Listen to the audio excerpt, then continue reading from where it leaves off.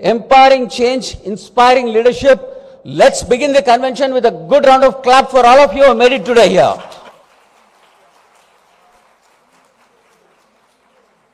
Thank you so much. I request you all to keep responding like this, keep clapping for everything that happens today, because it's going to be a vibrant convention, that I can tell you. May I now request the dignitaries to take their place on the dais. May I request President MMA, Mr. K. Mahalingam, Mr. Karthikeyan, the Executive Coach and Leadership Consultant, Ms. Meera Nair, Convention Chairperson and Independent Director, DBS Bank, Mr. Lakshmi Narayanan, Senior Vice President, Sundaram Home Finance Limited, and Group Captain R. Vijay Kumar, Executive Director, MMA, to come and occupy their place on the dais. We are expecting MP Dr. Kanimozhi any moment from now, but keeping in with tradition of the MMA, we will commence the proceedings on time. May I request the dignitaries to take their place on the dais. As they are occupying their seats on the dais, can we give them a big round of applause?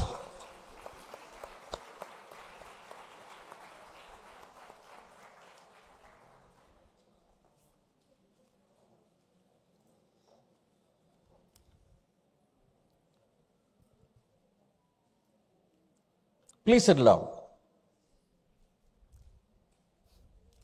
All good things have to begin with some blessings from the Almighty. We commence the inaugural session with a prayer song that will be followed up by Tamil Thai Vazhthu. The prayer song is a shloka on Goddess. May I request Ms. Padmaja to render the prayer song, and request all of you to kindly rise and continue to remain so until Tamil Thai Vazhthu is over.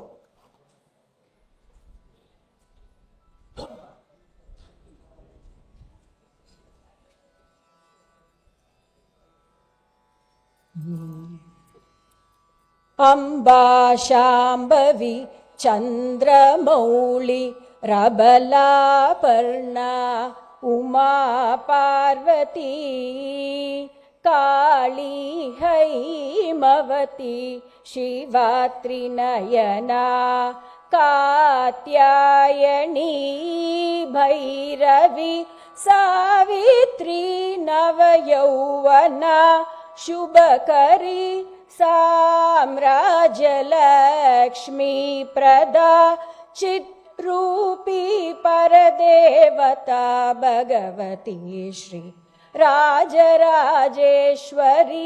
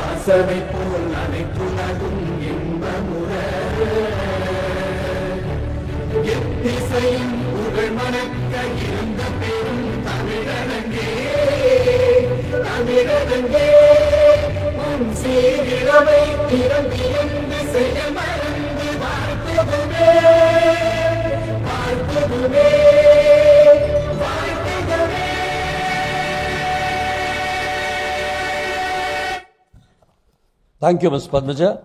May I now request the chief guest, along with the President MMA and other dignitaries, to present a bouquet to Ms. Padmaja as a token of her appreciation.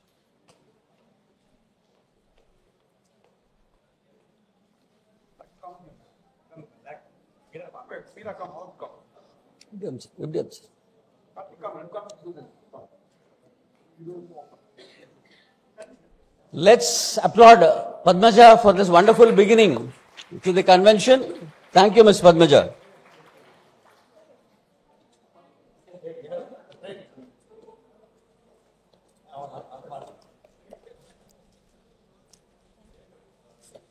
Oh, sorry.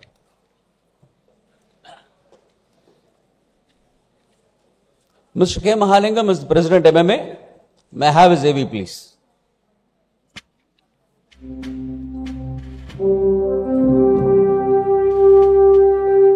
Mr. K. Mahalingam, President of Madras Management Association and Partner, Director of TSM Group of Companies, is a distinguished leader with over 35 years of experience.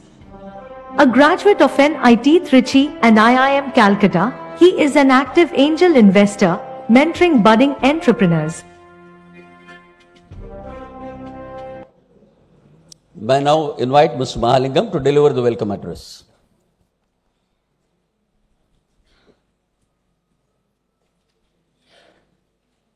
Good morning to 312 ladies and 10 gentlemen.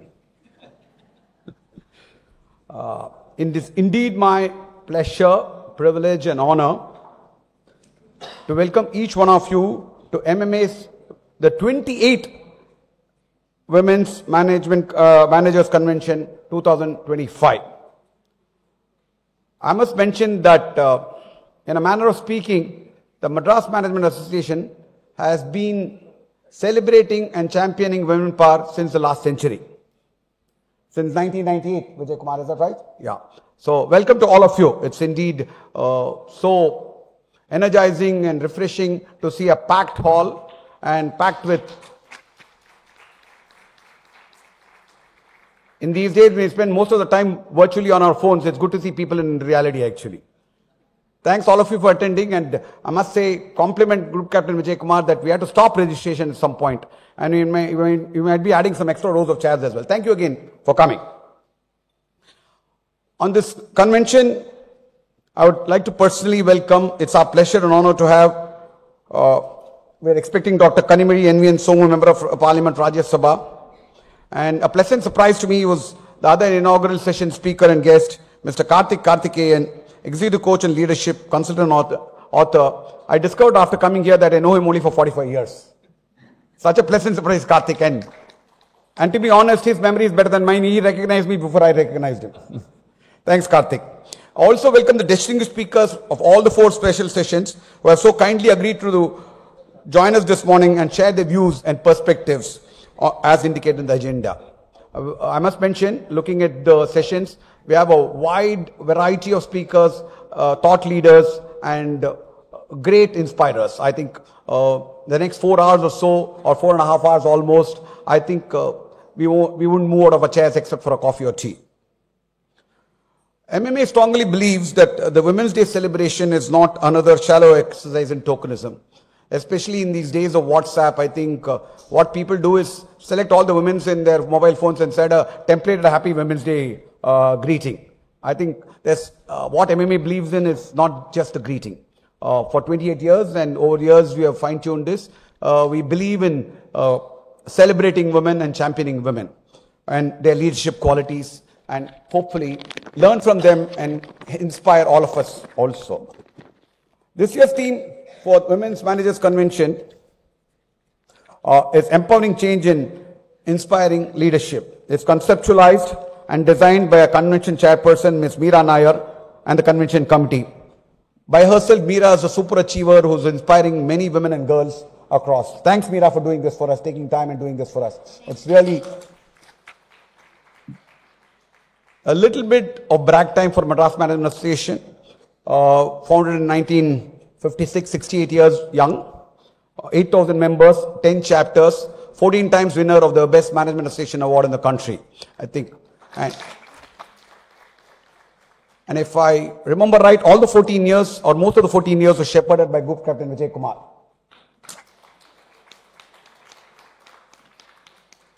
As we jokingly say, Group Captain is the life behind MMA. Thanks, Group Captain, for putting this together.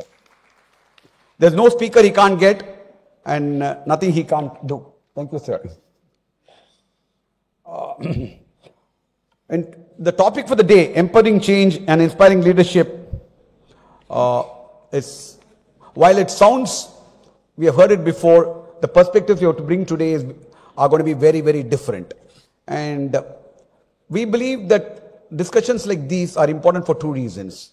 See, it's just not about a celebration of high achieving women, but about reflecting on the spirit of women, their qualities, along with celebrating, deliberating ideas and thoughts which could help us, all of us in our own individual lives, help the women empowerment and champion women to a bigger level.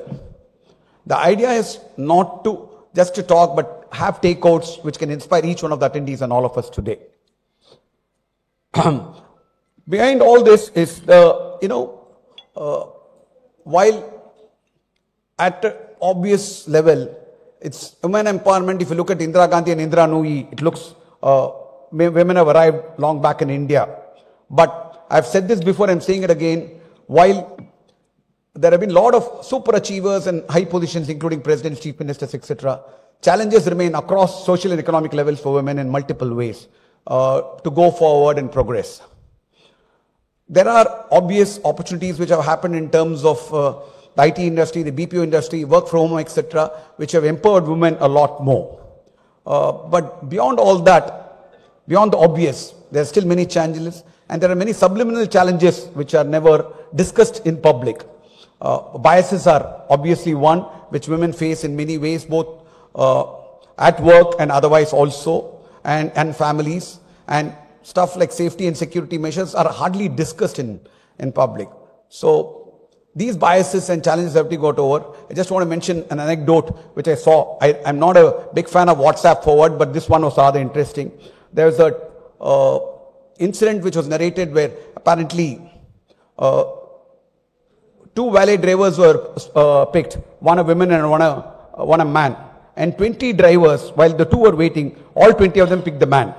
So somewhere the bias that men are drivers is quite obvious. This is just an example that the biases still are strong while we talk. Conferences like this discuss. I think a lot more has to be done by all of us individually and collectively as organizations and this. So discuss all this and more. We have a wide range of speakers today. I'm sure it's going to be inspiring, enjoyable, and stimulating morning today. I'm sure at the end of it, all of us will have great takeaways and feel a lot better about ourselves that we have a new perspective to this matter. So on behalf of MMA, it's my privilege to welcome again the distinguished chairpersons, guest chairpersons and speakers of the various sessions, delegates, past presidents, my colleagues in the management committee, invitees, our sponsors, viewers watching online. I must mention in the context that any of these events attracts more than 10-15,000 viewers online.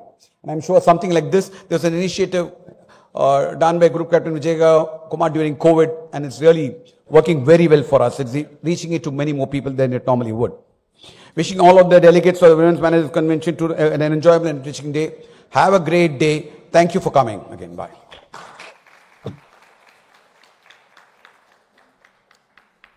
Thank you, Mr. Mahalingam, for setting the tone. You talked about the unconscious bias and the importance of such conferences. Ladies and gentlemen, we have Ms. Meera Nair. She is the convention chairperson. May I have her AV, please?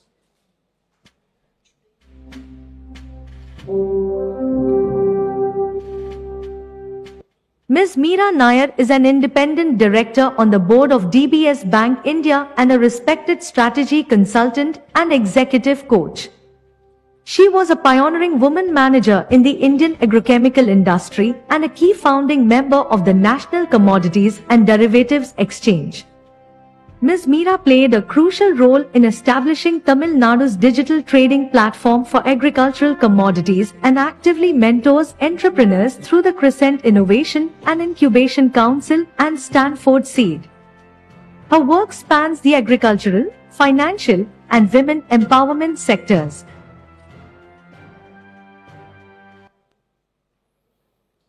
May I now call upon Ms. Meera Nair to provide an overview of the convention.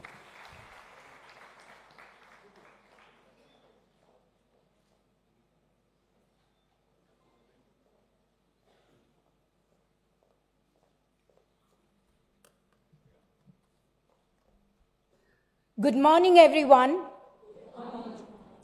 Respected MMA President, Mr. Mahalingam, our chief guest, Dr. Kanimuri Somu, Member of Parliament, distinguished speakers, and esteemed audience. It is indeed a privilege and honor to be here to address you all as the convention chair today. We live in a world where women make up half of the population, but we are still underrepresented in the workforce and in leadership positions. According to a report by LinkedIn and a public policy consulting firm called Quantum Hub, the representation of women in the workforce in India is only about 27%. And in leadership positions across industries, it is just 18%. We do not have gender parity in the senior leadership roles across industries in India. In fact, the percentage of women decreases as we move higher up. Some industries, though, have a larger proportion of women in their leadership roles. Industries like the government administration and education, which have about 29 to 30% women in the leadership roles, but financial services, information technology, and media have only 19% women in the leadership roles. So why do we need women in the workforce or in leadership positions? Having women in the workforce is not just a moral imperative. It is actually an economic security need for the country. Studies have shown that companies which have more women in leadership roles have greater financial stability, better processes, and more innovation. Now, a question that we have to actually ponder is, how are we empowering our women leaders today? Do the women in leadership positions just have a title and we are merely satisfying some diversity numbers, or are we actually empowering women to take decisions when they are in their leadership roles? Our convention theme is empowering change and inspiring leaders. We have in our midst distinguished speakers from different walks of the society. We have senior bureaucrats from the government, we have a dancer, we have a musician, we have army officers, and we also have corporate professionals. On the other hand, we have paragliding champion, we also have a martial arts sports person, an upcoming martial arts sports person. They will all give us their perspective on how they have managed change in their lives and how they have empowered other women and themselves to achieve greater heights. So the question today is, how do we empower women and inspire them to become better leaders? Firstly, we need to create opportunities for women to develop their skills and confidence. This can be done through education, training, and mentorship programs. We'll hear more about this from our speakers, Dr. Malini Shankar and Ms. Innocent Divya today. Secondly, we need to challenge and change the biases and stereotypes that exist in our country today. We need to create a culture that values and respects women's contribution and recognizes their potential. I was one of the first women managers in the Indian agrochemical industry, an industry dominated by males. In the beginning, my colleagues were skeptical about my ability to travel into the rural hinterlands of India. I must admit, it was not easy. We'll be hearing more about such biases and stereotypes from our speakers, Ms. Nartaki Natarajan, Vidushi Jayanti Kumaresh, Ms. Fatima Afsan, Ms. Mona Agarwal, and Colonel Shifali. Thirdly, we need to support and celebrate difference. We need to amplify their voices, share their stories, and also recognize their achievements. We'll hear more about this from Dr. Devika and Shobha Vishwanath. Finally, we need to create an inclusive and supportive environment that allows women to thrive. This means we have to create policies and practices that support work-life balance, provide equal pay for equal work, and to understand the perspective of women in order to be an enabler and supporter for them in their life. Group Captain Vijay Kumar insisted that we women get a different perspective on men. I too am waiting to be enlightened by Mr. Karthikeyan on how understanding men and their behavior will empower women and inspire them to become better leaders. We actually need to start making changes from our homes. Our children will do what we do, not what we ask them to do. We cannot expect them to merely follow our advice and ignore our examples.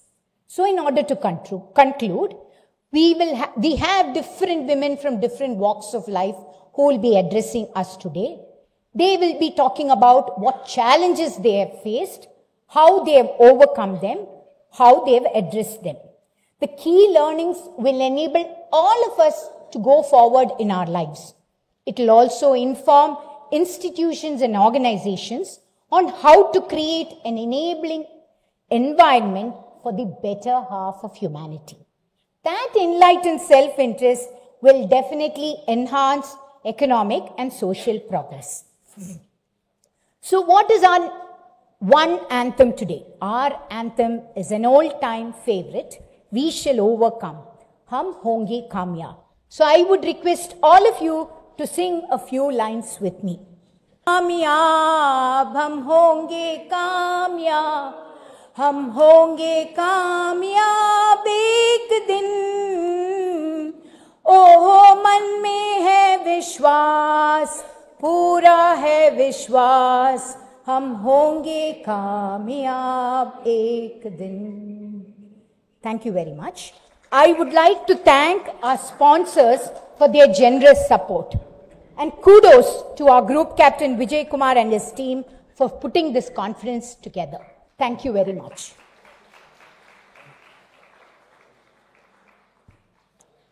Thank you, Ms. Meera Nair. Yes, hum honge kamyab. Going forward, we have Group Captain R. Vijay Kumar, Executive Director MMA, who will make a special announcement now. May I have his AV, please?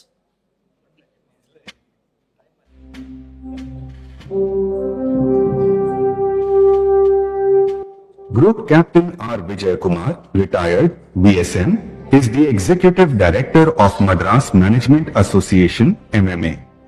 An Indian Air Force veteran, he received the Vishisht Seva Medal for his exceptional service from President of India. Under his leadership, MMA has been honored as the best management association in India for 14 consecutive years. May I now invite Group Captain Vijay Kumar to make an announcement regarding the special issue of business mandate being released today. Good morning, ladies and ladies. I always take it as a privilege to host this event because we do some 700 events in a year. One single event which really makes me really happy and proud to do this event. All this because you people are the best and the future of the country. Thank you so much for joining this morning. MMA comes out with an eagerly awaited digital magazine, Business Mandate, with a leadership of over 90,000. Our leadership includes leading business groups in South India, dynamic medium-scale companies, and reputed professionals from various industries. In addition to MMA members, the Business Mandate is circulated to notable opinion makers, industry leaders, senior government officials, multinational groups, management students, and host of distinguished personalities. MMA is adapted to leveraging technology with variety of unique online initiatives, including the state-of-the-art digital magazine Business Mandate, which features embedded videos and much more. The digital magazine MMA has also got several distinctive features. On the occasion of MMA Women Managers Convention, we are indeed privileged to bring out a special issue of magazine consisting of interesting articles for the benefit of readers, and this issue has got over 150 pages with a lot of embedded videos, very interesting articles.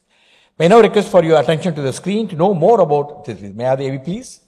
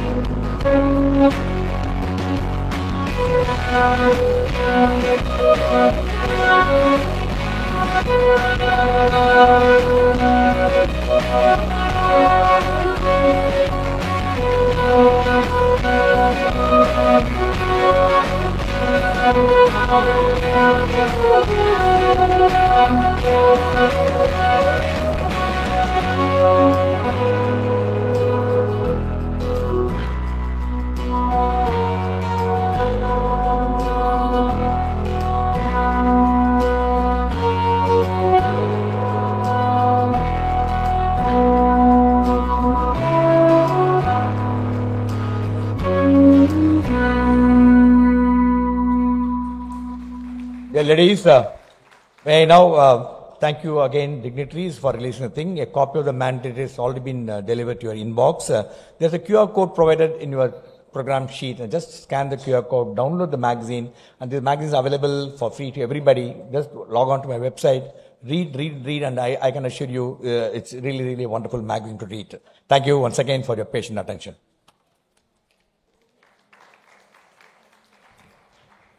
Thank you, sir. May I request, there are a lot of delegates still coming in. If the people can just keep their bags down and keep the chairs available for the delegates, few more delegates coming in. Thank you. Ladies and gentlemen, Mr. Karthik Karthikeyan is an executive coach, a leadership consultant and author. May I have his AV, please?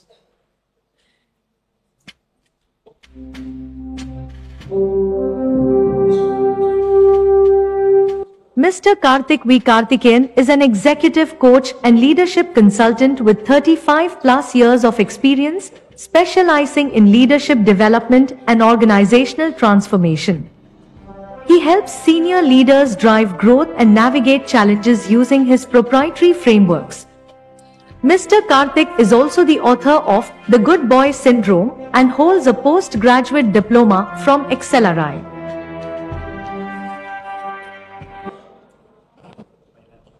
Thank you, Mr. Karthik, for being here today. It's my privilege to invite Mr. Karthik Karthikeyan to address the delegates.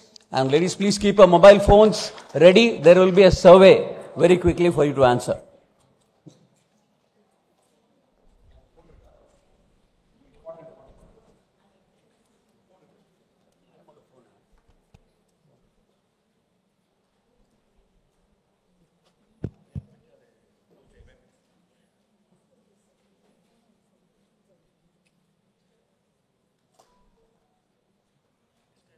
Okay.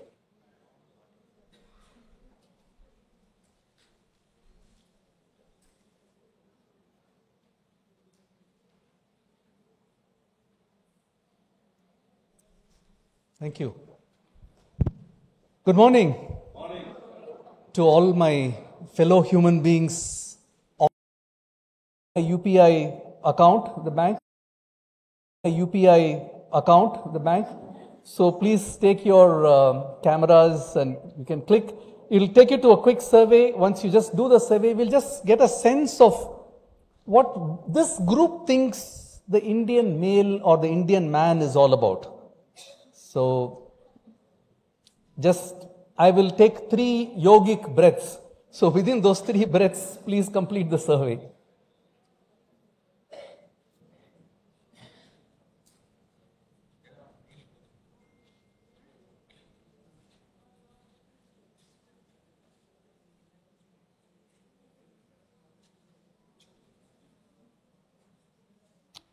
Okay, so ought to be done by now. And if you haven't, I'll certainly meet you during the break. You can still complete the survey. Let me quickly take you sideways to take a look at what this is showing up as our result.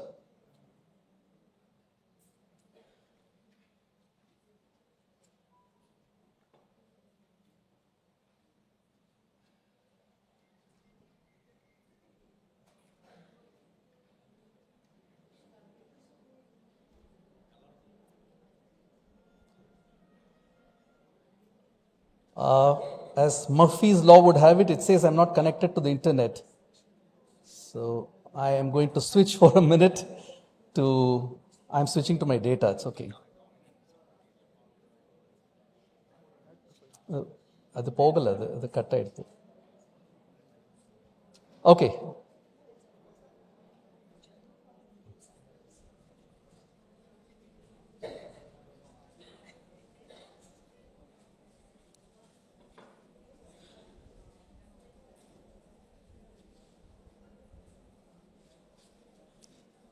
All right, so here's what's coming up for us. And still some of them are coming up. You see the word cloud that's getting generated. You see some words here. I'm hoping you're able to see that reasonably clearly. Some of the big words that give us a sense of what this audience is thinking of the Indian male. The question is, when you consider the Indian male, what words come to your mind spontaneously? So look at the words that are dominating. Dominant, supportive, strong, egoistic, ambitious, caring, father, responsible, intelligent, protective, yeah? I see also chauvinistic somewhere there, this competitive, privileged. So it's interesting. So I will make sure this is shared back with you. But a very quick view will tell us that there are two broad views to it. When before doing this survey at another group, I asked people for a slightly different question. I asked them, if you were to assign metaphors to the Indian male, what are 2 or 3 images or metaphors that come to your mind? You know, the 3 strongest ones that came were rapist, weakling, and a non-entity. 3 metaphors: rapist, weakling, non-entity. I was quite aghast, and it set me thinking as to what is happening to the Indian man. And what's the story that deserves to be told? And that's what actually led me to writing this book. So, and I'm delighted to have this opportunity to share this with you today. When I started writing this book, it was really coming from a sense of asking this question of who is this Indian male? Partly it came from a sense that, look, this good boy. So actually I've written the title Good Boy Syndrome because my research also suggests that over 70% of the men in the country are quote unquote the good boys. Tamil will say Nalla Payan, Samathu Payan, all that, and different. I found that, you go to Bengal, they have something called a Bhalo, Balak or something like that. So you have it different. Punjabi has a different word, Sona Munda. Every culture has its own version of the good boy. And this good boy is about 70% of the Indian males will stand up, and you say good boy, they'll stand up and say, yes, that's me, right? Now, why is it important for women leaders we can, at one level, we can laugh about it, and maybe, yes, it provides a little bit of a light relief. But I also think it's a very serious syndrome or an aspect. I'm saying syndrome not in a medical sense. It's not like a, health syndrome, but syndrome as a pattern of words that denote a certain behavioral thing. So for me, it was partly autobiographical. As a Tamil Brahmin boy, I grew up in a household where I was really taught to be the good boy. So there was some bit of it which I needed to really write about, to, if nothing else, to understand what my context was dictating to me. Partly it's also what I observed when I started coaching, consulting. I said, around me were all good boys. Call them by different names. They were shades and nuances different, but they all kind of approximated to the same phenomenon. And then the third thing is my view, my sincere view, that in India, the woman's story, the woman narrative has been written about. It's been explored, it's been researched, it's been inquired into, unpacked, interrogated. None of that has happened to the man. The man is treated as rapist, weakling, or non-entity. So it is extremely critical for you who are all either already in or getting into leadership positions to be saying, what is this creature all about? What's happening to him? And if I can understand this person, like Meera and I have talked about 67+% of the workforce is men. And as women leaders who are an 18-19%, you're going to be dealing with a large majority of men who are going to be your direct reports or your peers or colleagues, stakeholders. So who is this that we are dealing with? Shouldn't we be curious about who this person is? Should we not unpack him a bit, interrogate him, inquire, explore, find out what his inner landscape is? That is the endeavor of what I've tried to do. Now, couple of things on the Indian context. So when I started looking at what is this thing called the Indian context, there are a few things that come up. One is there is a very strong belonging centricity. What I mean by that is, for the Indian male, belonging somewhere is very important. He needs to belong somewhere. It's his family. He may have to belong to his, in Tamil we'll say, nama veedila, nama gramathila, nama oorla, my street, my town, my city. So there is something, the belongings, and if I don't have a sense of where I belong, then there is a big question mark on my identity as a man. So belonging centricity, and along with belonging centricity comes this shame culture, which is researched into. In the Western cultures, you have the guilt culture, which is kutram. You've done something, there's something wrong, you ought to feel guilty.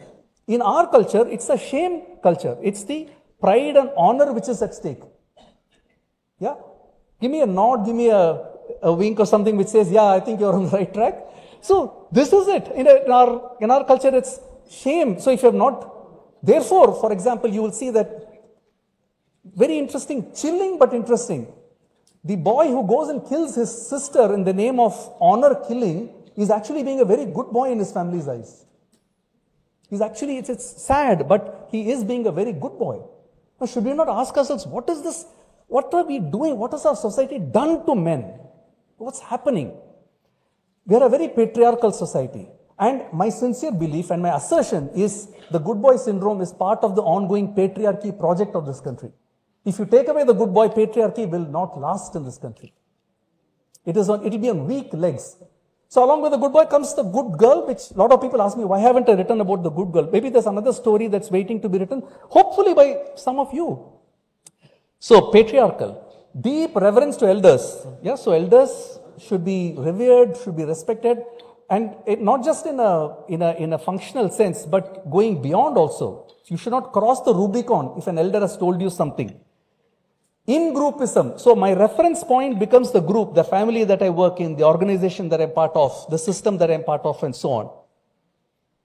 Fifth one is the huge preference for stability. The Indian male does not like disequilibrium. He does not want to be dislodged from his stable roots. So he will seek stability.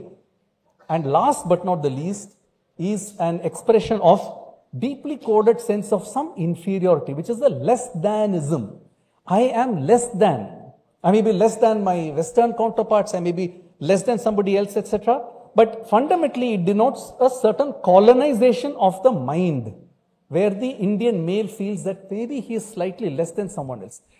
So these are some of the aspects and features. So these bring in the good boy syndrome as a very deep phenomenon here. You will see that there are three types of men. And I've written about this in the book. There's the good boy, whose view is, I uphold the order, I am part of the system, and belonging for me is greater than my longing. I am willing to suppress my longing, my desire, as long as I get the chhatra chaya of the system. And I've talked about the self-centric boy, for whom it's all about I, me, myself.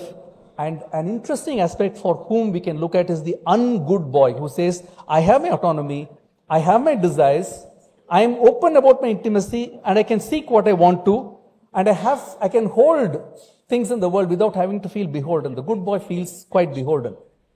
Coming to my research, what it suggests is that the good boy is 60 to 70% of the Indian male population, as seen through researches about the good boy. In different words, different forms and fashions. You have very few, a smattering of the self-centric boys, a smattering of the ungood boys. There is something called the pluricentric boy I've written about, which is negligible. You don't have that at all. In the interest of time, I'll skip this, but it will be part of my slides you can look at. So, what is happening in the Indian corporates? One thing to take away from this slide is that the good boy exists all around you. You just have to look around, you'll find he may dress himself up differently, he may speak in a different way, but poke around a bit, you'll find that the good boy is sitting there. My last view is, you sitting here, you are the women leaders and managers of today and tomorrow. What do you need to be aware of? Understand that the good boy syndrome operates. It is there. So there's no point looking away and saying it or pretending it does not exist. Like they say, diabetes is part of the Indian mainstream as a number one health condition. The good boy syndrome is definitely a part of the male system in the country. Please recognize the conditioning and avoid stereotyping, right? So there may be different types. There may be some men who are uber good, some who are lesser and so on, but the syndrome does prevail. You have an opportunity to bring in more inclusive dialogues into the workplace. For example, is there any organization that does workshop on unpacking patriarchy in the country? There are DEI workshops that talk about women leadership, about gender sensitive and so on. Why is there nothing that talks about patriarchy in the country? Why isn't it part of the corporate discussions? So is there a space for that?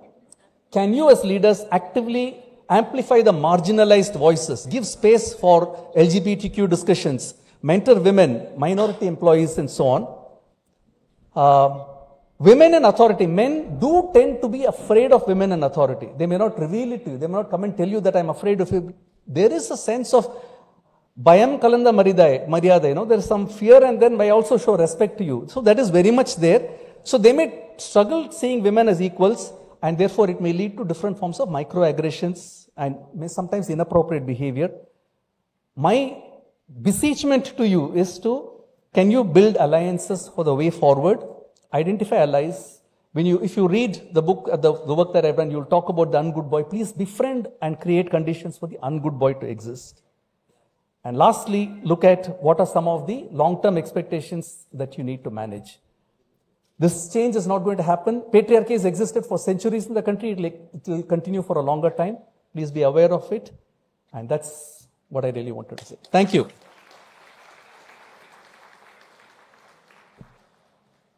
Thank you, Mr. Karthik.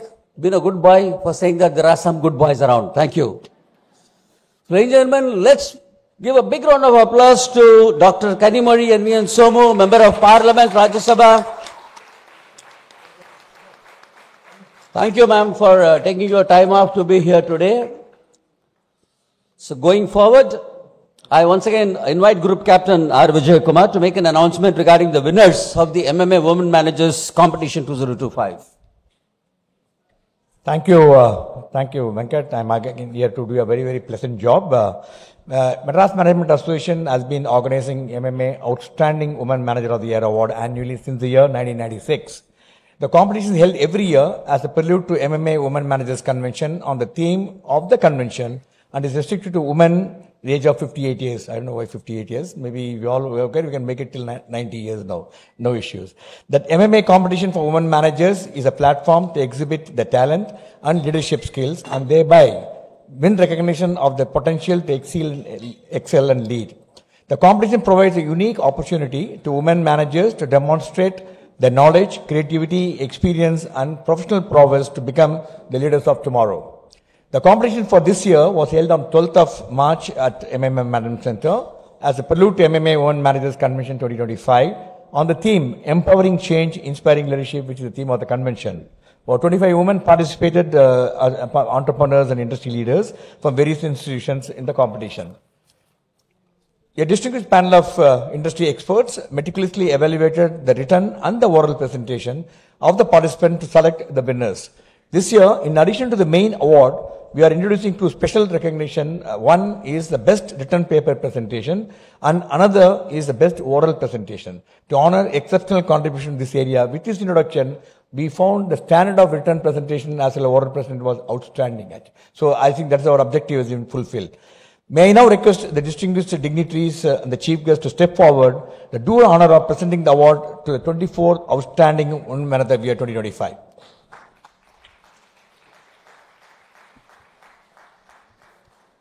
I'll now invite the winners of the competition to come forward and accept the memento and the certificates. Ladies and gentlemen, let's welcome the first best written presentation for 2025 is, let's start with Ms. Sindhuja.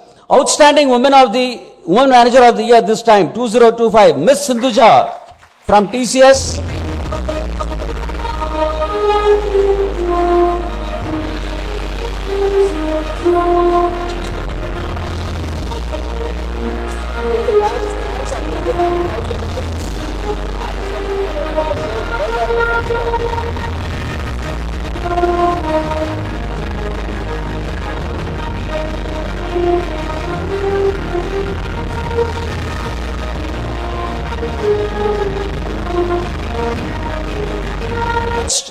Oral presentation for the year 2025 goes to Miss Kavya CV, the cash award of 5,000.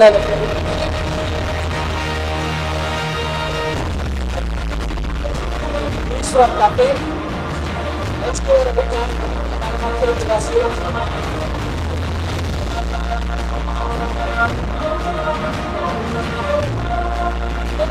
Best written presentation 2025, Miss Aishwarya, once again from Tata Consultant Services.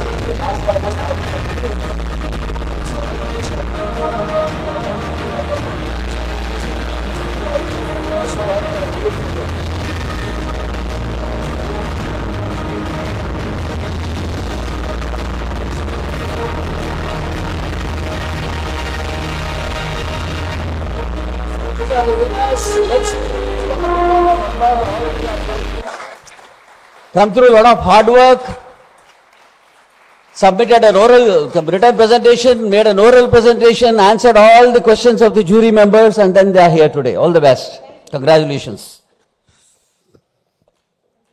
Yeah. Ladies and gentlemen, Dr. Kanimozhi NVN Somu is a member of Parliament, Rajya Sabha. May I have a heavy, please?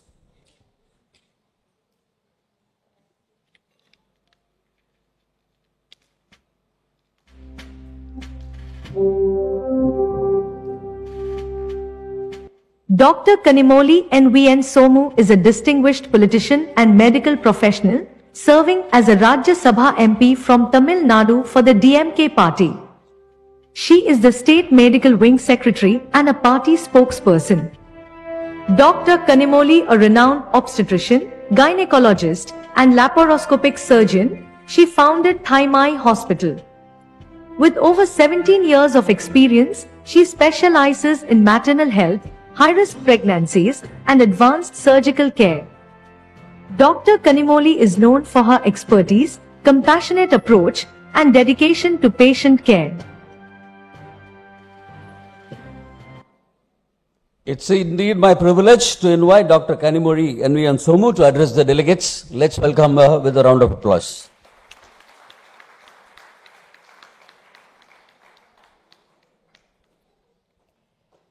Good morning, everyone. It's a privilege and my pleasure to be among so many women of the society. I'm actually, very happy to see so many entrepreneurs over here. When Captain Vijay Kumar really called me one day and invited me for the function, I never expected to meet so many young women entrepreneurs. Thank you, Mr. Vijay Kumar, for giving me an opportunity to catch up with so many people over here. And on the first rows, I could see so many dignitaries sitting over here. I really and I really wish them to be part of, along with you, ma'ams.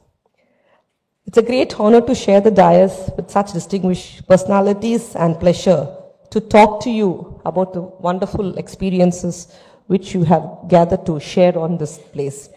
As a gynecologist and a parliamentarian, delivery is the most important word in my life. Whether it's me practicing delivering a baby or delivering a speech in parliament on behalf of women and the social reforms, I find that word delivery is very, very, very close to my heart. I feel honored and blessed to be a representative of the women in different spheres of life. The world has a long history of ambitious performers of women who have left that undeniable mark in the numerous disciplines through spectacular achievements. Women empowerment is a pivotal part of any society, state, or country. Education is an important means for women empowerment, is my honest feel. And it's crucial for the socio-economic growth and the political growth in our country. It's women who plays a very important dominant role in the basic life. Women always able to achieve so much in life because we have tangential thinking. Sorry for the men in the hall, and the tangential thinking lacks in the men, which I feel.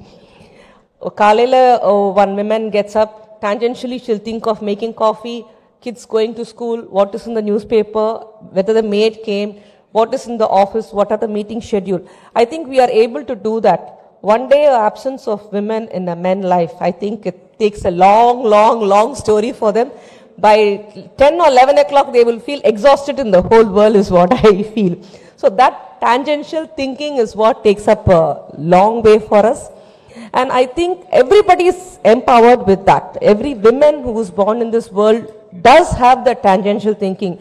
It's only that how we get shaped up with the education and how good we use the education which is given to us in the society really matters for us what we are today. I think everybody would have been blessed with a very strong mother. I could proudly say I have one. What I am today is what my mother gave me. She is the one who really stood as a rock and said, no, you will go to an English medium school to learn English to converse globally. That's what is making me stand here today. And not only that, when I came to 11th and 12th, she was the one who said, take up medicine, take up science group. You can always do well. I want to see you as a doctor. But my father was one step ahead and he said, I would like to see you as a gynecologist. So that's how what I am today over here. But I really wanted to become a pediatrician. But I don't repent it today, because every day when I see a baby delivered and I bring a new life to the world and the smile I see on the family, one department in the hospital never cries is the OG department, because we always keep celebrating birth and we are the only person who eats sweets on the earth. I think in that way I'm really blessed. A small incident in 2021, September is the time when I started my own Thai Mai hospital. After me practicing in 12 plus years of Apollo and 7 plus years of Cloud9 Hospital, I wanted to get away from the corporate and have my own center. That was the time my Thai Mai was born. So I started the unit. I just signed up and to start and do the work. And the same time, I was also awarded Member of Parliament Rajya Sabha from the current CM. It was like, I really didn't know what to take up, because both are demanding jobs and it is not easy because both are public oriented. We need to have the face value in both the platforms. So that is the time really my mother said, you are 50. I am 50 plus, I proudly say that. And you have 2 kids who are in college. They don't require you anymore. They are educated. They are all by their own. What else you have in your life to do? Do both. It is tasking, no deny. Do both. But I know it is time consuming, physical exhaustion, mental exhaustion, but I still love doing both, because I don't have any free time to think anything else apart from my professions. I think that keeps going me in the long way, and I feel very young. Okay, we have something to do. Keep on doing something. Rather than sitting ideally, very sorry to say, there may be some people who watch serials on the TV too, but I really don't vouch for it. If there is anybody watching, a kind request, please don't watch all those things. That's the most depressing thing on the earth, which anybody could do it in the life. Because every serial only shows women being tortured. Nobody shows women getting out of it. I don't think that is required for us, because as it is, we have so much on our platter in our life. We have enough on our plates. We need not see something in the serial and get that and then tears rolling down the eyes. I don't think it's required. So instead of that time, I think you can read some good books and make your knowledge more, and we can score better in our life is what a good advice I could give you. Because time never waits for anybody. It keeps flying. Use the time the right way. Today, this minute, try to do something. Because when we leave the world, definitely that history would stand a long way for us and keeps our name everlasting in this world. That is what any woman in this world should create. Because we are all blessed with one great thing, delivering a baby. Because a man cannot do that. We can bring a life into this woman, and we are supposed to be proud of it. And I think nobody is proud of it and they think, it is not that. Only a woman can bring a life to the world. So we are blessed with that. Basically, we are given extra powers. We are not the weaker sex. We are being given extra powers by nature itself than men. Delivering a baby, tangential thinking, multifaceted, energy, power. Even after 3 or 4 deliveries, the power of a woman physically and mentally is tremendous. It's only the suppression what socially we feel around. I think we should put out all those social feelings apart and we should march forward to the entrepreneurship. I'm happy to see so many young women and most dignitaries over here. I take this opportunity to thank Mr. Vijay Kumar for giving me an opportunity to deliver a speech and be a part of this program. Thank you, one and all.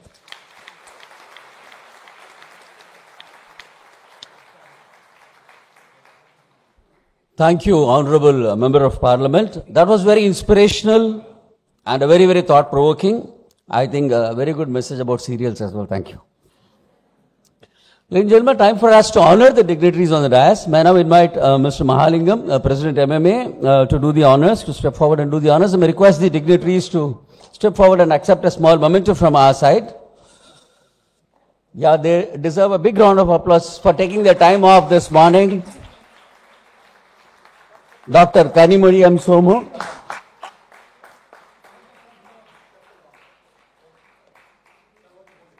Mr. Karthik.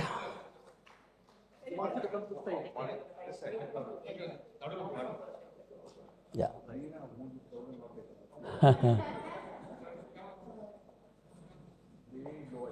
Thank you, ma'am, for taking your time off your busy schedule today.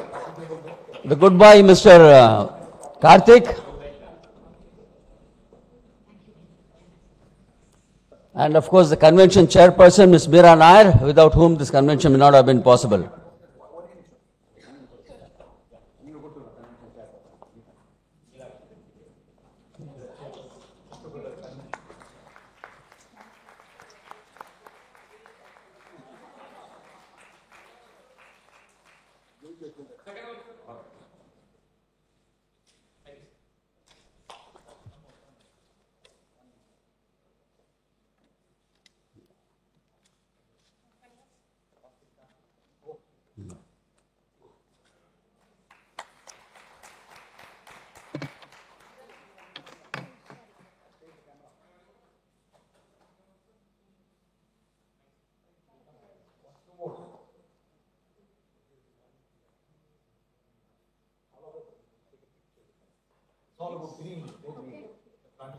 So thanks to Ms. Kalpataru Foundation, who have been a part of this journey in presenting mementos.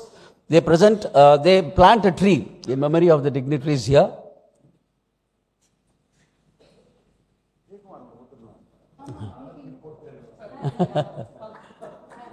Yeah, let's give them a big round of applause. Very nice.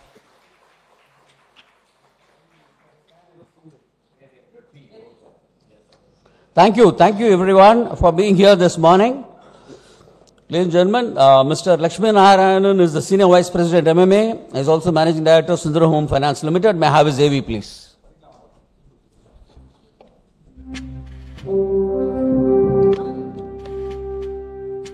Mr. Lakshmi Narayanan, Senior Vice President of Madras Management Association, is the Managing Director of Sundaram Home Finance Limited. With over 30 years of experience in financial services, a qualified cost accountant and MBA from Liba, Chennai, Mr. Lakshmi Narayanan has expertise in risk management, operations, and strategy, with leadership roles at Sundaram AMC, GE Capital, and Citibank. May I now invite Mr. Lakshmi Narayanan to propose the vote of thanks for this inaugural session.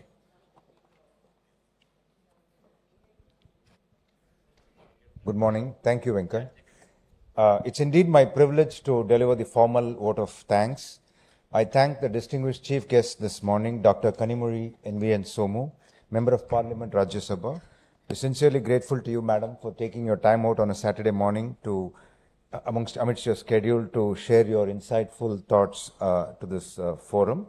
And our sincere thanks to Mr. Karthik Karthikeyan for delivering the special address, which was thought-provoking and well received by the women managers. I would also like to express my sincere thanks to our distinguished guest speakers and session chairpersons who have graciously accepted our invitation and be here today. A special note of appreciation to Ms. Meera Nair for her outstanding leadership as the chair of this convention, which has resulted in the array of speakers that we have lined up for the rest of the morning sessions. My thanks to the distinguished past presidents of MMA, invitees, management committee members headed by Mr. Mahalingam, President MMA, and members of the Madras Management Association Women's Managers Convention Committee. We extend our sincere thanks to Ms. Padmaja for rendering a beautiful invocation during this morning session. A convention of this magnitude cannot be a success without a good participation of the women delegates. And we have about over 350 delegates present here today, and there are a few more outside the hall watching it in a different room. On a Saturday morning, only MMA Secretariat team can put this together. My sincere thanks to the women delegates who've come in large numbers today, and also the companies that have nominated them. My thanks to all the sponsors for providing attractive gift hampers and for the delegates. The names are displayed on the screen and also on your handouts that you have. Lastly, but not the least, we extend our heartfelt appreciation to the Secretariat, MMA Secretariat, for orchestrating this convention with a remarkably short period, with an outstanding content and the list of speakers. This commendable efforts comes at the back of the successful execution of the annual convention that we've had not too long back, and I sincerely thank the Secretariat team for this. I wish you all, the Women Manager Convention, a great day ahead for the rest of the day, and wish you well. Thank you.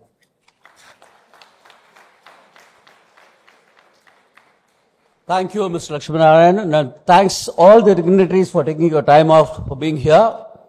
Ladies and gentlemen, we break for a very, very quick tea break now. One more reminder, which I told you before.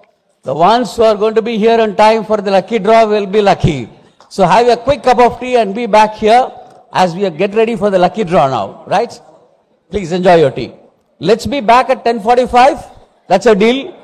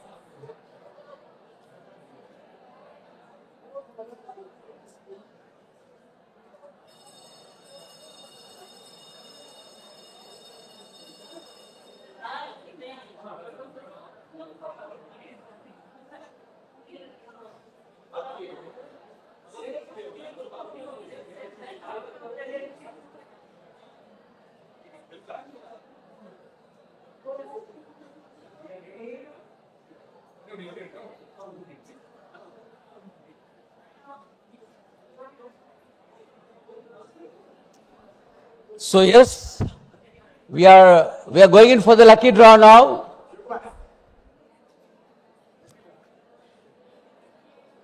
So the number that's coming up for the lucky draw is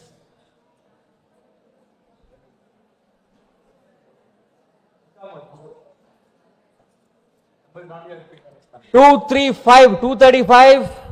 Anybody lucky? Anybody sweating for 235? Okay, one more to go. If they are not there, just bad luck. 318. 318 is here. 235. Please come, ma'am. Please come. Let's give her a big hand. She's been lucky woman today. The first gift goes to her. A gift hamper from Taneria.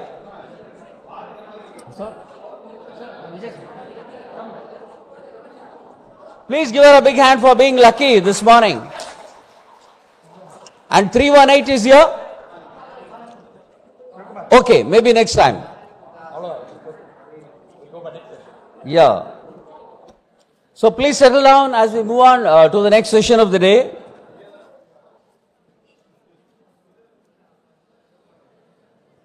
It's a plenary session on the theme, the power of mentorship, building a legacy of empowerment. Ladies and gentlemen, let's put our hands together and invite the dignitaries to take their place on the dais. Dr. Malini V. Shankar, Vice Chancellor, Indian Maritime University. Ms. Innocent Divya, IAS, Commissioner, Directorate of Technical Education. And Ms. Bharati Bhaskar, Motivational Speaker. Let's welcome them with a round of applause.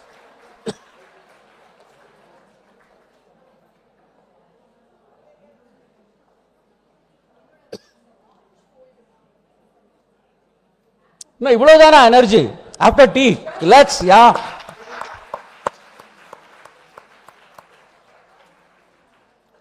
Three big achievers. Ms. Bharati Bhaskar sandwiched between two IAS officers today. May I have the Ravi, please?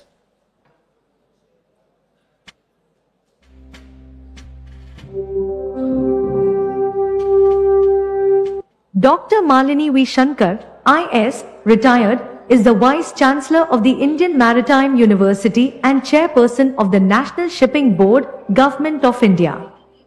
A distinguished bureaucrat from the 1984 IS batch, she served as Director General Shipping, achieving the rank of Secretary to the Government of India.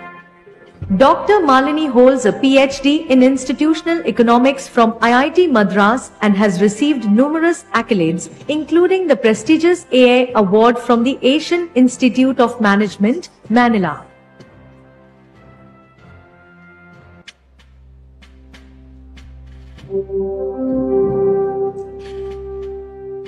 Ms. Innocent Divya, IS, is a senior civil servant with over 20 years of experience in public administration.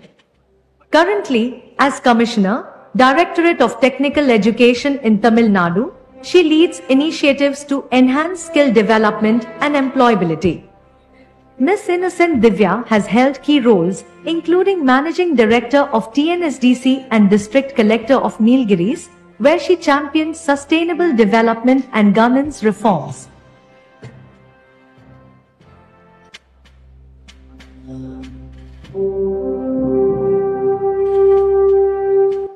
Ms. Bharati Bhaskar is a renowned motivational speaker, writer, and diversity champion, known for her impactful oratory in Tamil debate shows like Fattimandram. A former banker and corporate diversity advocate, Ms. Bharati Bhaskar has delivered over 2,000 speeches worldwide, blending rhetoric, humor, and contemporary insights. She has authored 6 books and writes the popular Thirukural with the Times column for the Times of India. So three very, very popular women on the stage today. May I now invite Ms. Bharati Bhaskar to take the session forward now.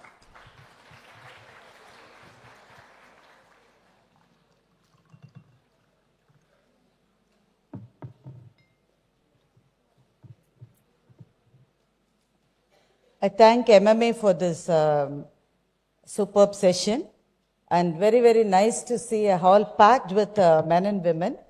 As a part of the Women's Week or the Women's Month celebration, there's an important announcement I wish to make here. In this particular session, I am going to talk very, very less. So we have limited time, and we have two very, very important personalities about whom I will talk for a few minutes, and then it will be over to them. I just want to say a few words before we start this session. This is about mentorship. எல்லாருக்கும் தமிழ் தெரியுமா? தமிழ் தெரியாதவங்க எல்லாருக்கும். So இது மட்டும் தமிழ்ல சொல்றேன், then we can switch over to English. I studied in a government school in Chennai, and we had a PT teacher. Her name was Mrs. Sarah. Sarah teacher வந்து எங்களுக்கு drill சொல்லி கொடுப்பாங்க. I'm sure all of you have done that. So five girls நிப்போம். 5 girls மேல ஷோல்டர்ல 4 girls நிப்பாங்க. அவங்க மேல 3 girls and then 2. Finally ஒரு பொண்ணு நிப்பாங்க. அந்த பொண்ணு இருக்கிறதுல கொஞ்சம் சின்ன பொண்ணா பார்த்து அந்த அவ கையில வந்து நேஷனல் flag கொடுத்திருப்பாங்க. And she used to wave the national flag. So மொத்த கிரவுடும் அவளை பார்த்து ஐயோ எங்க நிக்கிற பாரு சொல்லி பயங்கரமா கை தட்டி சேர் பண்ணுவாங்க. அண்ட் அவ நல்ல ஃபிளாக் பண்ணணும், வேவ் பண்ணணும். அவ எங்க டீச்சர் என்ன, சாரா டீச்சர் என்ன சொல்லுவாங்கன்னா, பிள்ளைங்க கவனி, இப்படிதான் அவங்க பேசுவாங்க, பிள்ளைங்க கவனி, கீழே நிக்கிறல்ல உனக்கு யாருமே கை தட்ட மாட்டாங்க, மேல நிக்கிற பிள்ளைக்கு தான் கை தட்டுவாங்க. அவளுக்கு கைத்தட்டல் கிடைக்குது, எனக்கு எங்க நீ திரும்பி பார்த்தேன்னா அவ கீழே விழுந்துருவான். அதனால ஓ வேலை என்னன்னா, யார் கை தட்டுறாங்க யார் கை தட்டல, யாருக்கு கைத்தட்டல் வருது எதையுமே நீ பார்க்க கூடாது. உன் வேலை பக்கத்துல இருக்கிற பிள்ளை கையை பிடிச்சிட்டு அப்படியே நிக்க வேண்டியதுதான் உன் வேலை. நீ எவ்வளவு நேரம் அதை செய்யறியோ அவ்வளவு நேரம் மேல இருக்கிற பிள்ளை நல்லா நிப்பா. This is the lesson. This happened almost, I don't know, maybe 32-35 years ago in my life, but I still remember this vividly.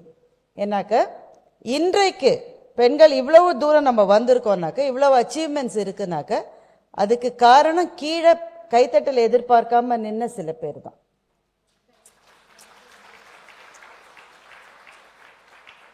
Could be men and women, not only women but also men. Because of what they started and how they stood without expecting any appreciations for themselves, we are in this path. And of course, we have a very long way to go ahead. But I think this is a moment for us to think about those on whose shoulders we were able to stand. Oscar Wilde once said that there is nothing like a self-made man. All of us are made of thousands of others. I really love this quotation. And this session is about mentorship. But let me promise you that this is not going to be about mentorship alone. We have got two distinguished bureaucrats here. So I'm going to just say a few words about them and then it's over to them. Dr. Malini, you saw the AV about Dr. Malini. And the AV la irukra vishayadi na repeat panna poradilla. You have all seen that and you can do a Google search about her. And you will know that the distinguished career that she has had and what she is contributing continuously. I'm going to talk to you about Dr. Malini, which has been very, very inspirational for me. For some reason, her life has always been deeply connected with water, Tanni. So Maharashtra, avanga when she assumed office, irrigation department la engineer avanga join panna podu. As a bureaucrat, engineer, irrigation department la women irukkiradhu evlo rare na adu newspaper la vandadhu appo. That's what she shared with me. Maharashtra la adu non Maharashtrian அந்த ஸ்டேட்டை சேர்ந்தவங்க இல்ல, ஒரு woman, ஒரு engineer, ஒரு bureaucrat who doesn't belong to Maharashtra, எல்லாமே odds. And then she was there.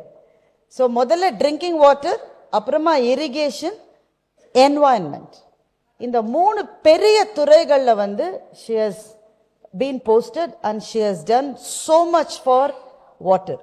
And what I like about the service, of course she has contributed significantly to the segments of other economic developmental areas as well, like shipbuilding is her forte. But water வந்து எனக்கு ரொம்ப பிடிச்சது. So I'm going to share a very, very, very short story. I'm mindful about the time. முத்துலிங்கம்னு ஒரு தமிழ் எழுத்தாளர் இருக்காரு. அவருடைய ஒரு கதை. அவர் யுனெஸ்கோல ஒர்க் பண்ணவர். சியரா லியோன்ற ஒரு பிளேஸை பத்தி கேள்விப்பட்டிருப்பீங்க ஆப்பிரிக்கால. It's the poorest country in the world. அங்க வந்து யுனெஸ்கோல ஒரு மிஷனுக்காக முத்துலிங்கம் போயிருக்காரு. And as a part of his work he visited households in Africa. ரொம்ப ரிமோட்டா இருந்த ஒரு வில்லேஜ்ல ஒரு வீட்டுக்கு போயிருக்காரு. அந்த வீட்டுல ஒரு 14-15 வயசு பொண்ணு, ஒரு ஆப்பிரிக்கன் பொண்ணு. அந்த பொண்ணுக்கு அந்த வீட்டுல கல்யாணம் ஏற்பாடு பண்ணிருக்காங்க. And that girl is jumping in joy because she is going to get married. So இவங்க கேட்டிருக்காங்க, யாரு மாப்பிள்ளை கேட்போம் தானே நம்ம. அது அந்த தமிழ் இதுல இருக்கிறவங்களுக்கு கட்டாயம் அந்த கேள்வி கேட்காம இருக்கவே முடியாது. மாப்பிள்ளை யாரு, என்ன சம்பாதிக்கிறாரு, நல்ல வேலை கேட்கல. பட் மாப்பிள்ளை யாரு கேட்ட உடனே அது அடுத்த கேள்வியே அவர் போகல. ஏன்னா மாப்பிள்ளைக்கு வயசு 64. அவருடைய 3வது மனைவியா இந்த பொண்ணு போக போறா. So his first reaction is, ஏன் அப்படி போற, அது கேள்வி இல்ல, இப்படி ஒரு கல்யாணத்துக்கு இந்த பொண்ணு ஏன் இவ்வளவு சந்தோஷமா இருக்கா. She is like happy visibly, she is jumping, எனக்கு கல்யாணம் போகுது, எனக்கு கல்யாணம். ஸோ அந்த பொண்ணை வந்து இவங்க கூட ஒரு விமன் ஆஃபீஸர்ஸ் போயிருக்காங்க.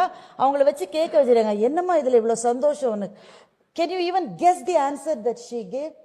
அந்த பொண்ணு என்ன தெரியுமா சொல்லியிருக்காங்க, இப்போ தினம் நான் வந்து ஒவ்வொரு நாளும் கிட்டத்தட்ட 24 கிலோமீட்டர் தண்ணிக்கு நடந்து போயிட்டு வரேன்னா, நான் கல்யாணம் பண்ணிக்க போற வீட்டுல குழாவை திறந்தா தண்ணி வருமா.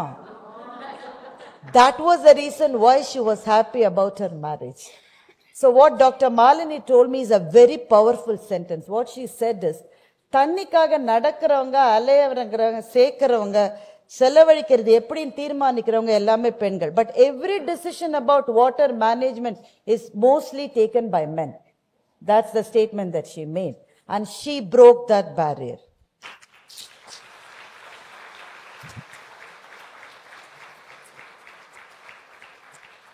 So now you know why I have chosen to speak very little. We have to hear from people like her.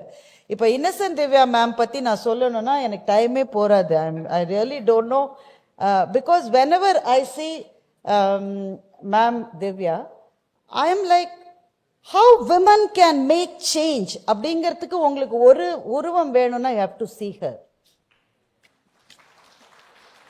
அவங்க 2 பேருமே bureaucrats, so if I may say mostly men's worlds. அதுக்கு நடுவுல தான் அவங்க நேவிகேட் பண்ணிருக்காங்க. ஆனா நான் ஒரு உமன் பாத்தியா, அதனால எனக்கு இந்த சலுகை அப்படிலாம் அவங்க வரல. எந்த சலுகை எதிர்பார்க்காம அந்த இடத்துல எவ்வளவு தூரம் அவங்க சாதிச்சிருக்காங்கன்றது உண்மையிலே எனக்கு ரொம்ப inspirational. So I want to thank Mahalingam and Captain for making me sit here in the same stage with them. சாதனையாளர்கள் அவங்க 2 பேரும் சாதனையாளர். So let me tell you what Ma'am Innocent Divya has done. ஊட்டி கலெக்டரா அவங்க இருந்திருக்காங்க. ஊட்டி கலெக்டரா இருந்த போதும் முதல்ல plastic பையினுடைய பயன்பாட்டை தடை பண்ணணும்னு முதல்ல நினைச்சவங்க அவங்க தான். நிறைய கேமரால இருக்கு, ஸோ ரொம்ப சொல்ல முடியாது. ஸோ நிறைய விஷயங்களை மாற்றத்துக்கு ட்ரை பண்ணாங்க. For example, encroachment of the hills in Ooty, about people who want to build resorts and hotels and all that. அதுக்கு ஒரு பெரிய போராளி அவங்க. அதை விட முக்கியமான விஷயம் பண்ணிருக்காங்க, which was very, very, very close to my heart. I'm just going to talk about it for 2 minutes. அவங்கள ஸ்கில் டெவலப்மெண்ட் சென்டர் அப்படின்னு தமிழ்நாடு அரசாங்கத்தினுடைய ஒரு ஸ்கீம்ல இன்னசென்ட் திவ்யா மேடம் போஸ்ட் பண்ணாங்க. அவங்க அந்த ஆஃபீஸ்க்கு வந்தப்போ, ma'am please correct me if I am wrong, அவங்கள தவிர 3 பேர் அந்த டிபார்ட்மெண்ட்ல இருந்தாங்க. அவ்வளவுதான் அந்த department. And the purpose was huge. Tamil Nadu அரசாங்கத்தினுடைய நான் முதல்வன் திட்டம் பத்தி நீங்க some of you might have heard. Students, I'm sure you would have heard about it. அந்த நான் முதல்வன் திட்டத்தை வந்து முதல்ல தமிழ்நாட்டில் இருக்கிற எல்லா காலேஜஸையும் லிங்க் பண்ணி you have to take it to the students who require a skill development. So அந்த வேலையை அவங்க பண்ணினாங்க. And you should just see to believe what she has done. இப்போ அந்த ஆஃபீஸ்க்கு நான் போனேன். நான் போகும்போது ஒரு கவர்மெண்ட் ஆஃபீஸ்க்கு போகும்போது நீங்க என்ன எதிர்பார்ப்பீங்க? அந்த எதிர்பார்ப்பு தான் எனக்கு இருந்தது. அவங்களுடைய இன்ஃப்ராஸ்ட்ரக்சர் அந்த மாதிரி. பட் ஸ்கில் டெவலப்மெண்ட் சென்டர் ஆஃபீஸ்க்கு நீங்க போனா தெரியும், it will be much better than any other multinational or big tech companies oda office oda nalla irukum. Not posh. Posh irukadu, but vibrant ah irukum. And இன்னைக்கு அந்த டிபார்ட்மெண்ட்ல if I know my numbers correct, about 140 people are there in that department. அதுல குறைஞ்சது 20 பேராவது IIM grads அவங்க. இப்போ IIM grads invite பண்ணி attract பண்றது எப்படின்னு சொல்லி மல்டிநேஷனல்ஸ்லாம் தலையை பிச்சுட்டு இருக்காங்க. எதுக்குமே வர மாட்டேன்றாங்க. அரசாங்கத்தினுடைய பணிக்காக அவங்க வந்திருக்காங்க. மேபி கவர்மெண்டால டைரக்டா எம்ப்ளாய் பண்ணப்பட்டவங்க இல்ல, but they work for government only. அவங்களை எப்படி அட்ராக்ட் பண்ண முடியும்? Because Madam Divya was able to make them see the purpose behind their work. Inniya workforce, inga irukra CEOs and other big leaders ku na solren, the younger generation, of course they look for comfort, salary, all that they want, but they are also looking for a purpose in what they are doing. What Divya, I'm sorry, Madam Divya has done is that she was able to get them see the purpose in what they are doing. So அங்கே போனால் எல்லா ஆஃபீஸில் இருக்கமா லேப்டாப்பை தூக்கிட்டு அங்கே எங்கே போயிட்டு யங் கிட்ஸ் நடந்துட்டு இருக்கிறத பார்த்தா நான் தப்பான ஃப்ளோருக்கு வந்துட்டேன். நான் சொன்னேன் இல்லை கரெக்டான ஃப்ளோருக்கு தான் வந்திருக்கீங்க. That's what she has done. And at the end of it, நிறைய டேட்டா இருக்கு. I know the data in my mind, but எல்லாத்துக்கும் டைம் இல்லை. Let me just share this data with you. What she did is that தமிழ்நாட்டில் இருக்கிற எல்லா காலேஜஸையும் நான் முதல்வன் ஸ்கீம்ல link பண்ணாங்க. முதல்ல அதுவே ரொம்ப கஷ்டம். If you know what I'm talking about. Anna university நீங்க போனீங்கன்னா சிலது கவர்மெண்ட் காலேஜ், சிலது கவர்மெண்ட் ஃபண்டட் காலேஜ், சிலது சம்பந்தமே இல்லை பிரைவேட். இந்த மாதிரி conglomerates are there. Getting everybody and developing the data bank is the biggest thing that she has done. And then skill development training for the students as per the requirement and need. So what did she achieve? நிறைய இருக்கு, but ஒரே ஒரு data point மட்டும் சொல்றேன். Year 23-24 she was able to place at least, நான் சொல்றது ரொம்ப minimum number, about 1 lakh job opportunities have been given to people, students from government colleges, government engineering colleges, government arts colleges. Total number of students benefited நீங்க எடுத்தீங்கன்னா about 15 lakh students are benefited. இது எல்லாத்தையும் அவ்வளவு குறைந்த பீரியட்ல வந்து பண்ணிருக்காங்க. That is what Madam Divya is about. And what does she stand for? நீங்க அவங்க கிட்ட ஒர்க் பண்ற யாரை கேட்டாலும் எப்பவுமே பயங்கர enthusiastic இருப்பாங்க, மோட்டிவேட்டடா இருப்பாங்க. Because that's what Innocent Divya ma'am has taught them. Because for her everything, கவர்மெண்ட்ல எல்லாம் அவ்வளவு சீக்கிரம் 3 பேர் இந்த இடத்துல 140 பேர் ஆக்க முடியுமா? நம்ம ஆபீஸ்ல எல்லாம் ஆக்க முடியுமா சொல்லுங்க? நீங்க பிரைவேட் செக்டர்ல ஆக்க முடியுமா? என்னதான் முக்கியமான வேலையா இருந்தாலும் by the time, with due respects to HR professional, by the time they get the right profile, they set up interviews are conducted, நமக்கு அந்த ப்ராஜெக்ட் டைமே முடிஞ்சிரும். கவர்மெண்ட்ல இன்னுமே கஷ்டம் தானே. She was able to do it. How? That's what we have to learn from her. அவங்க personal வேலைக்கு போய் நிக்கிற மாதிரி அவங்களே போய் நிப்பாங்க. அவங்கள்ட்ட சொல்றேன், இவங்கள்ட்ட போய் இவங்க மூலமா அந்த ஆள்கிட்ட சொல்லி அந்த ஆள் நம்ம ஆள்கிட்ட சொல்லி அதெல்லாம் கிடையாது.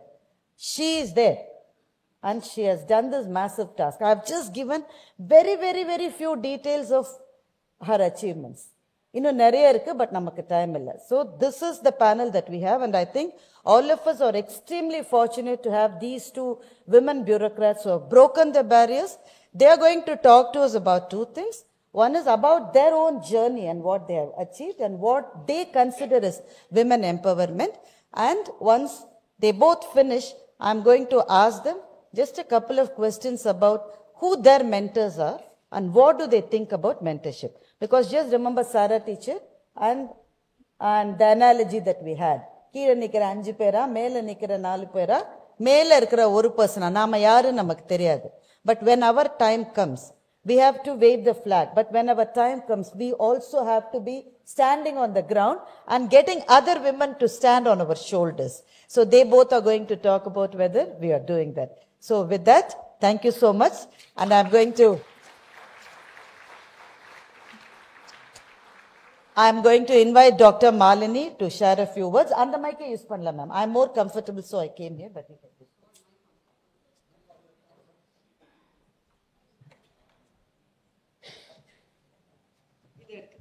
Check. Good morning, everybody.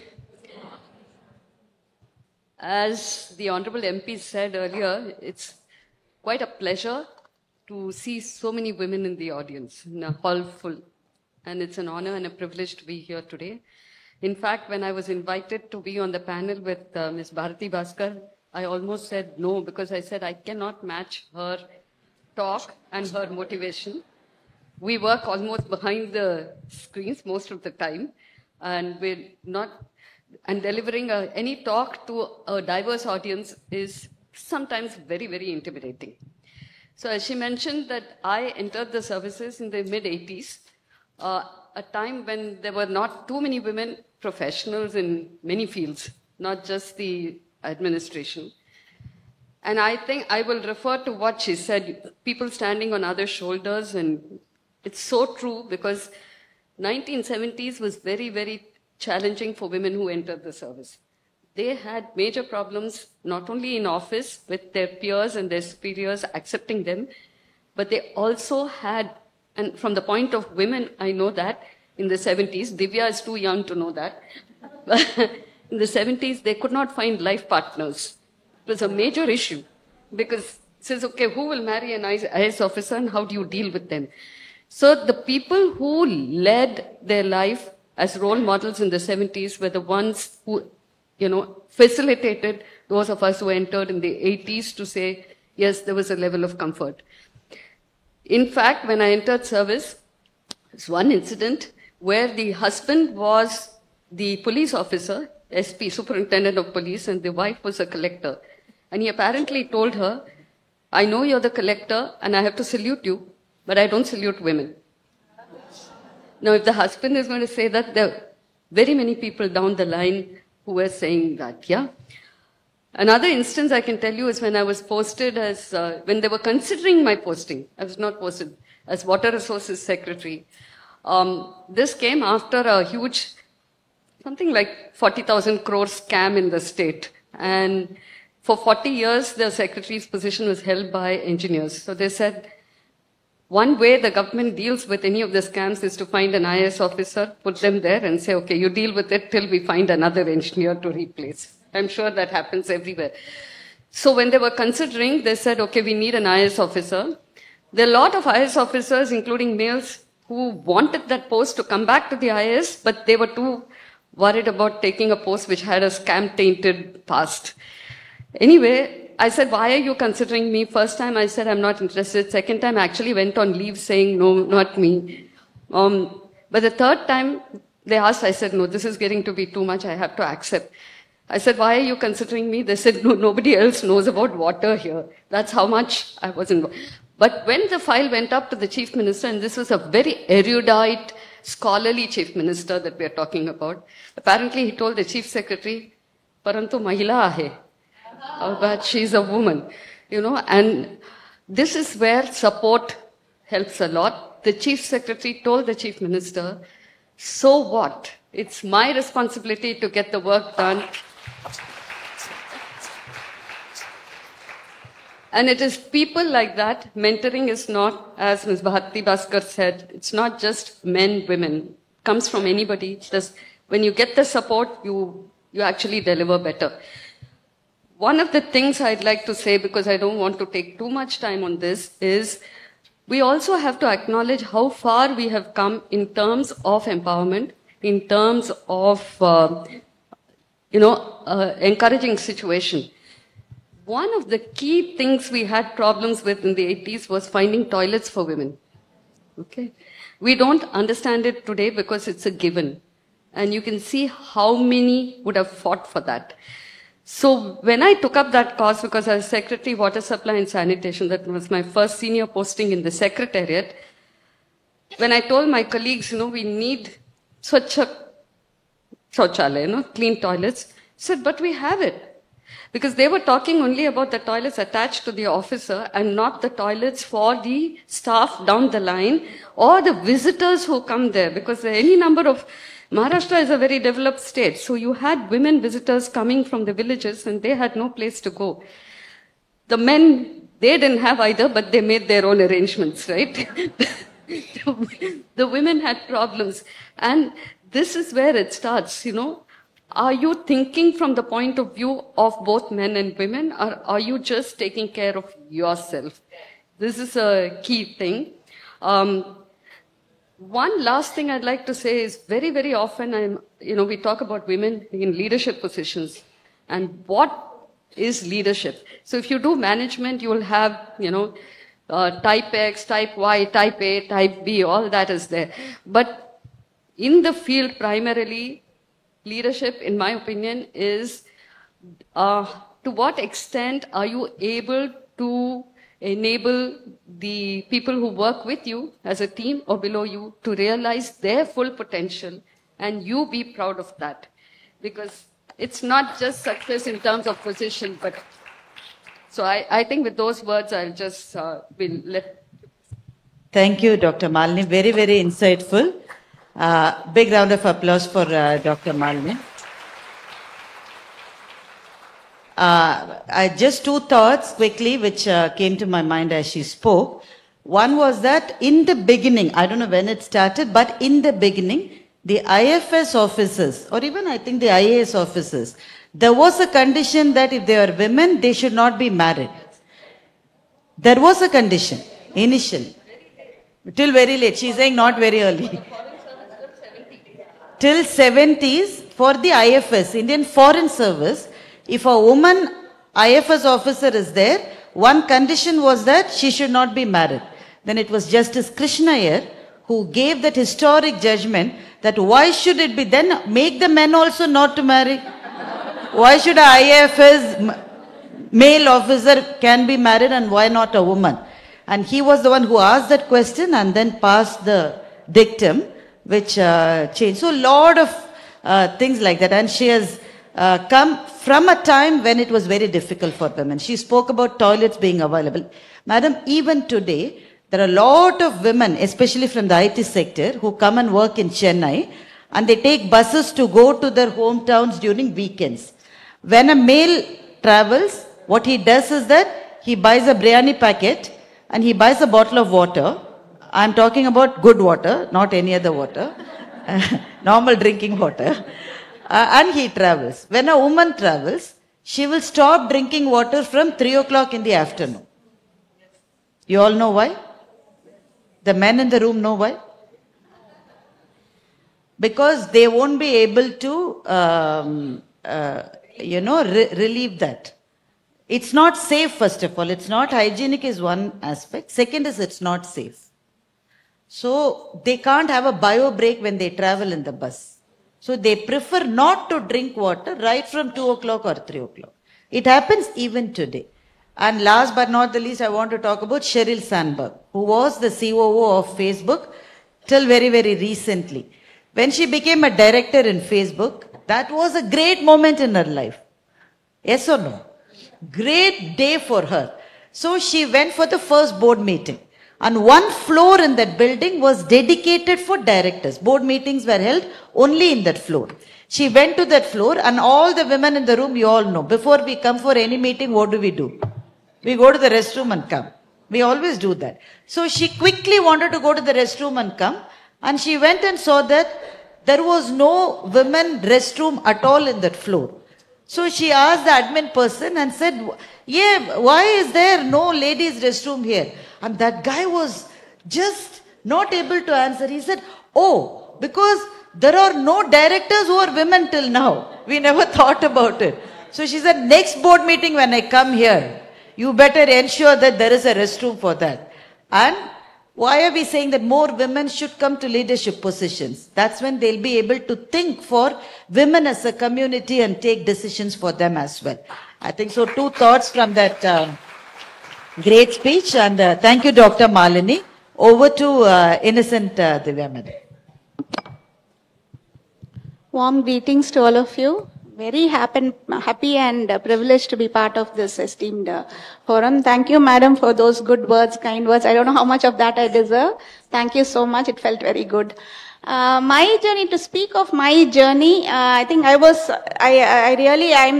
a fortunate person, because the glass ceiling that was already there for the bureaucracy had already been broken up by people like Madam Malini.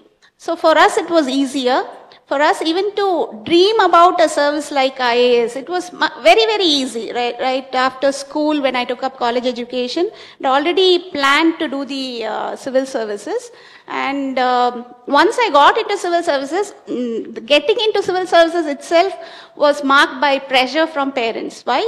Because once you finish college, in a year or two, you are supposed to get settled in life.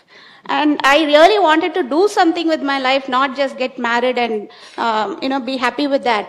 So that pressure was there. Within a year after finishing my college graduation, I had to get into some position in the government.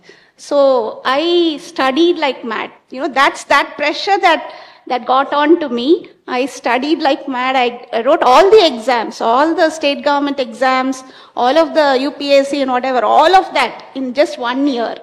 Because I didn't want to get into marriage without a job, without being financially independent. So that, I think, is a good pressure for women. That's why I think many women, they crack. Yeah, that's really a good pressure to have, because last time when the TNPSC Group 1 service officers came, you would be surprised to see the numbers. Out of 30 people who had been recruited for the Group 1 services, 22 were women.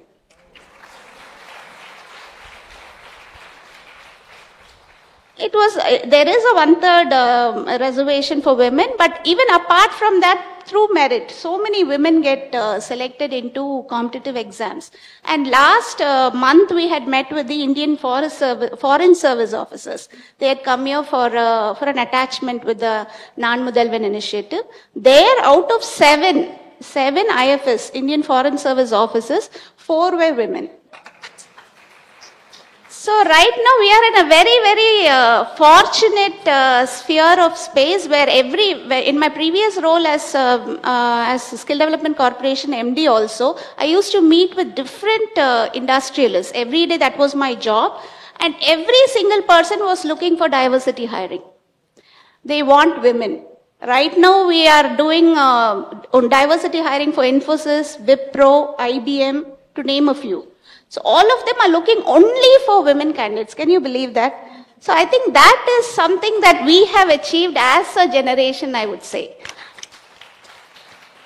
So kudos to all of us. We were able to prove ourselves in any field, wherever it is, be it in the so-called, the men fold, where manufacturing, there aren't much women. Manufacturing space, you find always diploma candidates and engineering, mechanical, BE mechanical from from men. So they are the ones that get employed. Right now, every company is looking for women engineers and women diploma engineers. So this, I think, is a massive change around 20 years that we have brought about. And as a women fold, we should be proud of that, what we've achieved. And my journey, when I started, I did not have anything that distinguished me from the rest of the people that we were. We were 11 in our batch, and all my seniors, whomsoever I reported to, never treated me differently. I think I am really fortunate in that, or at least I didn't see that. For me, what was before me was this vision that kept driving me all along. Probably I didn't see it, I don't know, but I cannot vouch for something I have not seen. So all of these superiors whom I interacted with, whomever I reported to, never treated me differently. No posting was denied to me just because I was a woman. So I think as a society, we've moved forward. As a society, we've done so much that couldn't be achieved in the last 100 years. So the last 20 years has been really a golden period for women like us in corporate or in government. It's been an enabling environment for all of us. But one thing still remains. At home, you are saddled with the same kind of responsibilities that existed 50 years or 60 years back. Yeah, you still have to take care of the children. You are the prime sole responsibility for children, for aged people at home. So what is this care ecosystem doing? I think that is where this generation will have to focus on. How you create this security net around women. When I got into services, I'd already delivered a baby girl. So she was just 3 months old. I had to leave her with somebody. But that was the biggest pressure I underwent. Every day, 3-month-old baby, leaving her at home and traveling from Chennai to Kanchipuram. Kanchipuram was the district I was attached to for the training, district training. And every day coming back, in the evening, thinking about what the child would be doing. Because in those days, we did not have cell phones also. Very privileged few people had. We had to make a call from the landline, from any PCO to check on the baby. So it is a very, very stressful period for me with this 3-month-old child and getting transferred from one location to the other. 6 months, every 6 months I was transferred. You would know why. So, yeah. So I think that care ecosystem is what women now have to work towards. The mentorship also has to be in these domains where you can create that supporting ecosystem for a woman. And once I get transferred to a new place, then settling the child there. My husband was abroad, so I had to take care of the entire household responsibilities on my own and not taking a bearing on the official work also, because that was also very stressful. Initially, when you join, you are supposed to perform, you are supposed to achieve certain targets, and you also have to prove yourself. That is there. That's always there, because a woman looks for perfection. In everything that we do, we look for perfection. At home, in office place. That adds to the stress. So I think as a generation, we've done so much, but there's still more to do. Talking about toilets also, that I've undergone similar struggles. Whenever we go on long inspection visits, you cannot stop anywhere. So you just don't drink water. Stop drinking water during an entire, sometimes I have sat for 8 hours without drinking water, without just having tea or coffee, because a little bit of it will keep your mouth from becoming dry. So that is still there. Those are still challenges, but beyond that, if we have moved, I think this is an achievement that we can celebrate. Thank you. So thank you, Innocent Deva ma'am. Now, just one question, and then we are going to move to the questions that have come from the audience to be specifically asked to both of you. Without getting into details on how, who, where, etc., I want both of you to answer this question. Even in a normal office environment, when something happens, when somebody is working against us, we say that there is a lot of politics in the office. That word has become synonymous with somebody not aligning with your interests or somebody not supporting you, whatever it is. And both of you have to deal with the so-called politics on a daily basis as a part of your work. So what gave you the courage and the determination to navigate when such challenges occurred in your professional life? Maybe we'll start with Divya ma'am first and then to Dr. Mal. Yeah, I think this is something, it's a given. We have to live with this. And the one thing that affects women very badly is character assassination. They get back to you with that. So that is one tool that is easily available to anybody. It's just the tongue that, it's a tongue that keeps wagging. And you can say simply anything that immediately it triggers you. Immediately that's what strikes you hits you very bad.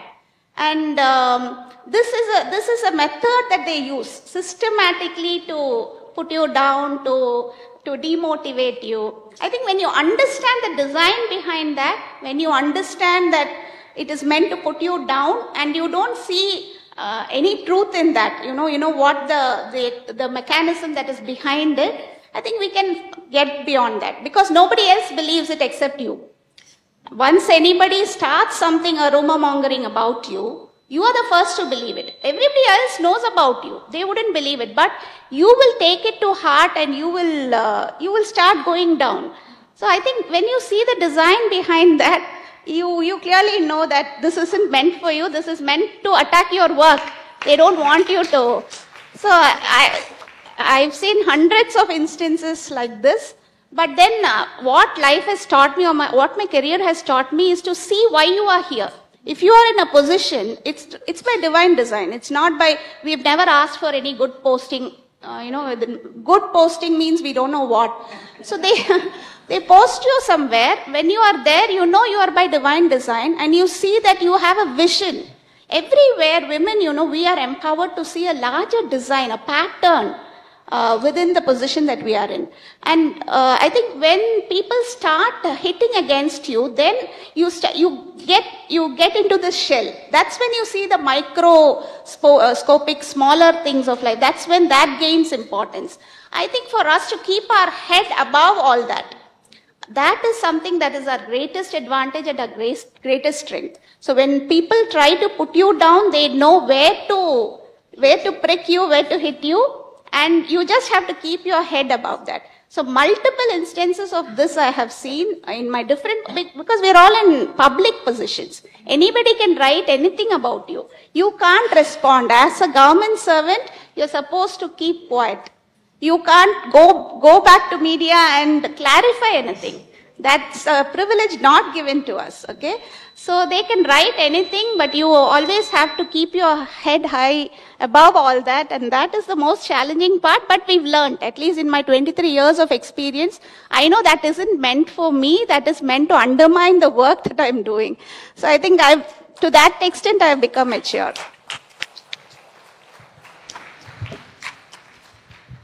The lesson one learns from all this is don't believe social media 100%. It can be devious. So my father was a scientist, and I was doing very well in science. He expected me to continue in science. So when I sidestepped and said I want to get into administration, he was supportive, but he didn't know why I did that. One of the things I saw in his life was, even in the scientific field, there was so much politics.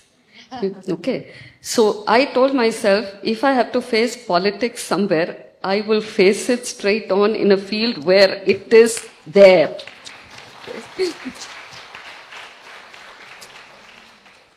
And to this date, my friends and my husband wonder how I survived in government. Okay.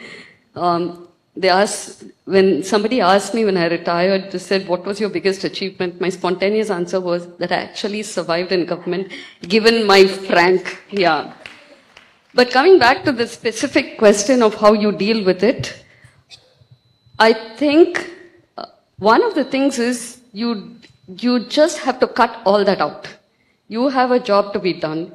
And very, very early in my career, the first year, they did not want a lady assistant collector. Okay, so I went to the village, and then one of these tours, in those days the tours were not like, you can't take a car, go, come back immediately. You could sit down there in the evening, talk with the villagers, and I said, wouldn't you have been better off with a male officer? So they said, why? This was a long conversation. I said, the crux of it is, I said, male officer, you can call him at 3 o'clock in the morning and, tell your grievance. You can go there knocking on the door. You can ask them to come and join you for a drink. You can't do anything like that with me. Back came the reply. This was Wardha district. And I think for the late 80s, it was highly insightful for me. They said, we don't know why you are making these statements, ma'am, because we believe that you draw your power from the chair on which you sit. And that power is given to you by the Constitution of India, and we expect you to deliver what the chair can deliver. That's it. After that, I had no problems. The boss need not want me, my subordinates need not want me, but the people want you. So the reason I'm relating this is you deal with it with fairness. If you're seen to be fair by the public that you serve and by the office that you work in, most things settle themselves, provided you don't get into, stepping on someone's toes. In fact, the politicians have told me, the very big leaders have told me, administrators should not get into politics, politicians should not get into administration. That's how the wheels of the car will drive. So fairness, I find, is very, very important. If you have a reputation of being fair, the politics kind of cancels each other out. There'll be a lot of it. The second thing is sensitivity. How sensitive are you, not to the demands of your superiors, but to the difficulties of your staff? If you're sensitive to them, for example, if you tell them, okay, you come half an hour late, you have a problem for the next 1 month, okay, you encourage them within the government rules. I have done this by saying, okay, you've done a good job, I can't give you an increment, I can't give you a promotion, but I'm going to send you to Shimla for a training, and you can take your spouse along and take an extra day along. I'll just say you are there. These kind of being sensitive to their requirements, sensitive to their aspirations, I think that's number 2. And the third thing, which I find, because I've got this 3 or 4 decades of experience at work, empathy. Doesn't come in the beginning. I've been probably harsh in the first few years, but over time, you have that empathy, and if it comes from you, from within, it sends the message, and they respect you, and all this politics kind of, it gets dissolved. So I think these are qualities that help. I just want, before not on this subject, but on the women's achievement, I just would like to share 2 statistics that we have. Foreign service. India has the largest number of women in proportion in foreign service in the world. And it's always been that way, interestingly. The second field in which women are present very conspicuously, you would have noticed if you fly a lot, is it has the largest number of women pilots in proportion. It used to be 19% 15 years ago. It's about 13-14%. No other country tops it. So we are there. It's just that we have to keep encouraging. Yeah. So thank you so much. Now we are almost going to conclude this session. I have one more question, which I think maybe in 30 seconds you both will have to answer. On mentorship, are women asking for help or no in your field? Yeah. Women indeed are asking for support. And I think women, in the society, I think women understands a woman's needs more. So I think in the family, the mother or the mother-in-law or the sister-in-law, for me, my sister-in-law was there to take care of my children. I think they understand you better, and that's where the women folk in that household, come together to support this women. Of course, I have been mentored by many men also. My grandfather was the first mentor that I had. One day I went to school, and we were part of this NSS camp, and we went to an old age home. An orphanage and an old age home which were just close by. And I came back home in tears. I went to my grandfather and said, why are there so many people in the old age home? Why are there so many children who are orphaned? And there's nobody to help them, Tata. But my Tata said, there's no point in crying. If you want to help them, you need to come to a position where you can help them. There's no point in simply shedding tears. I think that was a very, very powerful message of mentorship that I held on to. I thought I should come into a position of power where I would be able to do something to wipe off those tears, right? I can't simply tell myself, I want to do something and not do anything about it. So we all need to get into the society, get into the world and do something with all that we have in our hands. We have, as Madam said, we have so much of empathy. We have so much of sensitivity within us that can that can heal the society. I think we all need to do that part while looking back at our household where there are women to take care of the needs that we have, and also the society. When we come out as a society, there's so much to support you, so much of shock absorbers around you. And at that level, we need to see positive things. Negative things are already there. But I think we should not get embroiled in this negativity and pull ourselves down. We need to see good examples around us. We need to see the larger purpose that is in front of us and get going with our work. Help will come. Help naturally will flow in. This is a topic on... Take the battery. Yeah. It's a topic on which I can hold forth for half a day. But suffice to say that there used to be a system of understudy in many organizations which doesn't exist today. It would help. Women don't come and say, I want to be mentored, but there's always that hidden this thing. So women have come to me, for example, regarding, I'll tell you, this is one of the key things where they feel they need the confidence to come and approach somebody and say, I'm being harassed in office. And as a superior, as a senior, I had to sit down and say, is this harassment as in boss's harassment, or are you talking about sexual harassment? And you have to delineate these things, and accordingly the solution comes. But mentorship takes different forms. Thank you so much. I think we have come to the end of the session. I can see a lot of anxiety amongst the committee members, and so because we are running out of time. One thing that all of us take away from the session is that they both mentioned that see the purpose, and then everything then takes a back seat. And second thing is you will have to occupy positions of power so that you will be able to wipe out the tears of others. I think these are two big things that I've learned from the session. Thank you so much, Madam Dr. Malini and Innocent Divya, Madam, and thank you all. Thank you so much, Bharti ma'am, for facilitating the session. May I request President MMA, Mr. Surya Prakash and Mr. Shiv Kumar, committee members, to join us on stage in presenting a memento to three wonderful, very, very achievers. Please give them a big hand. Wonderful achievers, all three of them. Very powerful stories there. Very powerful messages for us to take back home.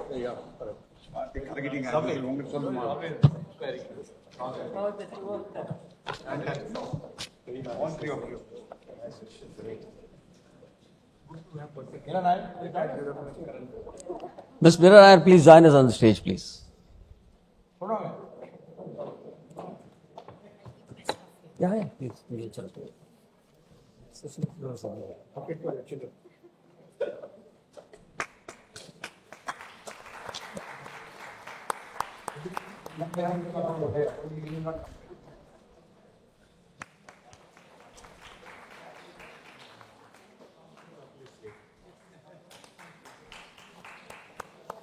Yeah, I think we can go with the good round of applause before they leave the dais. I think we could have continued to listen to them, except that we were a little short on time, as Ms. Bharti Bhaskar mentioned. Phenomenal achievements there from all three of them. Thank you, dignitaries, for making it today. We move on to the next session today. That's a special session 1 on the theme, Redefining Success in the Creative World. And we have once again three big achievers from the creative world to talk to us today. As my team sets the stage there. So we're going to have Dr. Jayanti Kumaresh. I know many of you would have seen her on TV, and she's a popular musician. She's going to join us from the creative world. And we also have another special guest from the creative world, that is Padma Shri, Ms. Nartaki Natraj, renowned Bharatanatyam dancer. Let's give it up for them. Let's give them a big round of applause. Both of them making our nation proud with their cultural achievements from the cultural and artistic field. Please, ma'am. And to drive the session, to moderate the session, to get the best out of them within the 30 minutes that we have Ms. Meera Nair again.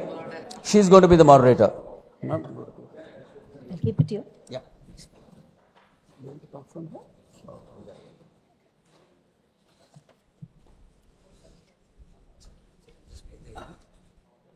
May I have the AV of the dignitaries, please?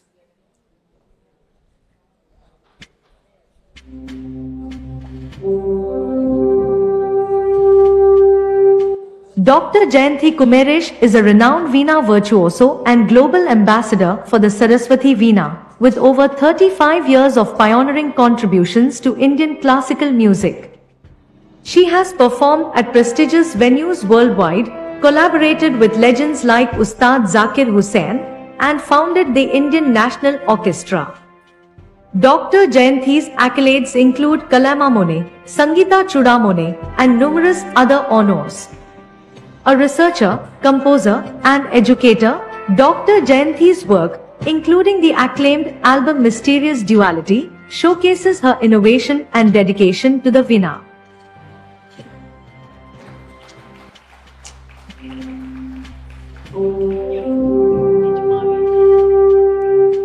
Ms. Nartaki Natraj is a renowned Bharatanatyam dancer and Padma Shri awardee, celebrated for her mastery of the Tanjavur Naiki Bhav tradition under her Guru Tanjavur Shri K.P. Kittappa Pillai.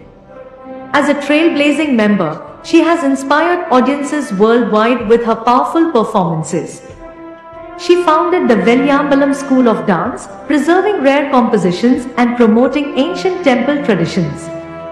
Ms. Nartaki is also a motivational speaker, social activist, and a member of the Tamil Nadu State Planning Commission.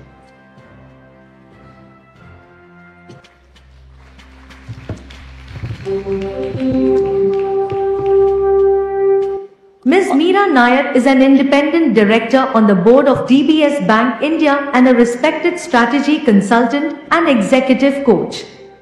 She was a pioneering woman manager in the Indian agrochemical industry and a key founding member of the National Commodities and Derivatives Exchange. Ms. Meera played a crucial role in establishing Tamil Nadu's digital trading platform for agricultural commodities and actively mentors entrepreneurs through the Crescent Innovation and Incubation Council and Stanford Seed. Her work spans the agricultural, financial, and women empowerment sectors. Thank you. I now invite Ms. Meera Nair to take the session forward.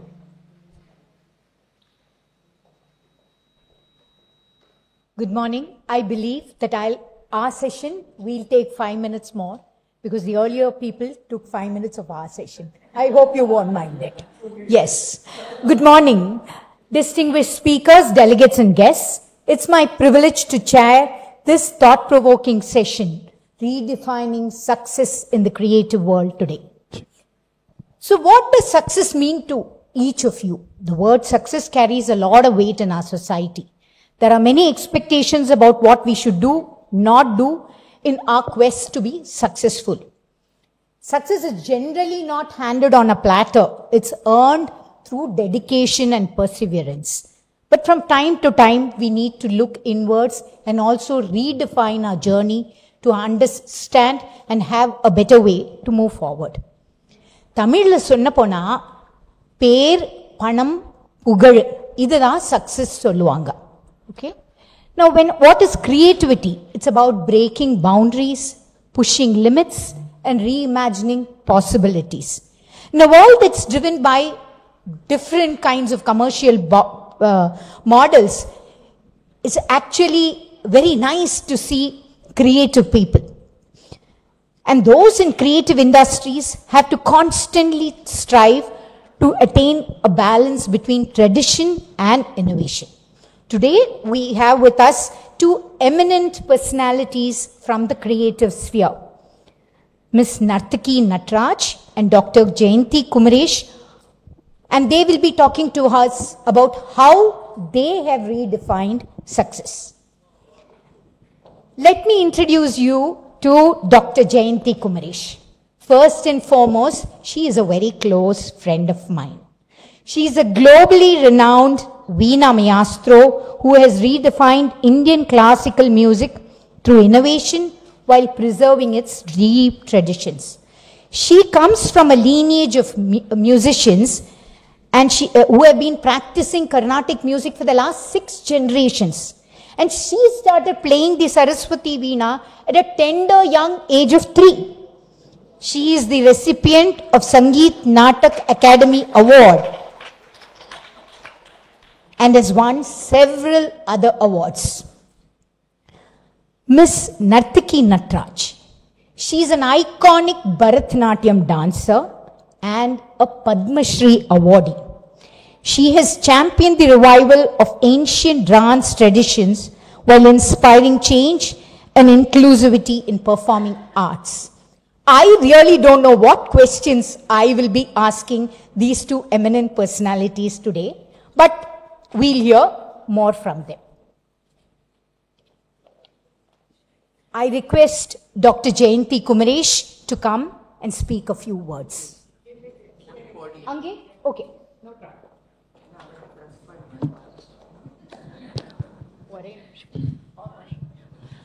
Madam Narthaki Natraj வந்து எங்ககிட்ட சொன்னாங்க அவங்க இன்னைக்கு தங்கிலீஷ்ல தான் பேச போறாங்க. தமிழ்ல சரி பரவாயில்ல, தங்கிலீஷ்னாங்க, நாங்க தமிழ்ல பேசுறோம். Okay, I request Jayanthi to speak a few words.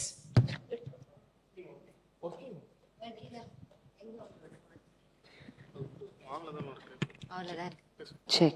Yeah.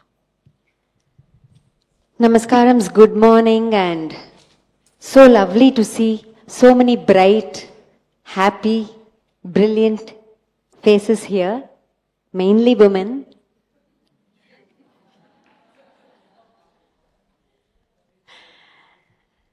And it's an honor truly to speak in front of such a distinguished and august lineup of Durgas, Lakshmis and Saraswatis here.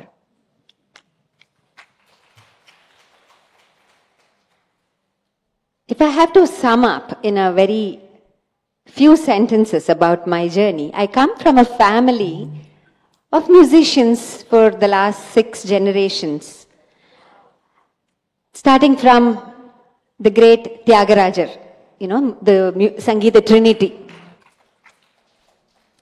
Everybody was a violinist. Violin, not violence. Violinist.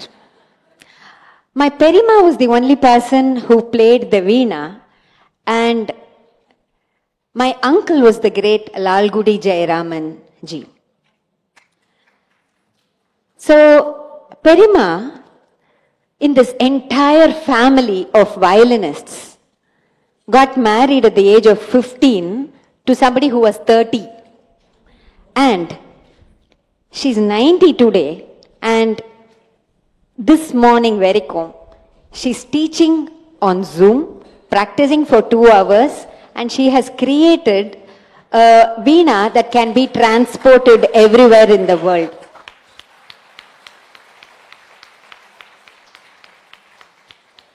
நம்ம ஜேர்னியை சொல்றதுக்கு முன்னாடி நம்மளோட குரு or mentor journey, why this shines is because somebody throws light on it. இல்லையா? That is the most important thing. So, I started playing the veena with a house full of cousins who were playing the violin. Veena வந்து பார்த்தாலே பெரிய instrument, ரொம்ப பெரிய instrument. In fact first நான் அதை check in பண்ண எடுத்துன்னு போகும்போதே இந்த மாதிரி ஒரு லாங்கா ஸ்கொயரா 6 feetல ஒரு பாக்ஸ்ல ஏர்போர்ட் எடுத்துன்னு போன உடனே எல்லாரும் ரொம்ப மரியாதையா வழி விட்டாங்க. You know what they thought it was, and I was smiling, and அப்படியே அந்த இதுல வீல் பண்ணி இந்த பாக்ஸ் எடுத்துன்னு போனோம். மேடம் செக்கின்னா அப்படின்னா செக்கின் தான் அப்படி. ஸோ அந்த 6 feet பாக்ஸ்ல வந்து first tour 1995 32 concerts in 3 months in the United States முடிச்சுட்டு வந்து I told பெரியமா, இஃப் இதை வச்சு நான் வந்து என்னோட ஹோல் லைஃப் டிராவல் பண்ணி இந்தியன் மியூசிக்கை ப்ரொபகேட் பண்ணணும்னா முடியாது, you have to do something. And that's when she created the portable veena, where the parts that do not contribute to the sound can be dismantled, the dragon face and other things. Adha pannadnaala inniki I am able to perform. I mean, I'm traveling 8 months a year, and not because I'm doing something special, but because she made it happen. So, and the veena eduthu, the greatest thing was, veena vandu periya instrument, but sound ரொம்ப சாஃப்டா இருக்கும். இவங்கெல்லாம் violin வந்து they'll be really loud. You've heard the violin இல்லையா? So சில சமயம் தோணும், எதுக்கு வந்து நம்ம இவ்வளோ பெரிய இது இவ்வளோ குவாய்ட்டா இருக்கே இந்த இன்ஸ்ட்ருமெண்ட். அது போறாதுன்னு many people will tell us, you're the niece of the legend Lalgudi Jayaraman, how come you're not playing the violin? Well, I'm playing the veena because Goddess Saraswati plays the veena. So, that was what Amma always told me and convinced me. So the journey started that way, and it moved on to me moving to Chennai, staying with my guru for 22 years, and then performing and collaborating, and then convincing my schoolmates that it was quite cool to play the veena, and it was quite cool to play Carnatic music, which is a 2000-year-old tradition. And then it moved on, the story moves on. You perform, you become big, you get, like she said, name, fame, recognition, and then the true purpose of what music really is, somewhere along the way, why am I doing this? What happens to you? What is the journey inward? The journey outward, ellarum paakrom. What is the journey inward? What happens to you and how that transforms your life is the most important thing. It's a pride for me to represent India playing the national instrument. Evlo perukku theriyum that Saraswati Veena is the national instrument of India nu? Illaya? National bird edu? National instrument? இன்னிலேருந்து எல்லாரும் சொல்லுங்க. Thank you, Jayanti. That was really nice. Even I didn't know many things. I request Ms. Nartiki Natraj to talk a few words about herself.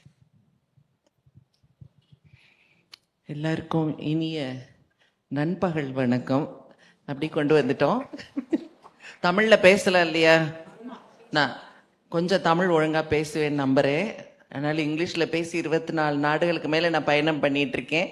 அவங்க என்னோட ஓட்ட ஆங்கிலத்தை கவனிக்கல, என்னோட திறமையை மட்டும்தான் கவனிச்சாங்க.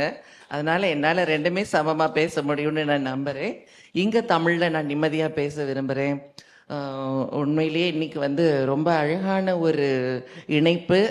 வீணையோட ஒரு நாதம் நான் ரொம்ப விரும்பக்கூடிய, இன்னைக்கு ரொம்ப வெகு சிலர் தான் அந்த சம்பிரதாயம் மாறாம பழமையில வாசிச்சுட்டு இருக்கவங்கள விரல் விட்டு எண்ணீரலாம் அல்லது ஆடி வச்சு தேடணும்.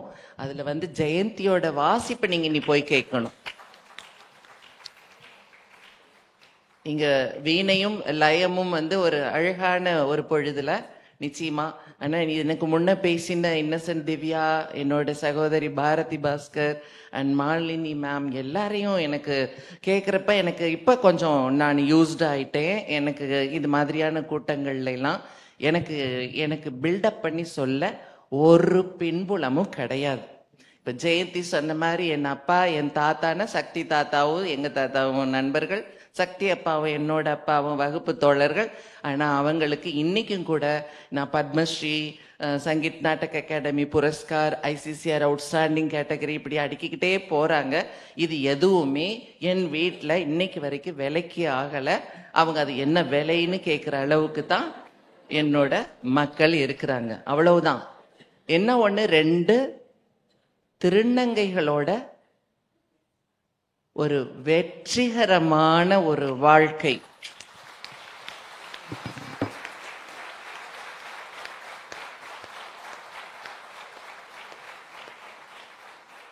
ஏன்னா இப்ப நான் பெருமையா அதை சொல்ல முடியும். பெருமையா சொல்றது எங்களுக்கு இல்ல. ஏன்னா எங்களுக்கு ஒரு வழக்கம் சொல்லுவாங்க, உங்களுக்கு எத்தனை பேருக்கு தெரியும்னு தெரியாது, இன்னைக்கு தெரிஞ்சுக்கோங்க. ஜெயந்தி எப்படி வீணைய பத்தின ஒரு அபூர்வமான விஷயத்தை எல்லாருக்கும் சொன்ன மாதிரி, இந்த திருநங்கைகளை எங்கேயாவது பார்த்தா வணங்கணும், அவங்க ரொம்ப புனிதமானவங்க அப்படிங்கறதெல்லாம் நீங்க கேள்விப்பட்டிருப்பீங்க. அந்த புனிதம்ங்கிறது எப்படின்னாக்க ஒரு பால்நிலை கடந்த ஒரு தன்மையை அதுக்குள்ளார ஒரு தெய்வ நிலையை பார்க்கக்கூடிய ஒரு விடயம்தான். அது எல்லாருக்கும் இயல்புல ஒரே உடல்ல ஒரே உணர்வுல 2 வித உணர்வுகளையும் ஒன்னா சிந்திக்கிற பாக்கியம் யாருக்கு கிடைச்சிருக்கும்?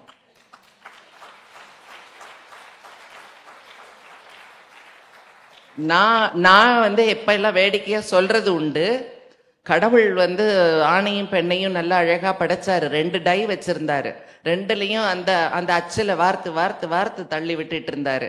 அப்புறம் அவருக்கே கொஞ்சம் போர் அடிச்ச உடனே ஏதாவது சம்திங் கிரியேட்டிவா பண்ணணும்னு விரும்பின உடனே ஒரு கொஞ்சம் பெண்ணுல இருந்து அழகு, ஆணுல இருந்து கொஞ்சம் ஒரு முரட்டுத்தனம், இதெல்லாம் கலந்து ஒரு அழகான பொருளை எப்படி பார்த்தாலும் அது அழகா இருக்கும் அப்படிங்கிற ஒன்ன பூமியில சிருஷ்டிச்சாரு.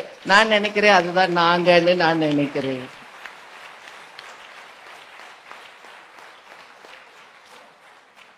இப்ப நான் சொல்ல முடியுங்கிறதுக்கு நான் கடந்து வந்த பாதைகள் விட்டுட்டு இன்னைக்கு நான் தமிழ்நாடு அரசோட எந்த மாநிலமும் செய்ய துணியாத, சிந்தித்து கூட பார்க்காத அல்லது உலக அளவில் கூட சிந்திக்காத ஒரு விடயத்தை நமது தமிழ்நாடு அரசு சிந்திச்சு மாநில திட்டக்குழு ஸ்டேட் பிளானிங் கமிஷன்ல ஒரு மாநிலத்துக்கே திட்ட வரைவுகளை செய்யக்கூடிய ஒரு குழுவுல என்ன அங்கத்தினர் ஆக்கியிருக்காங்க.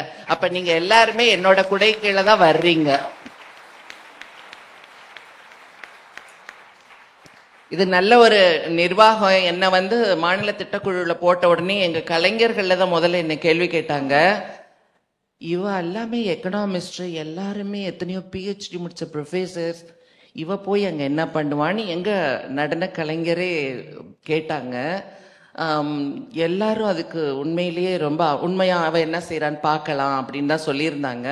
நான் அப்போ வந்து என்கிட்டையும் பத்திரிகை நிருபர்கள் உடனே அதை எடுத்துட்டு வந்துட்டாங்க. நான் சொன்னேன், இல்லைங்க நான் எக்கனாமிஸ்ட் இல்லை, நான் +2 தான் படிச்சிருக்கிறேன், அதுவும் கூட கஷ்டப்பட்டு +2க்கு மேலே நீங்கள் போக விடலை. நான் ஃபர்ஸ்ட் ரேங்க் ஸ்டூடெண்ட், ஃபர்ஸ்ட் கிளாஸில் பாஸ் பண்ணினேன். என்னோட ஐடென்டிட்டி கிரைசஸ் என்னை கல்லூரிக்கு போக விடலை.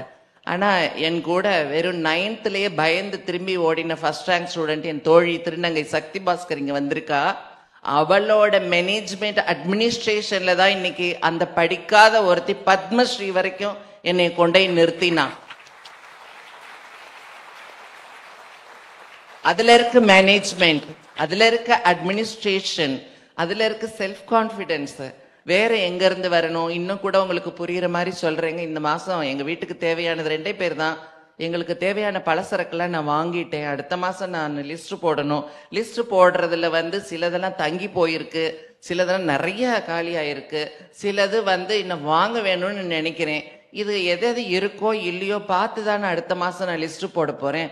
அதைத்தானே பிளானிங் கமிஷன் செய்ய போகுது தமிழ்நாட்டுக்கு. அதை நான் நல்லாவே செய்வேன்னு சொன்னேன்.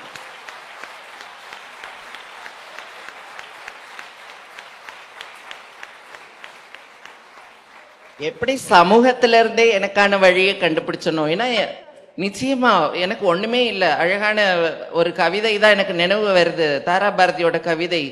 வெறும் கை என்பது மூடத்தனம், உன் விரல்கள் 10 மூலதனம், கருங்கல் பாறையும் நொறுங்கி விழும் உன் கைகளில் பூமி சுழன்று வரும். ஒண்ணுமே இல்லை. சக்தி அது ஒரு நொடியிலேயே எனக்கு கொடுத்தா.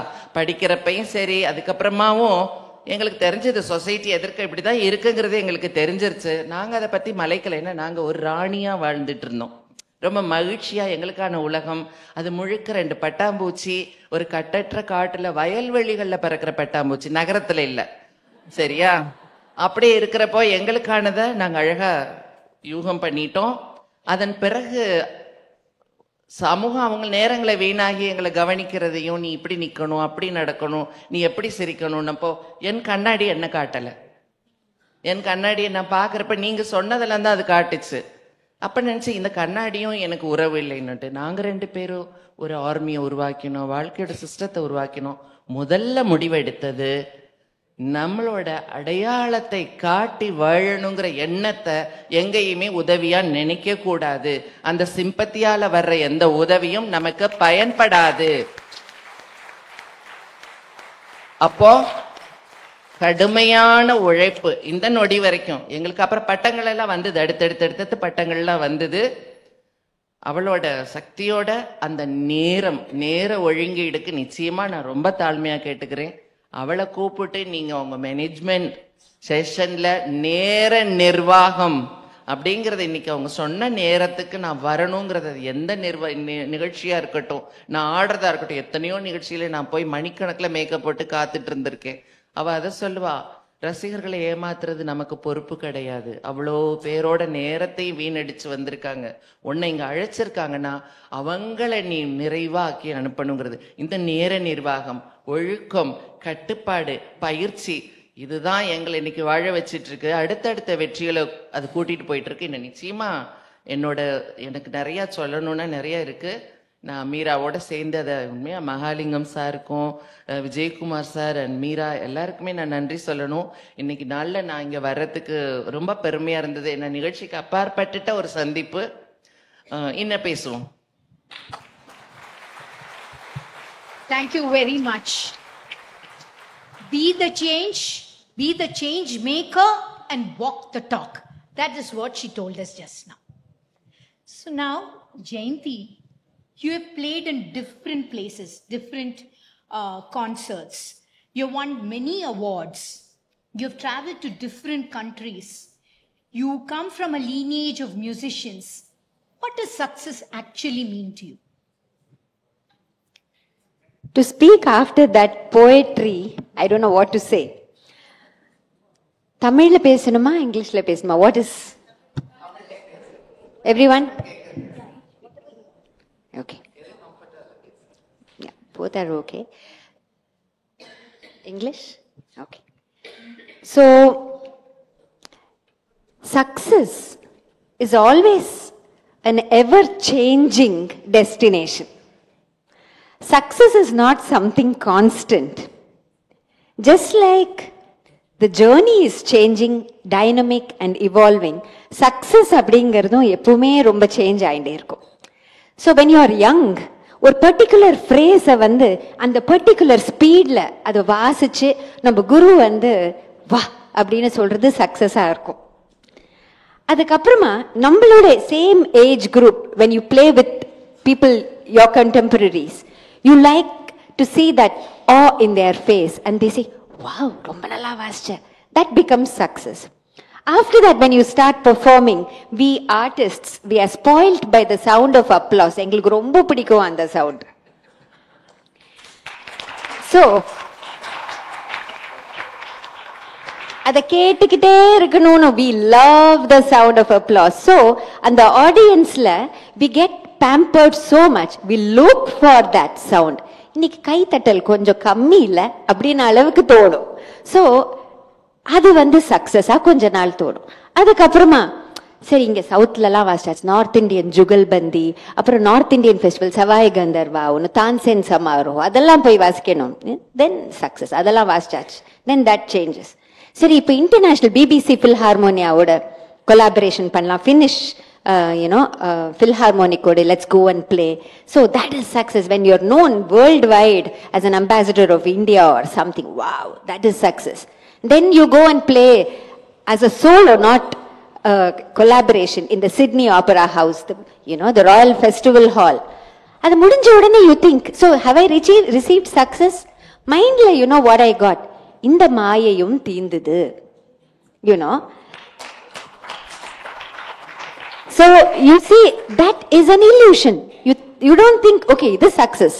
Then இந்த award வரணும், அந்த award வரணும், அந்த award okay, that is success. Well, you received it. No. And then there comes a time, because இதெல்லாம் ஆறதுக்குள்ள நம்மளுக்கு வயசாயிடும். You think மைண்ட்ல வர ஐடியா, நம்ம இந்த ஜேர்னி ஸ்டார்ட் பண்ணும்போது மியூசிக்னா என்ன அப்படின்னு ஒரு பர்டிகுலர் அங்க ஒரு லைட்னு நினைச்சோம் இல்லையா, அந்த சவுண்ட் அண்ட் இந்த ஹேண்டுக்கும் அந்த இன்ஸ்ட்ருமெண்ட்டுக்கும் கனெக்ஷன் சேமா இருக்கணும். கையில வரதை வாசிக்க கூடாது, மைண்ட்ல தோணுனதை வாசிக்கணும் அப்படிங்கிற அதுதான் சக்சஸ் அப்படின்னு தோணும். அதுக்கப்புறமா சரி, இதுக்கப்புறமா you have to pass on this to someone, create a legacy. அது சக்சஸா தோணும். நம்ம ஸ்டூடெண்ட்ஸ்லாம் வாசிச்ச போது, ஆஹா, see how beautiful, my student, she won this, இந்த வாட்டி மியூசிக் அகாடமியில அவங்க பாடுறாங்க அப்படின்னு சொல்றது சக்சஸா தோணும். பட் எனக்கு இன்னைக்கு கேட்டா, when I landed in Chennai airport, ஒரு mother came and spoke to me and said, my 6-year-old ரொம்ப உங்களோட ஃபேன், நான் மியூசிக் எல்லாம் இன்ட்ரடியூஸே பண்ணல, every morning she sleeps or drinks Bonvita or eats உங்க மியூசிக் போட்டு உங்க கிட்ஸ் சீரீஸ் போட்டாதான் பண்றாங்க. ஸோ நெக்ஸ்ட் ஜெனரேஷனுக்கு இந்த இன்ஸ்ட்ருமெண்ட் நம்மளோட சிஸ்டமை பாஸ் பண்றது தான் சக்சஸ்னாக்க I am grateful to God. But success as long as it is outside with finite things, the happiness is very transient. When success is something within, I think that feeling is more permanent. It was absolutely insightful and delightful. So, madam, உங்களுக்கு நிறைய challenges இருந்திருக்கும் சொசைட்டில, நிறைய biases நீங்க முன்னேறி போயிருப்பீங்க. What gave you the strength and confidence to face all these challenges and the biases in this society?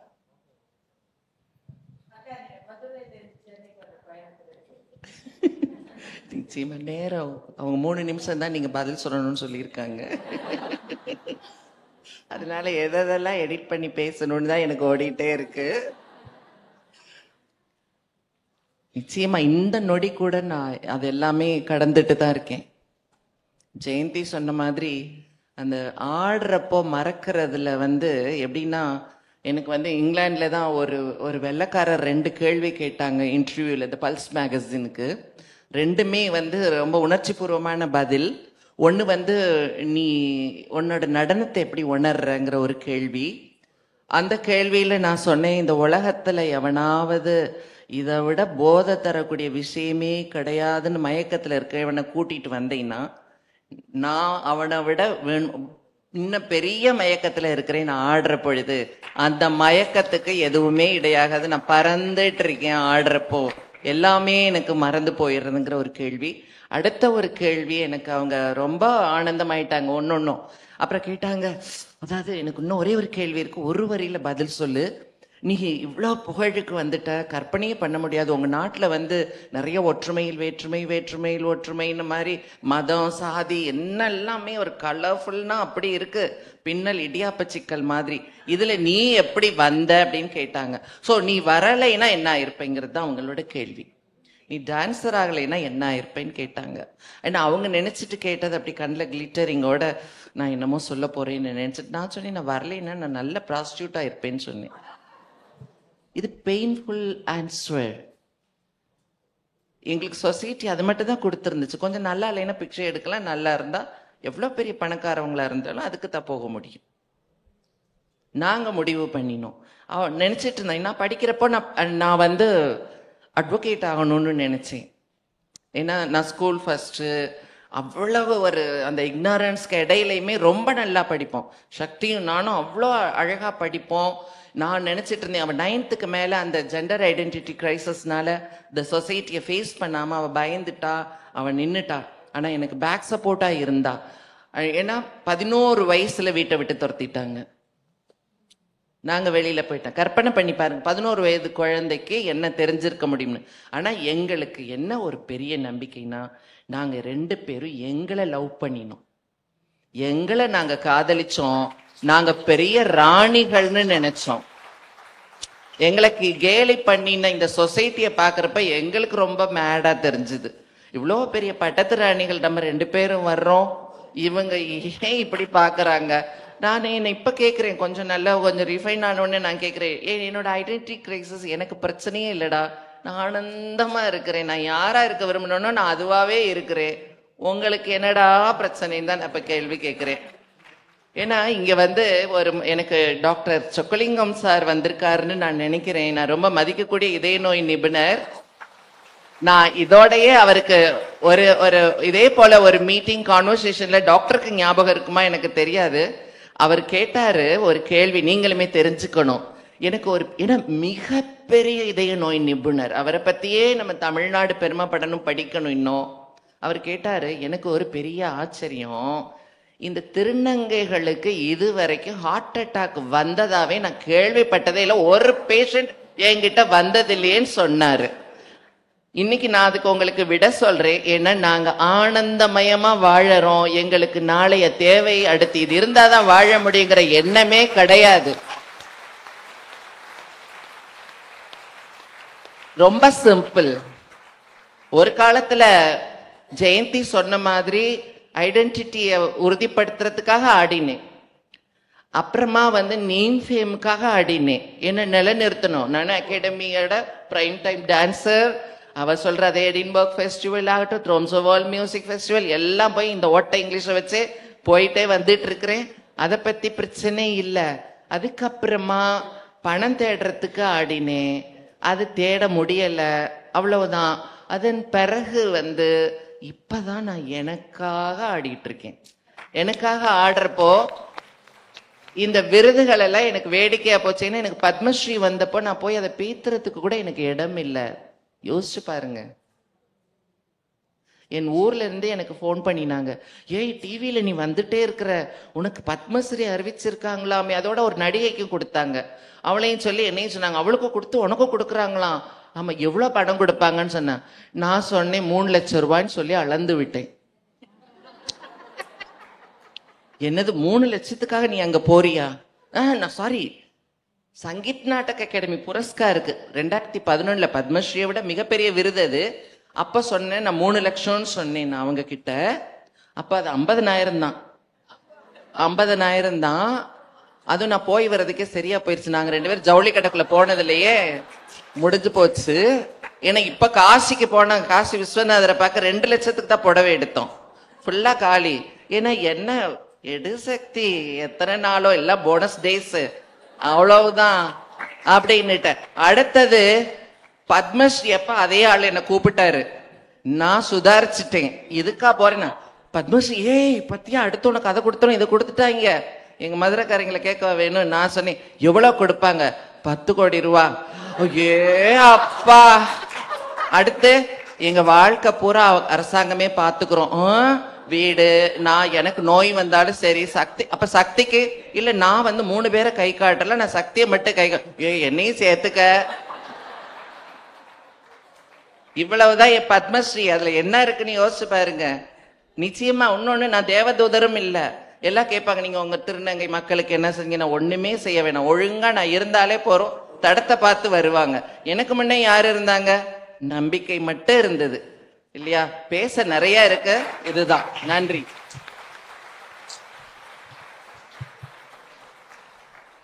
இவ்வளோ அழகா பேசுற 2 பேர்கிட்ட நான் என்ன கேள்வி கேட்கலாம்?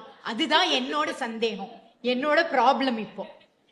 ஸோ ஜெயந்தி, உங்களுக்கும் being a woman, did you face any challenges as a woman musician?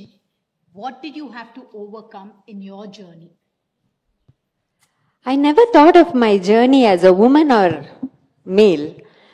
I thought of myself just as a musician. My struggle was more to make people see the difference between mediocrity and excellence. So ஒரு male and female அப்படிங்கறதே என் மைண்ட்ல வரல.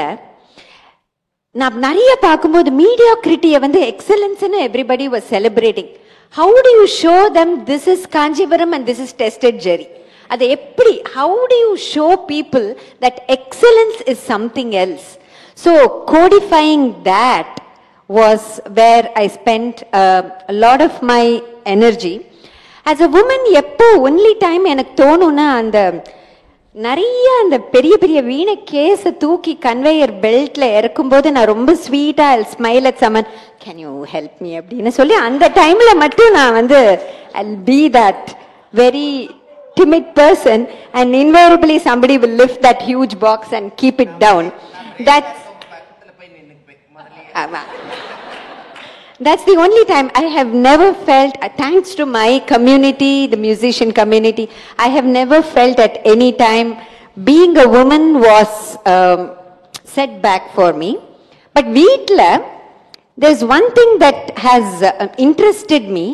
When I finish my concert, ippo illa of course, years back, வீட்டுக்கு if I call amma and say, amma இன்னைக்கு பாத்தியா 2000 people வந்தாங்க, standing ovation அப்படின்னு சொன்னா, அம்மா நீ போறதுக்கு முன்னாடி குமரேஷ் டின்னர் பண்ணி வச்சுட்டு போனியா? So I remember Indra Nooyi saying, as soon as she became the director, her mother said, there's no milk in the fridge, first போய் அதை வாங்கின்னு வா அப்படின்னு. So I think and the part of the story will remain same, but I should say my mother is immensely proud of me, but they are just scared that நம்ம பொண்ணு அந்த duties பண்ணாம இருந்துருதுன்னா என்ன பண்றதுன்னு. So I think it is a part of life, and it is a beautiful part of life that we are able to multitask and be so many things.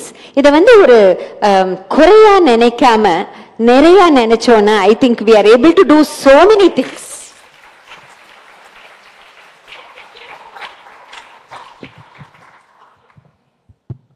I honestly empathize and truly agree to every word that Jayanti has said just now. Being a woman actually makes no difference. You face struggles throughout your life, but at home you continue to be the woman, continue to be a mother, continue to be a wife, a daughter-in-law and a sister-in-law. People look up to you for various things, and it is important that you cherish all the different aspects of your life and you accordingly perform your roles so that you will have an enabling system which will help you to move forward. Madam, இப்போ உங்களுக்கு வந்து younger generationsக்கு what is the advice that you would like to give them? ஒரு அட்வைஸுமே பண்ண வேணாம். யாருக்குமே பிடிக்காதது advice. நான் சொல்றத கேட்கவே மாட்டேன்.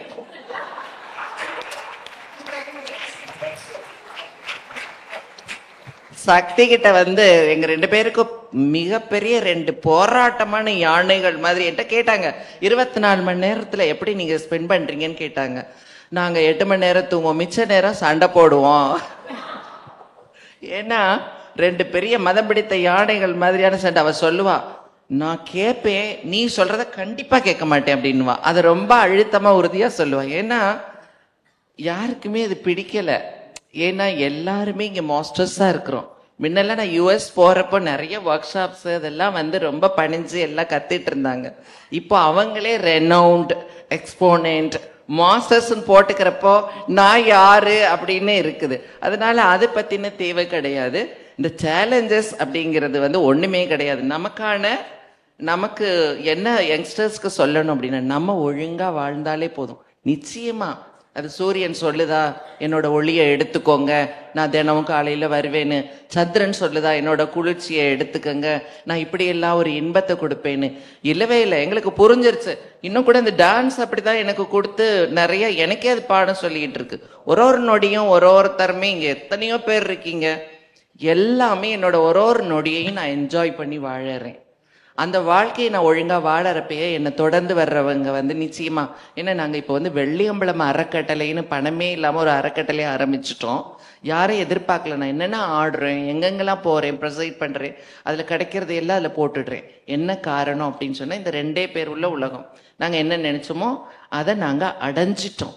இனிமே எங்களை பயன்படுத்த வேண்டியது சமூகத்துக்கு தேவை இருந்தால், எனக்கு தேவையே இல்லை, நான் யாருன்னு வாழ்ந்து காமிச்சாச்சு. நர்த்தகியையும் சக்தியையும் பயன்படுத்திக்கணும். கொஞ்சம் நம்ம தமிழ்நாடு அரசு பயன்படுத்தி இருக்கு, இன்னும் 2 ஸ்டேட் பயன்படுத்தி இருக்கு. எங்க வாழ்க்கை வரலாறு 3 ஸ்டேட்ல லைஃப் ஸ்டோரி வந்து டெக்ஸ்ட் புக்ல பாடமா இருக்கு. பள்ளிக்கூடமே போக முடியாதவங்களுக்கு யோசிச்சு பாருங்க.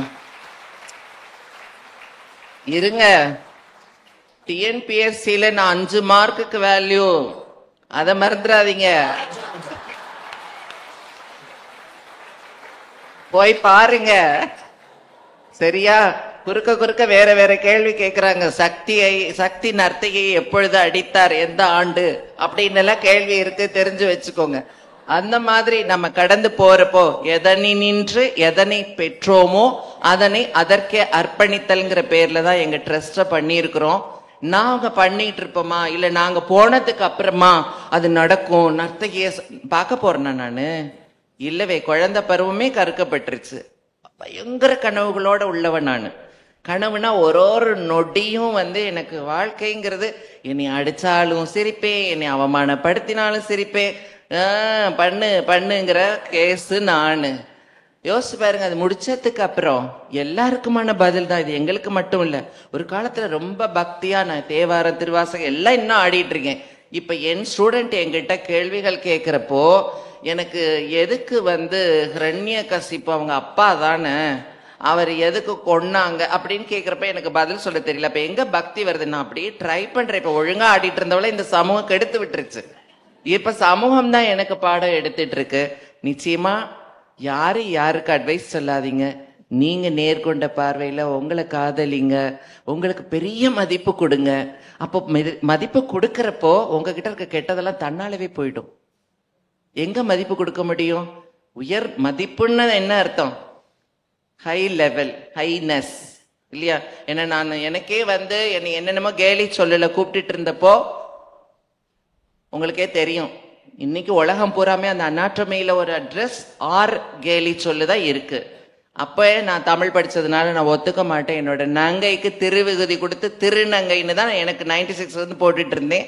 ஸோ ஒரு கம்யூனிட்டிக்கே நான் பேர் வச்சுட்டு நல்ல தாய்மொழி தமிழ்ல அதை நமது மேல்நாள் முதல்வர் கலைஞர் அதை வந்து அரசு மொழியிலையும் பண்ணினாங்க. இப்ப அங்க இருந்தே அந்த செல்ஃப் ரெஸ்பெக்ட் மதிப்பு எல்லாம் ஆரம்பிக்கிற பொழுது நமக்கு எல்லாமான இன்பங்கள் நிச்சயமா வந்து சேரும். அப்ப தன்னால பின்னால பாத்தீங்கன்னா எத்தனையோ 1000 பேர் அந்த தடத்துல வருவாங்க. ஏன்னா 80களில் 2 பேர் மட்டும்தான் தைரியமா ஆமா நாங்க திருநங்கைகள்னு சொல்லி வெளியில வந்தவங்க. எங்க அடையாளத்தை மறைக்கல. நாங்க யாருன்னு சொன்னதுனாலதான் இன்னைக்கு எங்களால எல்லாத்தையும் சமநோக்கில் பார்க்க முடியுது. அதனால அறிவுரைகள் வேண்டாம், பயணப்படுவோம் எல்லாரும் கை கோர்த்துட்டு.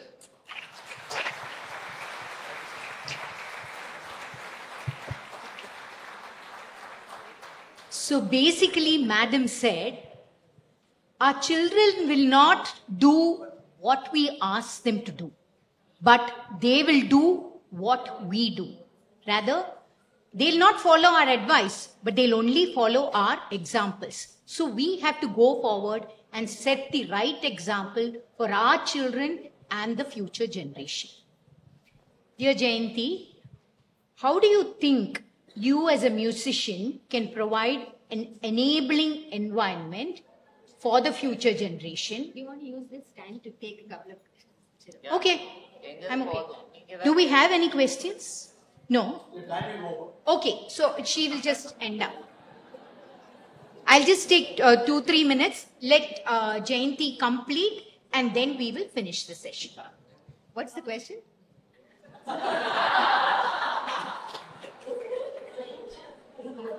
You have any questions? He doesn't want to. That says no time. Okay. So, dear Jayanti, how will you provide an enabling environment for the future generation? And 2 questions. So, we've already answered.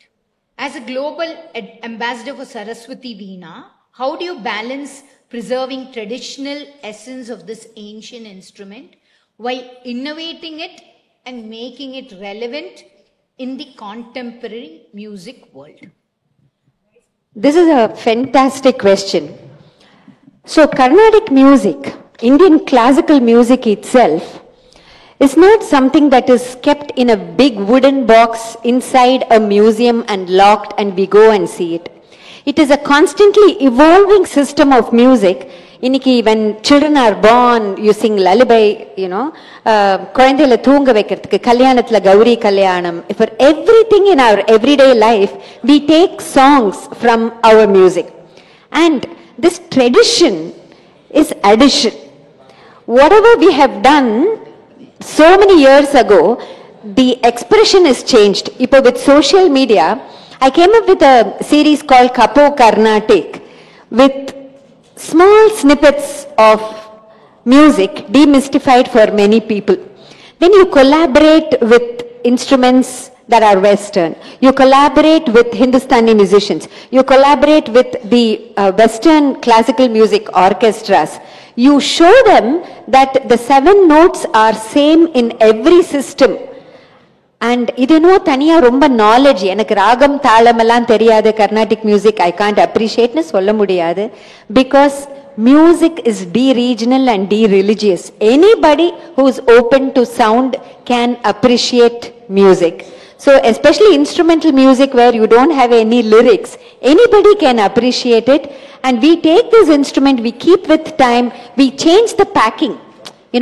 Maybe and the Periya Sambarathlandi we changed it into something else.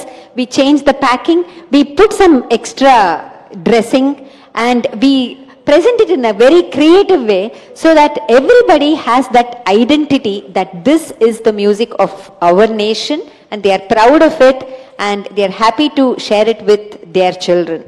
So I think tradition is addition. So it was truly an enlightening session. I was enlightened, and I'm definite the audience out here was also enlightened too. I must thank the management committee of MMA and all the delegates here for being very cooperative with us.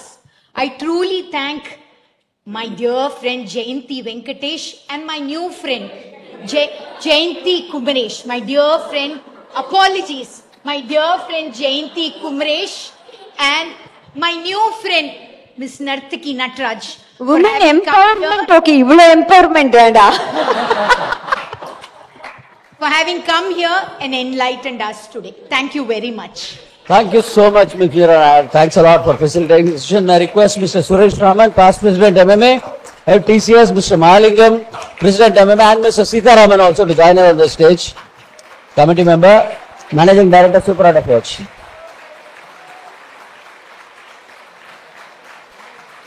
Padmashri, Nartaki Natraj. Very inspirational story, ma'am. Very inspirational. Thank you so much. But Jayanti Kumaresh, she's traveled all the way from Bengaluru to be with us today. Thank you so much for taking your time off and being with us.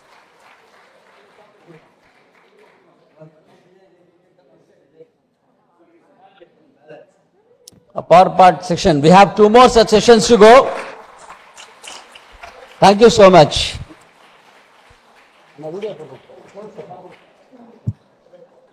Moving out to the next session, that's special session 2. It's a visionary leadership merging tradition with the modernity. But look at this promo for the upcoming session.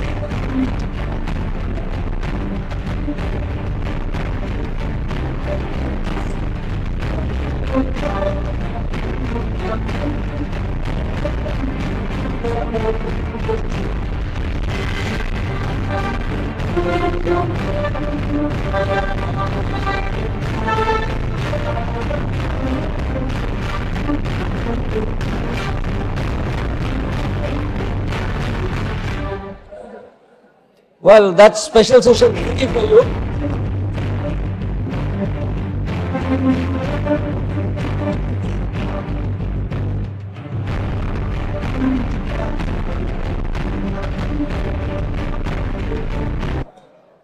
That is special session 3 for you, a teaser. Now we are moving on to special session 2 now. As I said, visionary leadership merging tradition with modernity. I invite to take their place on the dais Ms. Shobha Vishwanath, Dr. V.R. Devika and Ms. Amudavalli Ranganathan.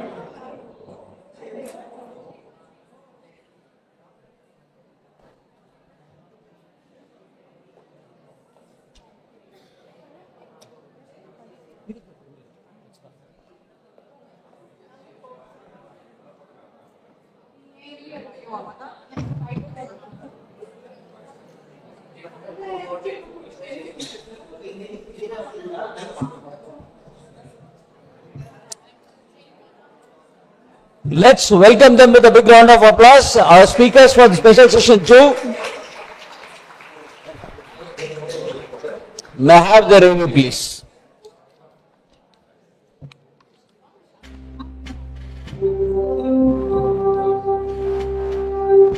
Ms. Shobha Vishwanath is the co-founder and publishing director of Karadi Tales, a pioneering children's publishing house in India.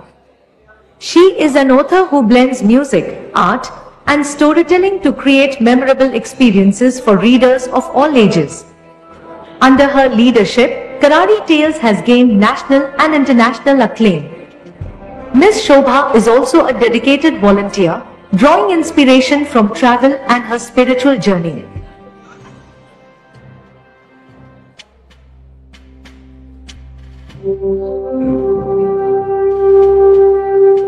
Dr. V.R. Devika is a renowned storyteller, cultural activist, and educationist with a PhD on M.K. Gandhi's communication strategies. She is the founder trustee of the Asima Trust, promoting Gandhian principles of non-violence through traditional arts in education. Dr. Devika played a key role in establishing Chennai's Dakshina Chitra Heritage Museum and Tamil Nadu in touch. A trained Bharatanatyam dancer, Dr. Devika lectures widely on dance, culture, and Gandhi's ideals.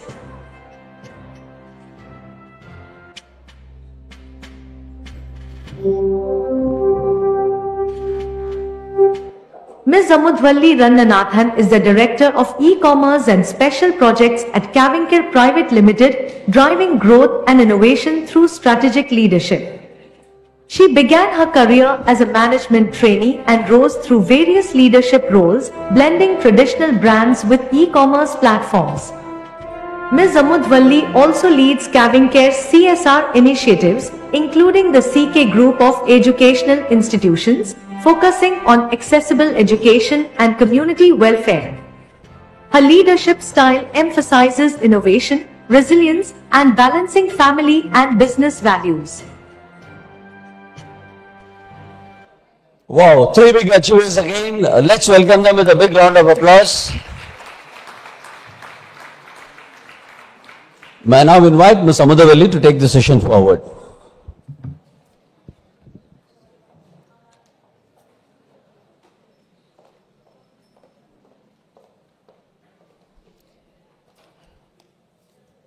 Good morning, everyone present here. Thank you, MMA, for having me here today, and all the committee members.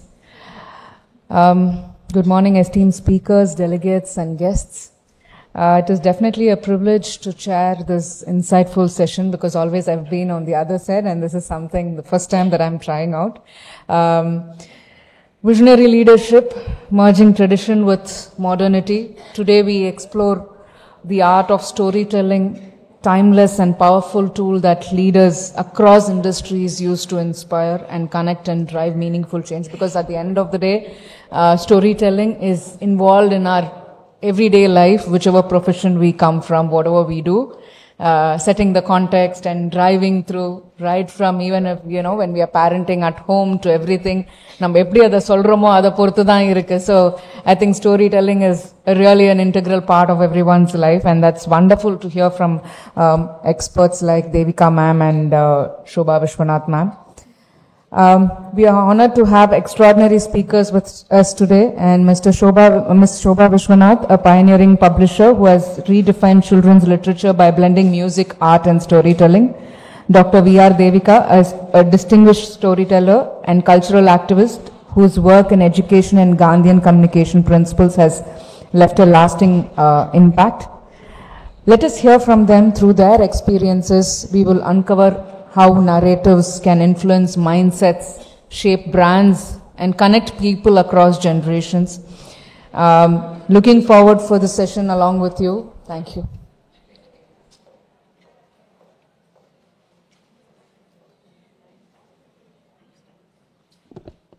So, thank you Shobha ma'am and Devika ma'am for being with here today amidst your busy schedule. So we would just like to hear from each of you, a few minutes of, your journey and how you have seen things panning out today. It would be great to just hear from both of you. Thank you, Amuda, and thank you, room full of audience. I know it's getting closer to lunchtime, but I was just thinking that leave a room full of women amongst themselves, and we could talk forever and listen forever. I think it's the men in this room who are really hungry and who are just hurrying us up. Let's watch the clock. Because the previous session was so interesting, and I really wished that we had opened the floor for questions, but I guess the food is growing cold. So, but that was an aside. As for, when I came into this room, I had at least 4 or 5 people here tell me how their children had grown up on Karadi Tales. And I think in my journey as a publisher, more as a publisher than an author, this is the best thing I like to listen to. When across 28 years of this journey, there are people who still will walk up to me, whether they are parents or even children who have children now, that across now 2 generations, that our stories are still being heard, still being read, and that in itself is, I think, the greatest testimony to our work. But having said that, as far as my journey in publishing is concerned, I don't know who amongst these wonderful speakers said, I think it was Bharti who said that there's no such thing as a self-made man, that we all are made by the associations we keep or the people who have influenced our lives. And I was very, very lucky to have married into a family of musicians. So my husband's a musician, my husband's brothers are musicians, my mother-in-law was a musician. Along with not just being musicians, they were also engineers and doctors. And me coming from not such a significantly bright academic background, this was absolutely fabulous for me. In fact, I think I have learned much of what I've learned from this family that I got married into, then probably from my own parents. My parents were influential in a different kind of way, and like Jayanti was saying, like all mothers of our generation, was very critical. And it's not like I find today's mothers where you can't damage the ego of the child or you have to protect, make the child happy all the time. It was always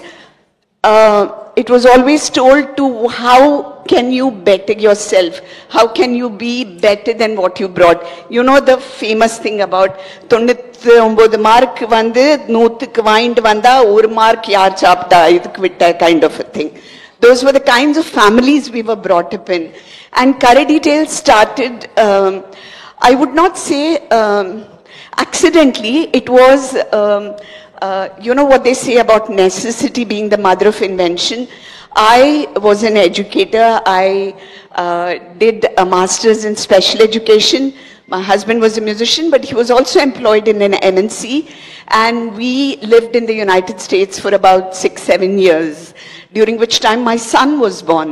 And I used to take my son to the local community libraries where I introduced him to audiobooks. And there was something about the way these audiobooks were produced. You know, it was a time of cassettes. I don't know, maybe many people in this room don't even know what a cassette looks like, because I see very young people here. And you would put the cassette into the cassette player and sit with a book and listen to the story and turn the pages as you heard the story. And this was what my son listened to. And by the time he was 3, he was reading, he was writing, he was an independent reader. And when my husband and I chose to come back to India, we were looking for similar such audiobooks for my daughter. And there were none available, none at all. So we thought, Seri, let's just put a book and a story together. And that's how this whole idea of Karadi Tales as an audiobook started. And I could write, so I wrote the first few stories. My husband, his brothers, and their wives all put the music for the books together. And this was how Karadi Tales was born.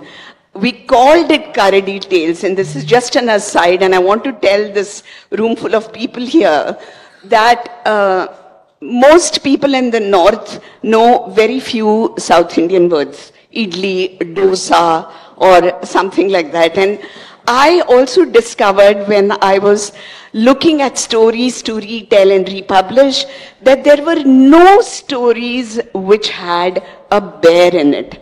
Do you know stories with bear in it, with a Karadi in it? There's just one story, but it's not about the Karadi. It's about friendship. There is no story with a bear in it. So, and bear is integral to Indian forestry, right? So I decided to make the bear the storyteller of all our stories and call him not Bhalu, not Balu, not Teddy, not Bear, but to call him Karadi. And that's how Karadi was born, Karadi as a storyteller, and the music and all was given by my husband and his family. We got film actors to give voice to Karadi. So our first book was narrated by Nasiruddin Shah, because we were all in Bombay. We grew up in Bombay. We went to college in Bombay, and we were great admirers of theatre artists, and Nasir was one of them. And which is why even today when people come and tell us, you know, that our children grew up on it, it is Nasiruddin Shah's voice that many people remember. in this, so we started with a book and a cassette, and the cassette morphed into a CD, the CD into a USB drive, and now everything is somewhere in a cloud which is not even up in the sky, which is in a room somewhere. So it's 28 years, it will be 29 this July, that we have walked this path. I use the plural we because even though I am an integral part of Curry Details and I am one of the founders, that's what it is. I am one of the founders, I'm one of the co-creators, I'm one of the members of the team. So I really cannot make this journey about me, myself. It is always about we. So thank you. Thank you, Shobha ma'am. That was fantastic. I still remember even I grew up with Curry Details, and there's no one who can escape out of it. And today, a lot of schools, particularly, have integrated Curry Details as a part of their curriculum. I think that is a fantastic transformation and journey. How as a society, as a community, we found it is very important to inculcate in students. Thank you so much, Devika ma'am. Few words from. Gandhi. I think every Indian has an opinion on Gandhi, good or bad. Every Indian. Does truth and non-violence work today? Answer. Please. Does it have anything to do with our contemporary life? Does it work at all? I see a lot of no. I see a lot of no.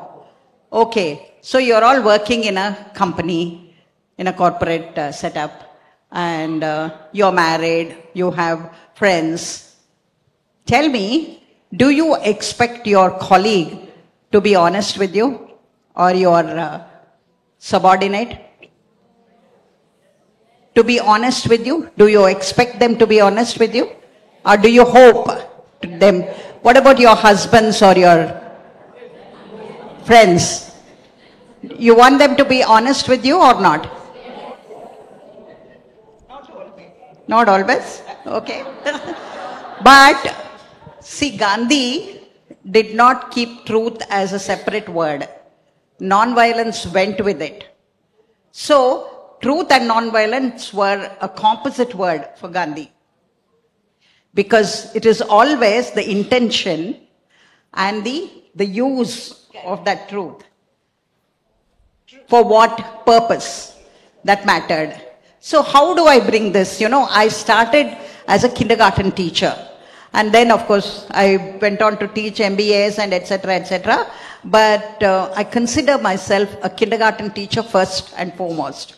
Okay. So how do I make this? And then I became a dancer because I learnt dance. I did not become a dancer. I did not perform on the stage. I told my teachers, the Dhananjayans, I will learn this dance only to become a better teacher because I want to use this in my classroom. I will never do an arangetram. I'll never go on the stage and perform. So they were very happy because their son was my student. And that is how I started. And how do I use these two principles to bring together for children? And so, the first thing we do when we learn Bharatanatyam is to acknowledge the earth. The basic difference between Western classical dance and Indian classical dance is the challenge for the dancer. The Western classical dancer has to be light and work against the forces of gravity and space and create sculpture in the air. The Indian classical dancer has a unit of time as the challenge. Because it's all counting, isn't it? It's all in the count that you do and how you choreograph. How do I bring non-violence and truth and respect for diversity for kindergarten children? So, would you like to do this with me? The first thing we do is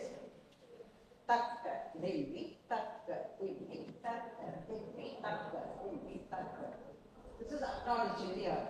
Okay? So what I did was make this into a unit of lesson. for class. With my soul and my body, I salute all directions. Mother Earth, who is my partner, whom I have to think of in all my decisions, and all the people of all religions, of all colors, of all languages, plants, animals, rivers, rocks, everything else that has been created, who share Mother Earth with me. So,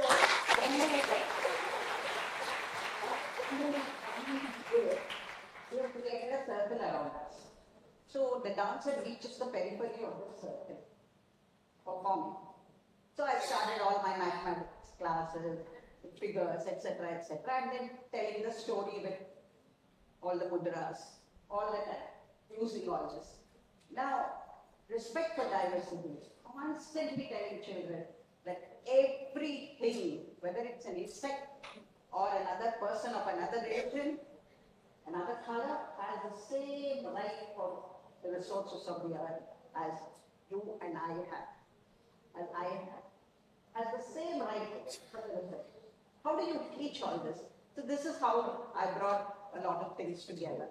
And I decided that I only wear handloom sarees because I developed a respect for the weaver when I saw the loom being set up. It's an engineering marvel, the loom being set up. Being a teacher, I thought my voice was... Can you hear me there? Okay. So, it's the sari that I was celebrating the weaver all the time. Every time I wear a sari, I celebrate the weaver. And once I had to go to Washington, D.C. for a conference, and through 29 countries I have worn sari. And I had forgotten to pack shoes. I was in the, after I had checked in and I was I was in the gate when I realized I don't have I'm wearing slippers. This is November and I'm going to Washington, D.C. What am I going to do? So in the airport, I found a sports shoe shop, luckily. And I bought one of those huge sports shoes, and I wore them. As soon as I went, I was told to come to the ballroom for the inauguration. And the inauguration was in a fantastic setting with chandeliers and everybody dressed so beautifully. I was the lone Indian. And I wore this fantastic sari, blue-green shade of a Kanchipuram cotton with beautiful gold border and pallu with flowers and animals and all that. I wear that sari and I wear these shoes. And I go to this ballroom. And the guy came and told me, you will be, after Norway, you are going to go on the stage saying something about your country and introducing yourself. Okay?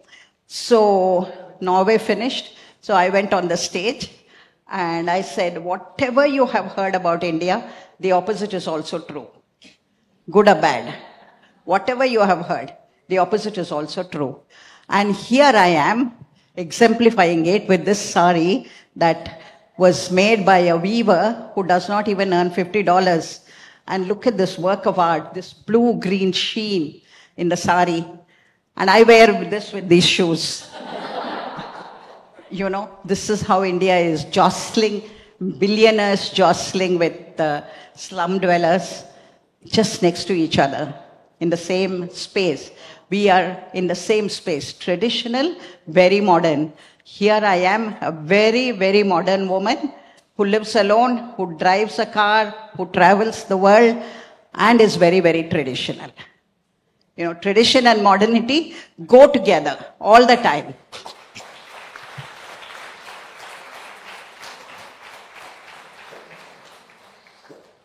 So Gandhi always comes. One of the slides that I put in, I do presentations on Gandhi.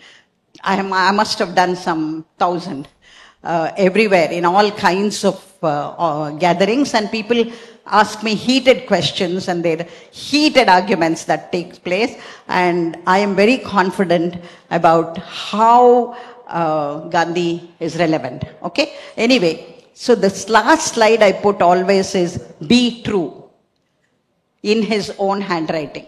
Be true, M.K. Gandhi. That's the last slide I put. And I ask the audience, what is he saying? He's not saying speak the truth. He's saying be true. What does that mean? Please think about it. We'll come back to it later. Thank you. Wow, thank you so much, Devika ma'am. I think that was fantastic. It really told us, it all depends on your mind and the eye you see things. So just a few questions to you, Shobha ma'am, just to go with you. As a leader and, publishing, how do you use storytelling to not only entertain, but also instill values, culture, awareness, leadership, so many qualities in these young readers? Isn't that the role of publishing in any case, publishing any books, that especially children's books, it is in the choice of stories that you choose to publish. So one of the things that we definitely decided that when we returned from the US was not to give our children again Cinderellas and Snow Whites and Pinocchios and Lion Kings, because India is, to tell you that it is a treasure trove of stories in itself would be an understatement. In fact, even if you take one story, it has so many avatars when it travels across India. A simple story, for instance, like The Fox and the Crow. Do you know that story, Amuda? Yes, yes. Surely. In which language have you heard it? English. In English. Kaka Nari Kade, the Kaka and the Nari, the Kaka steals a vade in Tamil Nadu. It steals fish in Goa. It steals, a piece of paratha, I think, when it goes to Punjab or Delhi.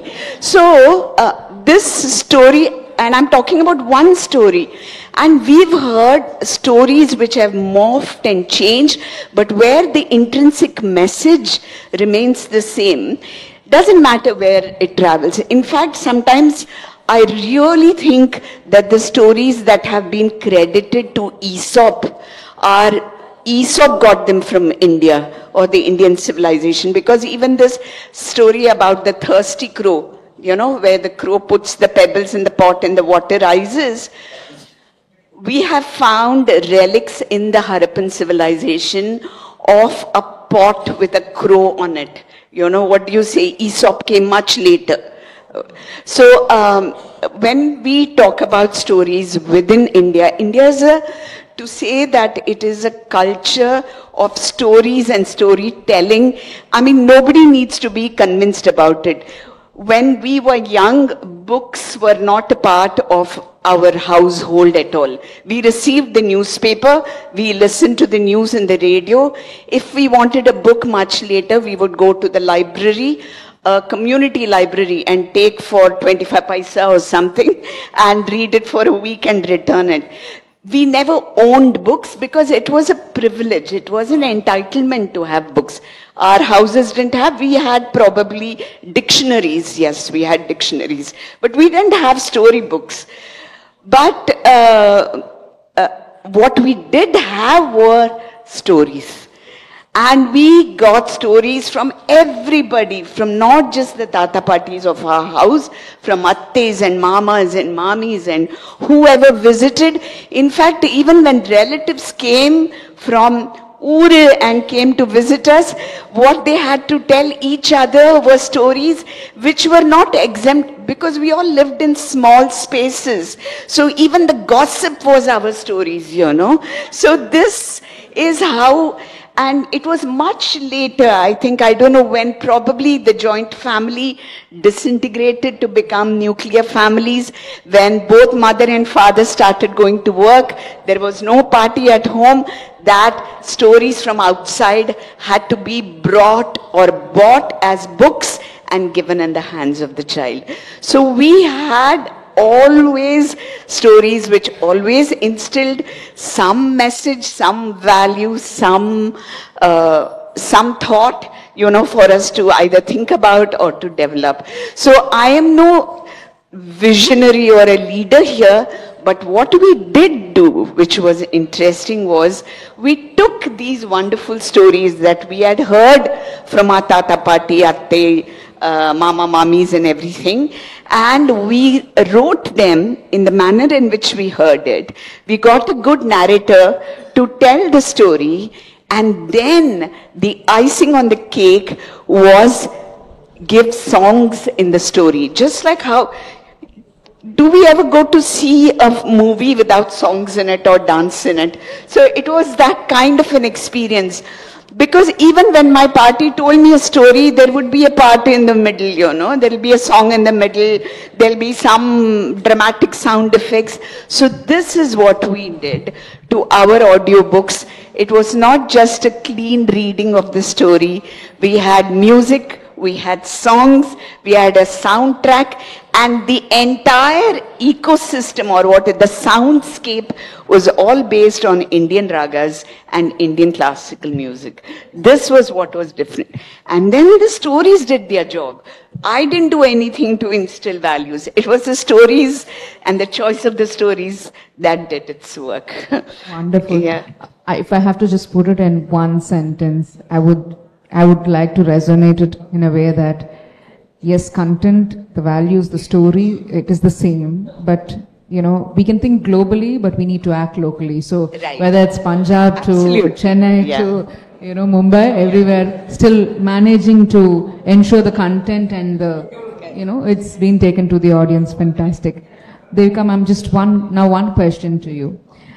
Having the Gandhian principles of non-violence, truth, and meaning, as you rightly quoted, is it relevant today? And how can storytelling be an effective tool to spread these values in modern leadership today? I think I already shared that now.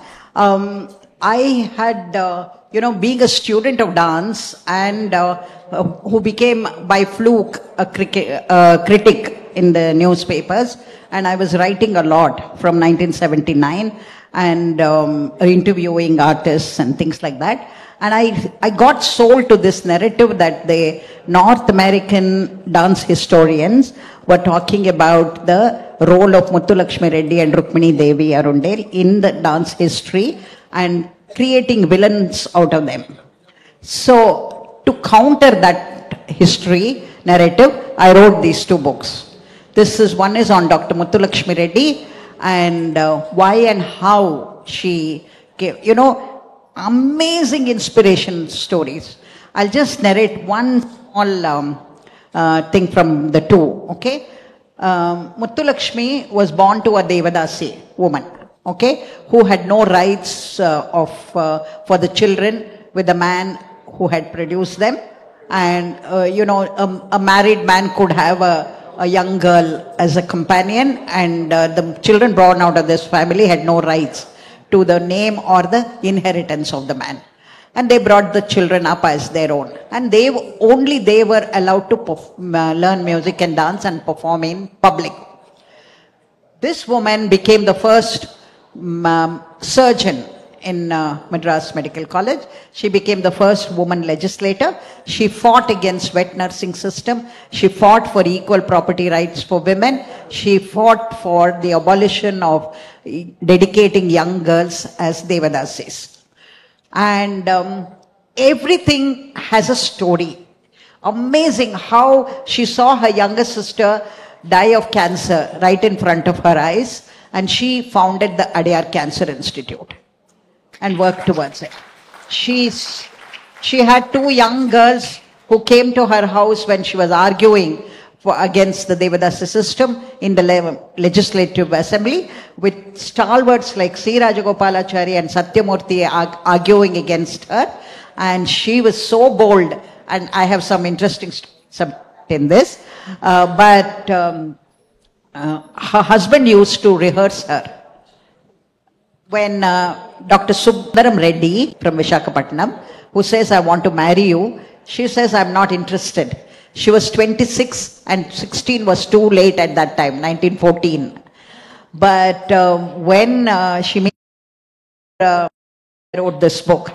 And then you have Rukmini Devi Arundel, who followed her, who was born in a Brahmin community, who learnt the dance, and now she fell in love with a man who was 42 years old. She was 16, and he was a British man. And her mother, Sheshammal, at age 80, she supports the two against. There were big letters to the editor in the Hindu newspaper, editorials against the marriage. There were groups of people who were protesting in front of the Theosophical Society against the marriage. The mother says, let's go to Bombay and get them married. So she takes her daughter and the whole family. She was a widow, remember, in 1919. She takes the family to Bombay, gets them registered marriage. And when people protested against her learning the dance, she says, no, she has a mind of her own. It's what she wants that she will do. So these kind of inspirational things that you hear and read, about women who, in whatever circumstances they were. So there is always a hope, that you can come above circumstances. Always. So these are the kind of stories I collect and tell children. I have a bag full of stories of real life stories of various kinds of people, which I constantly share with young people and others, and to provide inspiration. So these two books have created a kind of a storm in the dance world, dance history world. Thank you. Wow, that's fantastic. I think even our previous speaker before the session also said, there are so many examples in front of you, and I think that's what both of them also have told us, that where we just go focused on the purpose, and there's so many inspiring stories around us, and as time changes, modernity may come in, it may take its own form, color and shape, but I think the core remains the same, and I think we just have to embrace it. I think we have to conclude the session, and in the interest of time, thank you both Shobha ma'am and Devika ma'am for being here with us for MMA. Thank you so much. Thank you so much, Ms. Amuda, for helping us keep time. When you have such fabulous storytellers, time is the only problem. May I request Group Captain Vijay Kumar to come along with Ms. Meera Nair, President Mr. Mahalingam, and Mr. Ramesh Babu, if you could also join us them on the stage presenting momentum.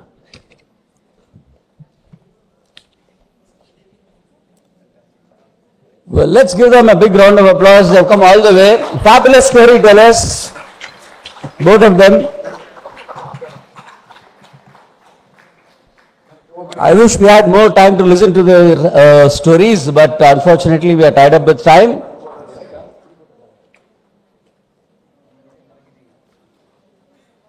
Thank you, Ms. Amuda, for facilitating the session, moderating it so well.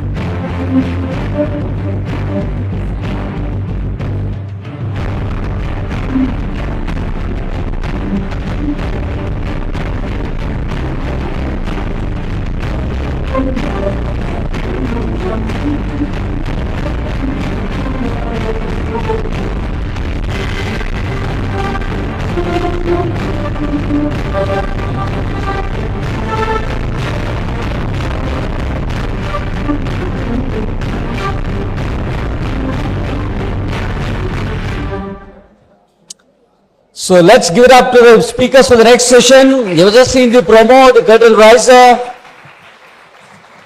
Special session 3 and last one before we break for lunch. Challenging norms, the power of being different. And let's welcome Colonel Shafali, Ms. Mona Agarwal, Ms. Fatima Afshan, and Ms. Anju Mary to mediate the session.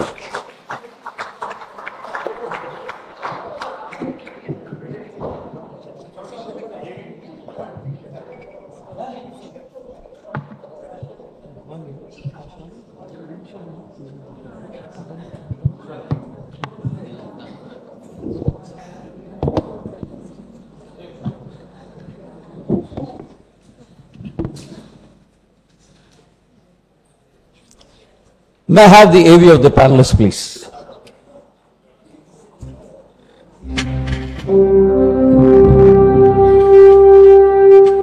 Ms. Fatima Afshan is a celebrated mixed martial arts MMA champion, mastering disciplines like boxing, Muay Thai, kickboxing, judo, wrestling, Brazilian Jiu-Jitsu, and Sambo.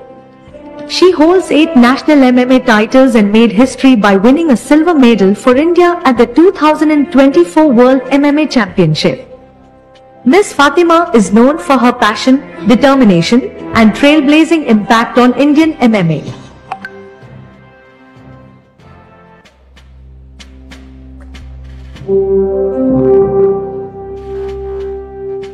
Ms. Mona Agrawal is an inspiring Indian para-shooter who won a bronze medal in the 10-meter air rifle event at the 2024 Summer Paralympics in Paris.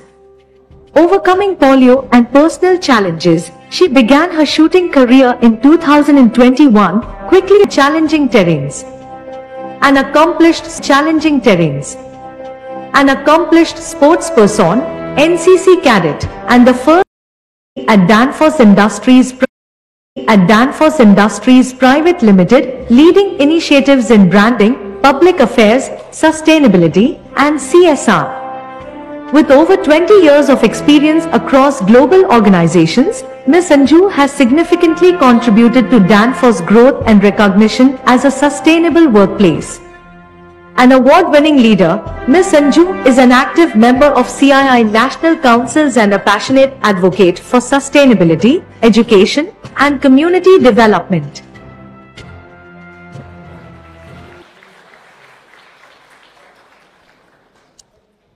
All of that energy, such challenging people. Yeah, great. Let's welcome. Great. So, before I hand over the session to Ms. Anju, we have 2 short videos. About 2 of them. Colonel Shafali's video first, please.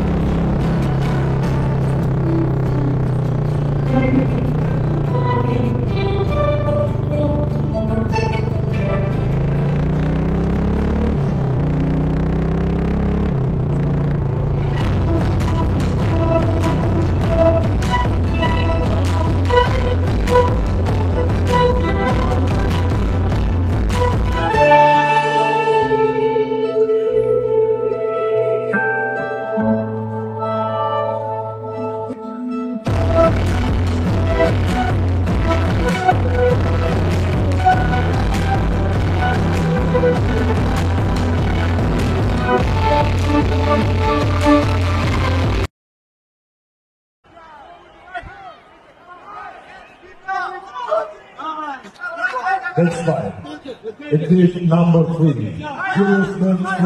Nice leg kicks there. As Team Ireland is pressing forward, but she is getting hit. Team Uzbekistan,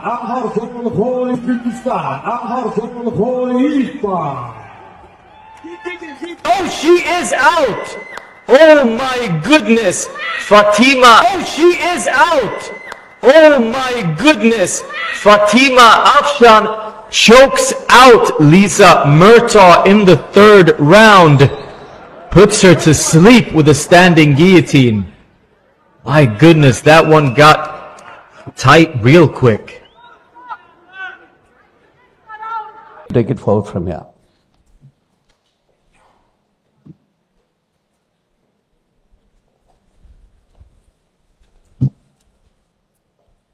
Good afternoon, everybody. So our session is the only thing which is standing before the lunch. But this is the most inspiring and interesting session. All the others were as well. So inspired by my previous speakers, I would like to start with a small story. So once upon a time, there was an old farmer couple. So their bull and their horse were the only things which were actually supporting them in life. And one day, the farmer's horse gets lost. They wake up in the morning and there is no horse. All the neighbors came by and then told, what a misfortune. The farmer said, maybe. And the next day morning, this horse comes back with 7 wild horses. And everyone around said, wow, so lucky. Now you've got 8 horses. The next day, the farmer's son gets on one of the wild horse to break it, to get it to train it, to learn the farming techniques. It is his only son. The son gets thrown off the horse. He breaks both his legs. All the neighbors' family came back and then said, oh, what a misfortune. What will you do? The next day, the government comes. There is a war going on. The government comes to enlist all the young men in the area, to enlist them in the army. And then, because this boy's leg is broken, he is the only one in the village who is not taken away to the army. Then everybody came back and said, wow, how lucky you are. You are the only one who has got the son back at home. So what the story really tells us is, and again the family said, maybe.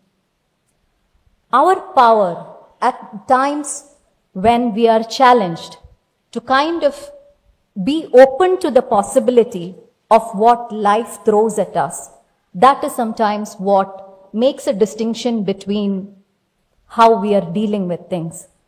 So today it is an absolute honor to chair this powerful session on challenging norms, the power of being different, the power to kind of think beyond the binary, to think beyond the consequences of good fortune, misfortune, to think beyond the choices of the choices we make at each and every time in our life, to kind of stand by it.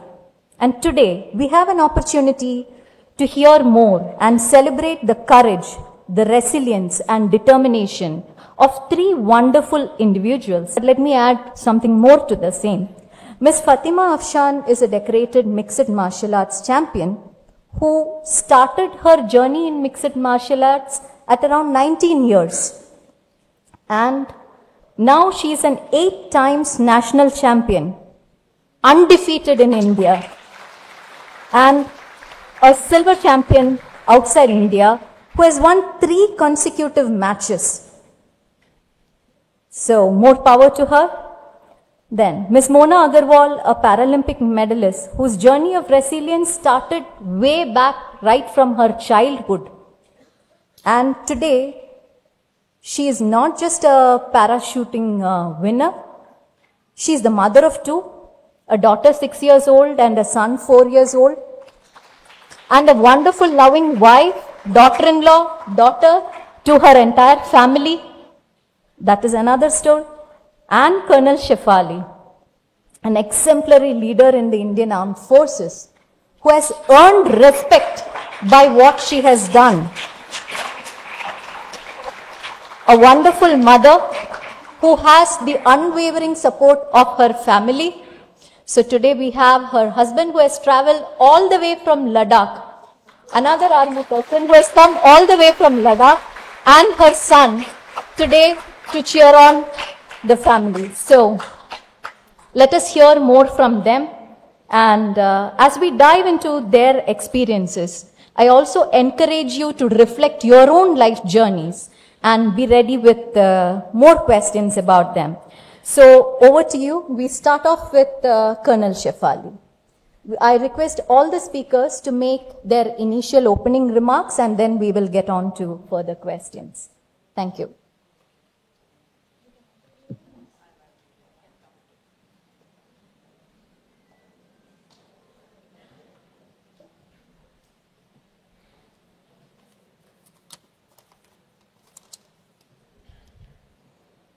Jai Hind. First of all, I would like to thank Mrs. Jasbir Bara for her presence here. Ma'am means a lot. Thank you. The speakers so far have set the stage in such a motion that it is only fair for me to maintain the same rhythm while expressing my thoughts. I feel so proud to see you in uniform. How many of you would agree with that? I knew it. With all the women sitting here, I will get these many hands. You know why? Because I get this compliment mostly from the women. My own coursemates tell me, Shefali, we are so proud of the fact that you're commanding a unit. Well, these compliments come to me not because of the uniform or the rank. They come to me because I am the one joining it.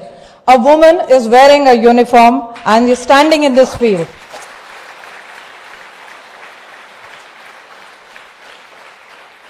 The idea of inclusion of women and the presence of the women in the defense forces was very, very strange till few years back. Well, with these compliments, the first question that I get is, why did you choose to join the army? The answer is simple and very, very obvious. I was born to do this. I belong here. And there is never a thought that was different from this. So in the year 2003, the concept of women forces, a woman in the forces was relevantly just a decade old, with very limited employment and no benefits whatsoever, but I still decided to get in. And as planned, I cleared the Army SSB test in the first go. But there is this is not the happy ending, but there is more to go. So I got rejected in the medicals. Well, the hurt of being medically temporarily rejected wasn't as much as was the fear of losing my dream, my life as if dependent on it. So I fought, I struggled, I cleared my medicals, and then I got into the army. Now this is again not the happy ending that you're looking for. This was just the beginning of my new life, the realities of it. We were all supposed to leave the forces after 5 years. The forces which were our dream, 5 years only. The backward countdown had begun. But still, the journey began with a bang when I reported to Srinagar on my first posting. So soon after that time, the militancy was at its peak. So soon moved with my AK-47 through snow and water.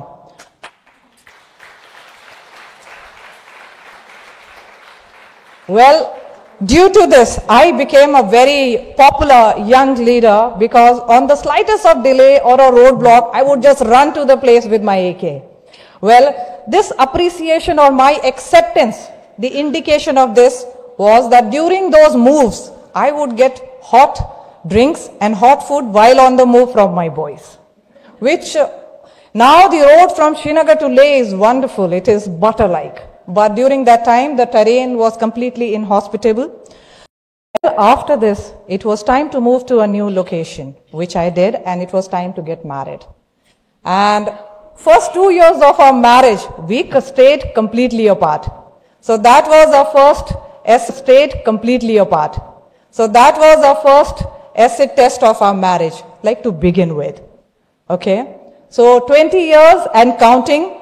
So we every ceiling that I shattered made me a better leader, a stronger one. Today I walk like a tiger, a stronger one. Today I walk like a tiger because I've earned that title.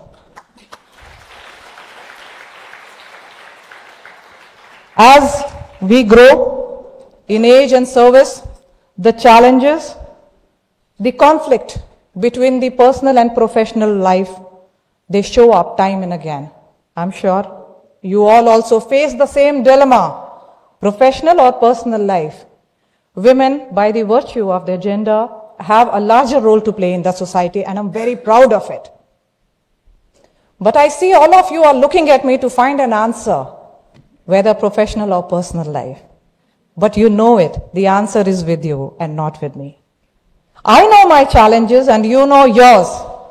I handle my challenges happily, successfully, proudly, and to my full contentment. For me, my organization will always come first every time. I shall stay committed 100% to my organization, for I belong to an organization which takes care of me and my family even after I leave. There will never be a drop in my commitment. This commitment has not made me any less of a mother. Rather, this commitment has made me a better leader, a better wife, a better mother, and a better daughter. Challenges stay, so will we. When life gets harder, challenge yourself to be stronger. We are all sitting here and discussing our lives, thanks to those women who long time back decided to venture into those fields where they were not allowed. They are the ones who have paved the path for us, and I'm grateful to all of them. No. Now is the time for you to act, because whatever that we are going to do will impact the future generation, isn't it? So we have to mind our steps very carefully, and we have to do it very well. So, in the times to come, we don't have to celebrate the Women's Day to remind people of our existence and womanhood. I hope we reach that day soon. Well, I succeeded when I joined the Defense Forces Training Academy. I succeeded when I did not quit after 5 years. I succeeded when I fought for my own permanent commission. I succeeded when I faced the promotional board, when I picked up that one extra star and took over the command of my unit. Today, when you see me as a successful person, do you know how many failures I have had between these success points? Can you take a guess? It was much more than the successes that I have had. Multiply it. But I sustained. I refused to give up. I was not going to quit, simply because this is what I love to do. I am a fighter and I will sustain.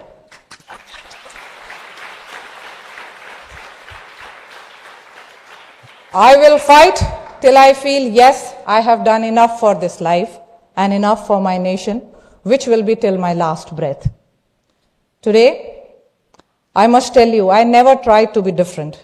There was no need. All that I tried was to be me. That's it.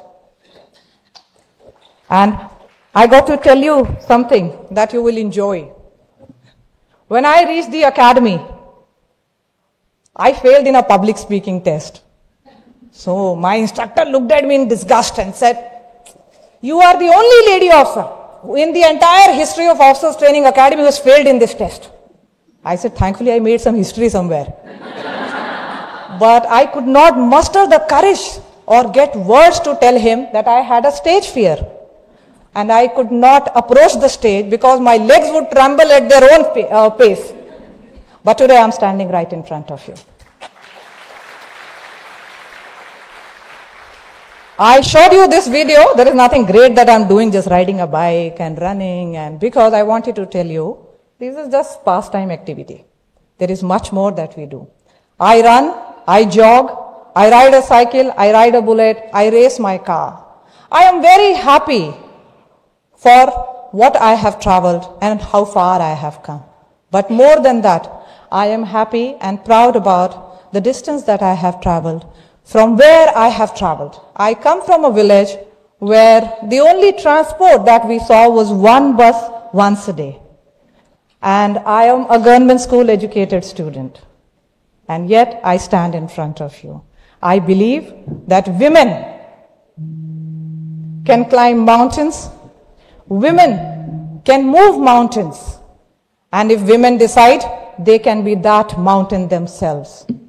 We have it in us, but still we decide to share it, balance and give it all. But in the end, I would like to urge to you all, please live your responsibility towards yourself, your family, your society, your organization, and above all, our nation, but in the reverse order, the way I listed them. Thank you all for listening to me so patiently.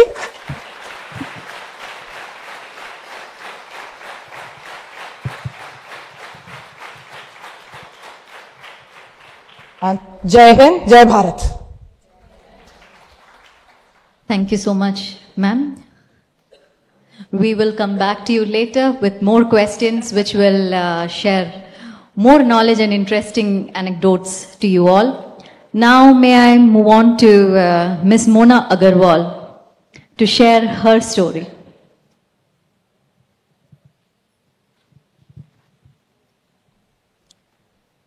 Hello everyone.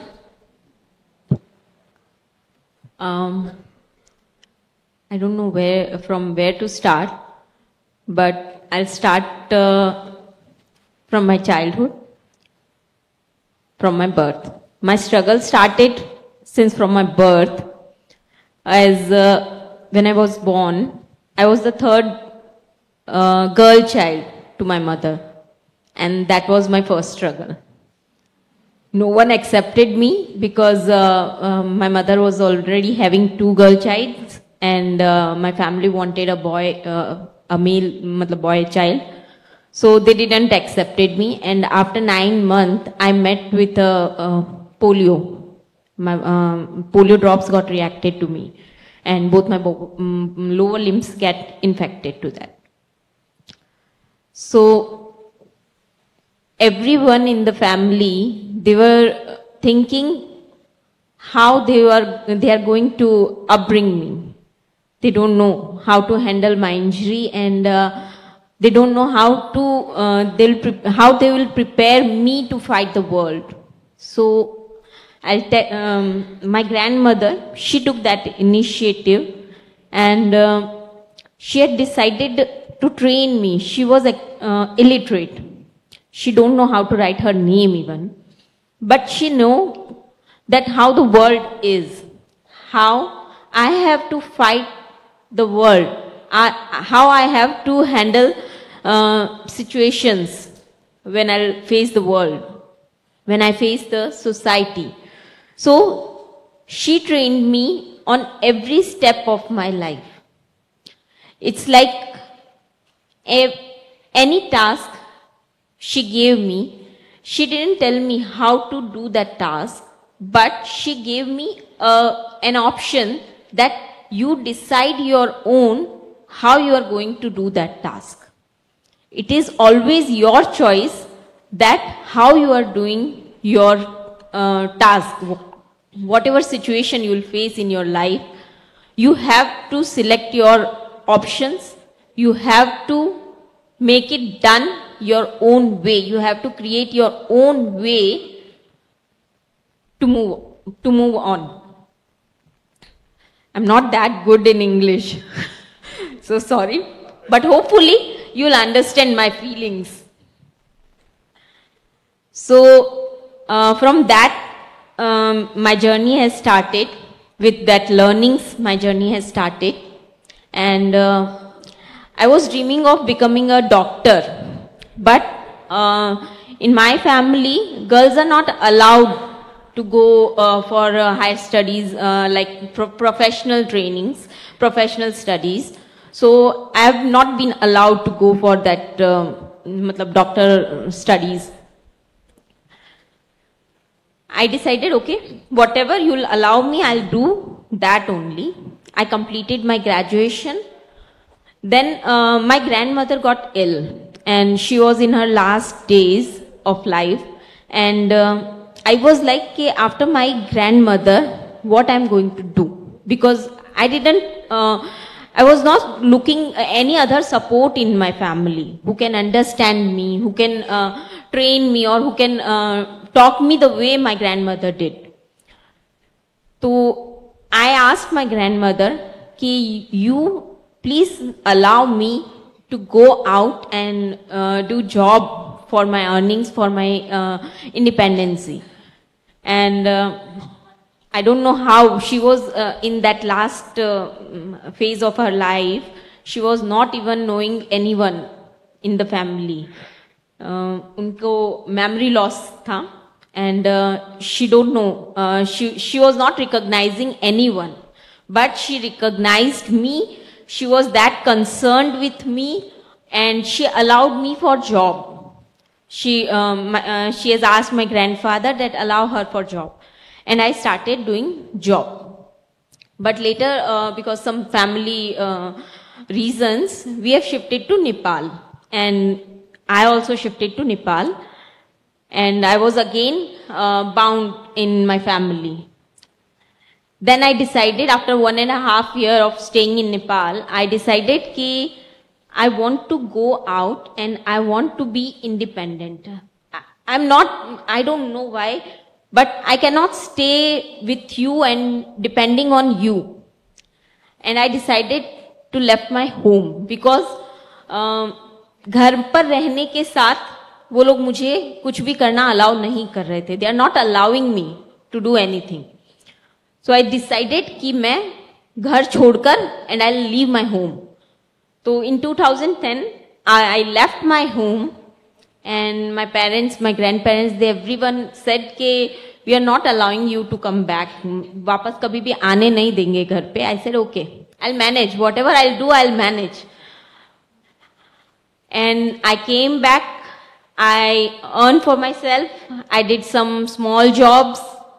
Then in a company, where I was doing job, I got promoted for 3 times in 3 years, and I was on top level of that company.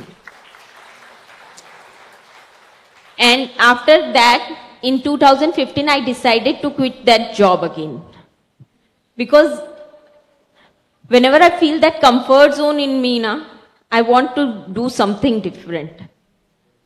So I decided to leave that job, and I was looking for something that will be different. Something that is made for me, specially for me. And in 2016, I introduced myself in sports. I participated in athletics.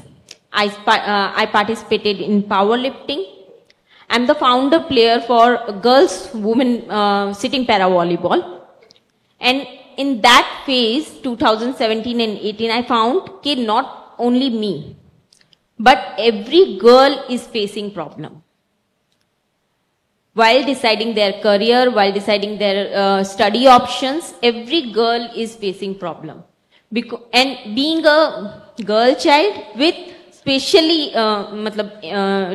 disabilities, every girl child has to face lots and lots of difficulties. They are not allowed to choose whatever they want. So I trained a lot of girls. I created team in different states. We have organized first national for sitting para volleyball, and due to which 8 girls in Rajasthan, they've got government job in Rajasthan. Then I got married, settled in a family. I have 2 kids, and when my son was born, after 2 months, my husband met with an accident. My husband is also physically challenged, but when he met with an accident, he got injury in brain. So the support I was receiving from him, that support got lost. And my in-laws and my family, they've decided that now you have to do only job and you have to take care of your kids and family. And leave your dreams of becoming an Olympian player, para-Olympian player. So I thought, okay, some 2 or 3 months I have done these things. I have took care of my kids. I have done my job. I have taken care of my family. And then I decided, no, I'm not made for this. I'm made for something else. And again, I asked my mother-in-law and I said, I want to go out. want to go for my sports career. And that also helped my kids, because I have to play role for my kids, for mother and a father as well. Because now my husband is not earning. I don't know when he's going to be perfect, but I have to play both the roles for my kids. So they were like, hey, we are not allowing you because we cannot handle both the kids. But I said, okay, however, you have to manage and I'll do what I want.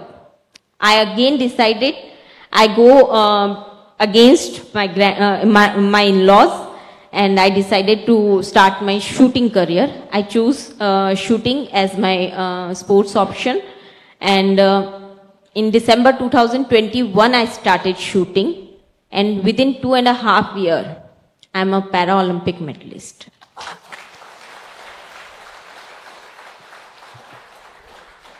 So from my childhood to this stage, I was reminding myself that anything or everything you'll not get easily.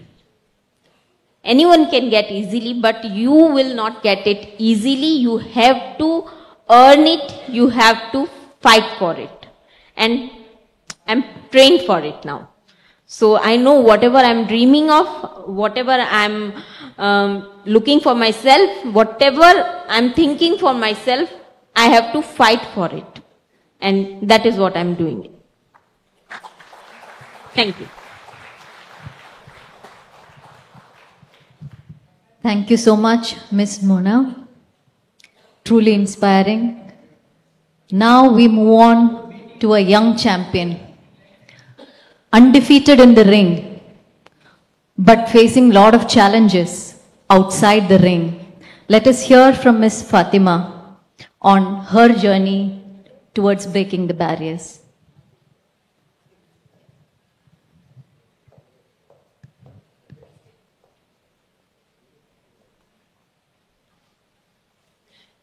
Hello, good afternoon everyone. It's really very empowering, and it's really an honor to be here in this stage, sharing stage with all, inspiring women and who are true leaders by their own professions, right? So my name is Afshan, Fatima Afshan. I'm a mixed martial arts athlete, and I'm an 8-time national undefeated champion in India and a silver medalist at the World Championship. So I started my journey when I was 19 years old. I'm 24 years old now. When I started, I'm a woman in sports, right? And I come from a very Muslim, strict, orthodox family. And when I started, everybody had a lot of questions to throw, and, taking up a sport that was male dominant, mixed martial arts, fighting. And too many questions with myself as well. And I was like, you know what? And everybody goes like, you got to start at a very young age, and, you got to to get to the top, you got to really start young and all of those things. But then the first thing that I told myself was better late than never. And if I had not believed in myself then, because nobody did, and if I had not believed in myself then I wouldn't have reached, or I wouldn't have been in this place where I am now, right in front of you guys, and, giving a speech. And trust me, I manifested all of this. And I really did believe I had that ability and that courage to believe and, go forward. As a fighter, I think there are a lot of challenges that I go through with all the, resistance, with the training, the pain, mentally, physically, and all the injuries, the cramps. It's also, as athletes, I think we're always in this high pressure thing, constantly trying to challenge ourselves, right? But there's something that I always tell myself. I talk to myself. I tell myself, hey, no excuses. You chose this path. And when you have chosen what you've chosen, walk on this path with conviction, and you never know who will be following you, and you own this responsibility. You have a responsibility where people, no matter what field, any field that they are in, will just be inspired, and it'll give them that sense of courage and that bravery to walk on their own paths individually, right, with all the strength that they have. And ma'am was talking about how she was the third child, and there was a lot of pressure. I'm the eldest in my family, and I have two beautiful sisters, and that itself was a challenge for me, because a lot of societal family expectations are thrown at you. Like it's not even that you chose it, right? It's just thrown at you. And when I as I was growing up, everybody went like, hey, my parents, as family, we went through a lot, be it financially, be it, just dreaming what we want to be in life, and a lot of things, right? So I and my mom went like, my mom always wanted a boy, because, women, I think, more fights to fight and like more things like that. No, like men, I think they have, it's their own fights, but I guess, lot of things are just thrown at you when you're born. So, and I was also like, as a kid, I've always been this rebel and, breaking stereotypes inside the family itself. And, I think, making that path for my sisters to dream what they want to become, and, so that they can have a easy life. They can have less fights to fight for and stuff like that. And when that happened, and every time I was put under pressure, I was like, how I wish I was a boy, and all of that. And that, my mom, it just stuck with me, right? When my mom also, when she kept like thinking about it that way, and it just stuck with me. And then as I grew up and experienced the womanhood, I'm like, oh my God, thank God, out of everything that I could become, I'm a woman, I'm born as a woman. That itself is my strength today. And that helped me, face challenges with that strength that I have owned. And as family, I'm trying to like connect and realize why God has, made me the eldest, why God has given me two sisters and not brothers. And, when you own that sense, everybody is strong, everybody is powerful in their own way. But then when you own your strength, when you own your power, is when you're unstoppable, is what I realizing, and I'm like becoming. I'm in that phase of becoming. So yeah. And I just wanted to say, to be a leader, especially as a woman, sometimes you got to stand alone. It means standing alone. Like, there are challenges, doubts, and there are even times that you're pushed aside, right? And it's not about seeking approval, but it's about staying true to our vision and just marching ahead. So when I started, when I was 19, there were too many things that was thrown at me, but I was just believing in what I believed in, and there was no turning back after that. And today, here I am, I'm still becoming, and apart from this, I am promoting MMA as a sport, because I think, for every individual, it is important to take up martial arts, self-defense. It's as a skill by itself, just like any other skills, right? And even be independent for your own safety. That gives you a different perspective towards life. And as a woman, I can only talk about, from a woman's voice because I'm a woman, and it gave me character.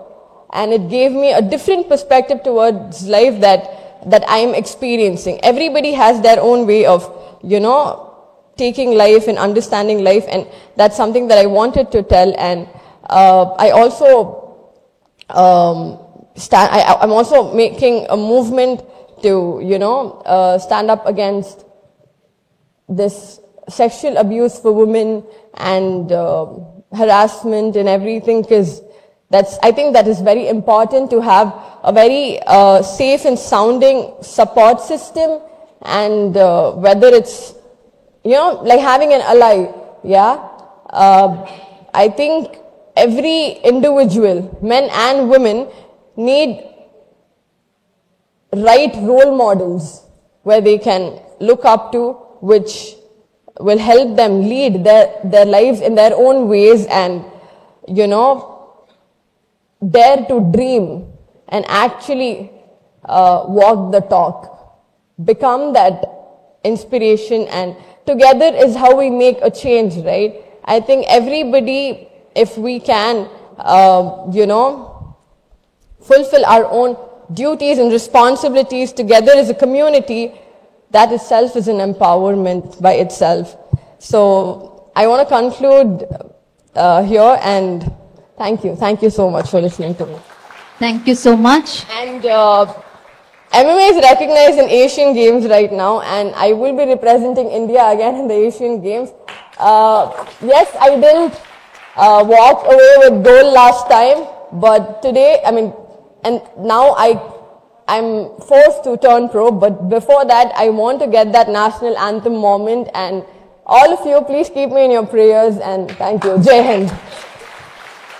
Thank you so much. So now, in the interest of time, we will, I've got a lot of questions from several of you, but in the interest of time, we'll limit it to one question and one rapid fire takeaway from all of them.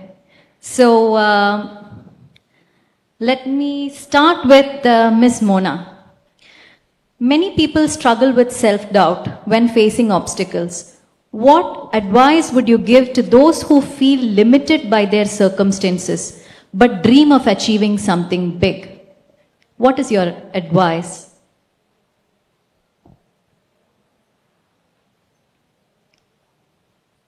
I'll advise people that it is not easy to get something, because in every field, wherever you go, maybe it is a sports field or it is some administrative field or any field, wherever you'll go, you'll face some obstacles.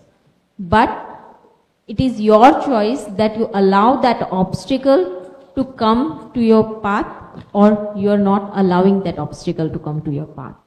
Because you have to be that strong, you have to be that positive that you can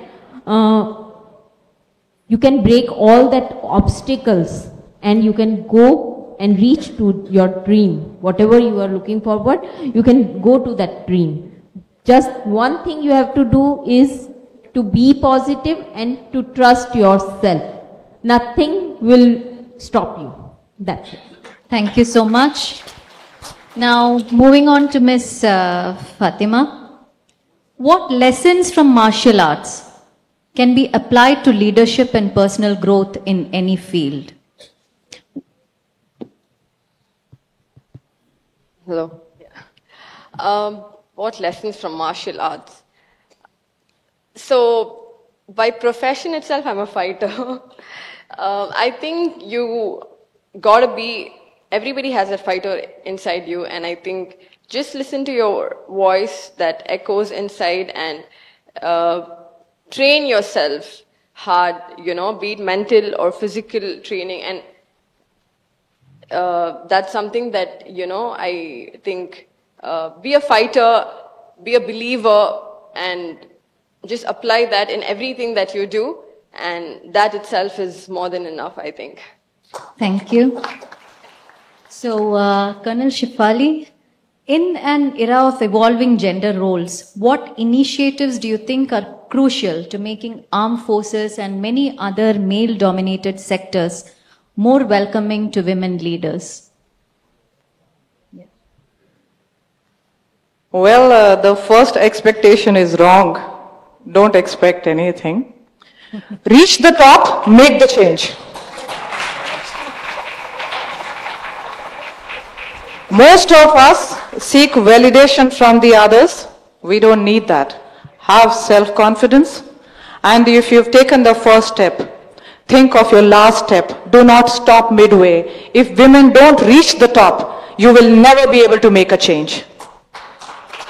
That would be it. Thank you so much. So, thanks to all my three speakers. So, if I have to kind of conclude with a quick takeaway message, it is, women, proudly be different, persistently be consistent, and be a representative for other women, and persistently be an ally and an inspiration. Because as a woman, you are not just the creator of your own destiny, but that of many others and future generations to come. So, let's together make a change to a more empowered tomorrow. Thank you.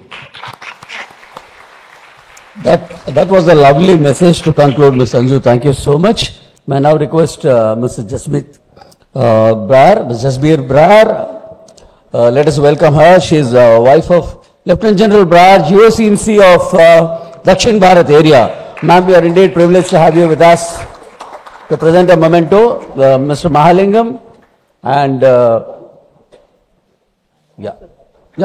Ms. Meera Nair. Lakshmi sir, please. Yes, I know you're all hungry, but I think we can still give them a big round of applause, right? All of them are phenomenal achievers, breaking the barriers, each of them. Inspirational stories. I think many of us can take them as role models and move on.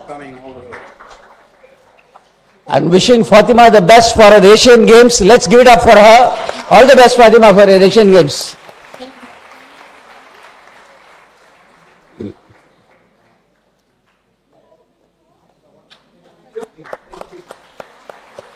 Ms. Mona, wishing you more success, more awards to come. And lady with the baton, Colonel Shefali, we wish to see you reach more greater heights in the army. Well, that brings us close to the convention, Women's Convention of this year. I hope all of you have enjoyed as much we all enjoyed hosting you all. May I request you all to rise for the national anthem before we move on to the lunch.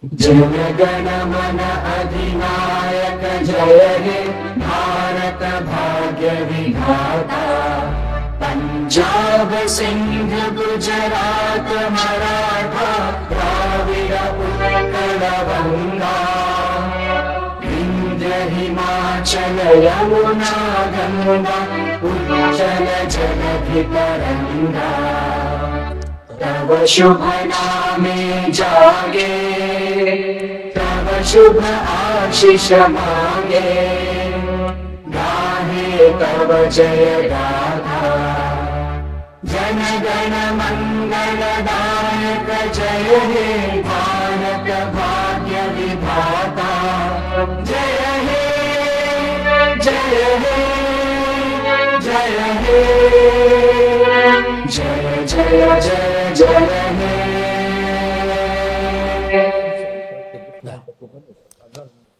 So all of you, please enjoy your lunch, and thereafter don't forget the gift hamper, and also please give us a valuable feedback after reaching home on your QR code. Please submit your delegate badges. We would like to use them again next time, reducing plastic use, and your feedback is very important to us. Thank you for joining us today. Have a great day.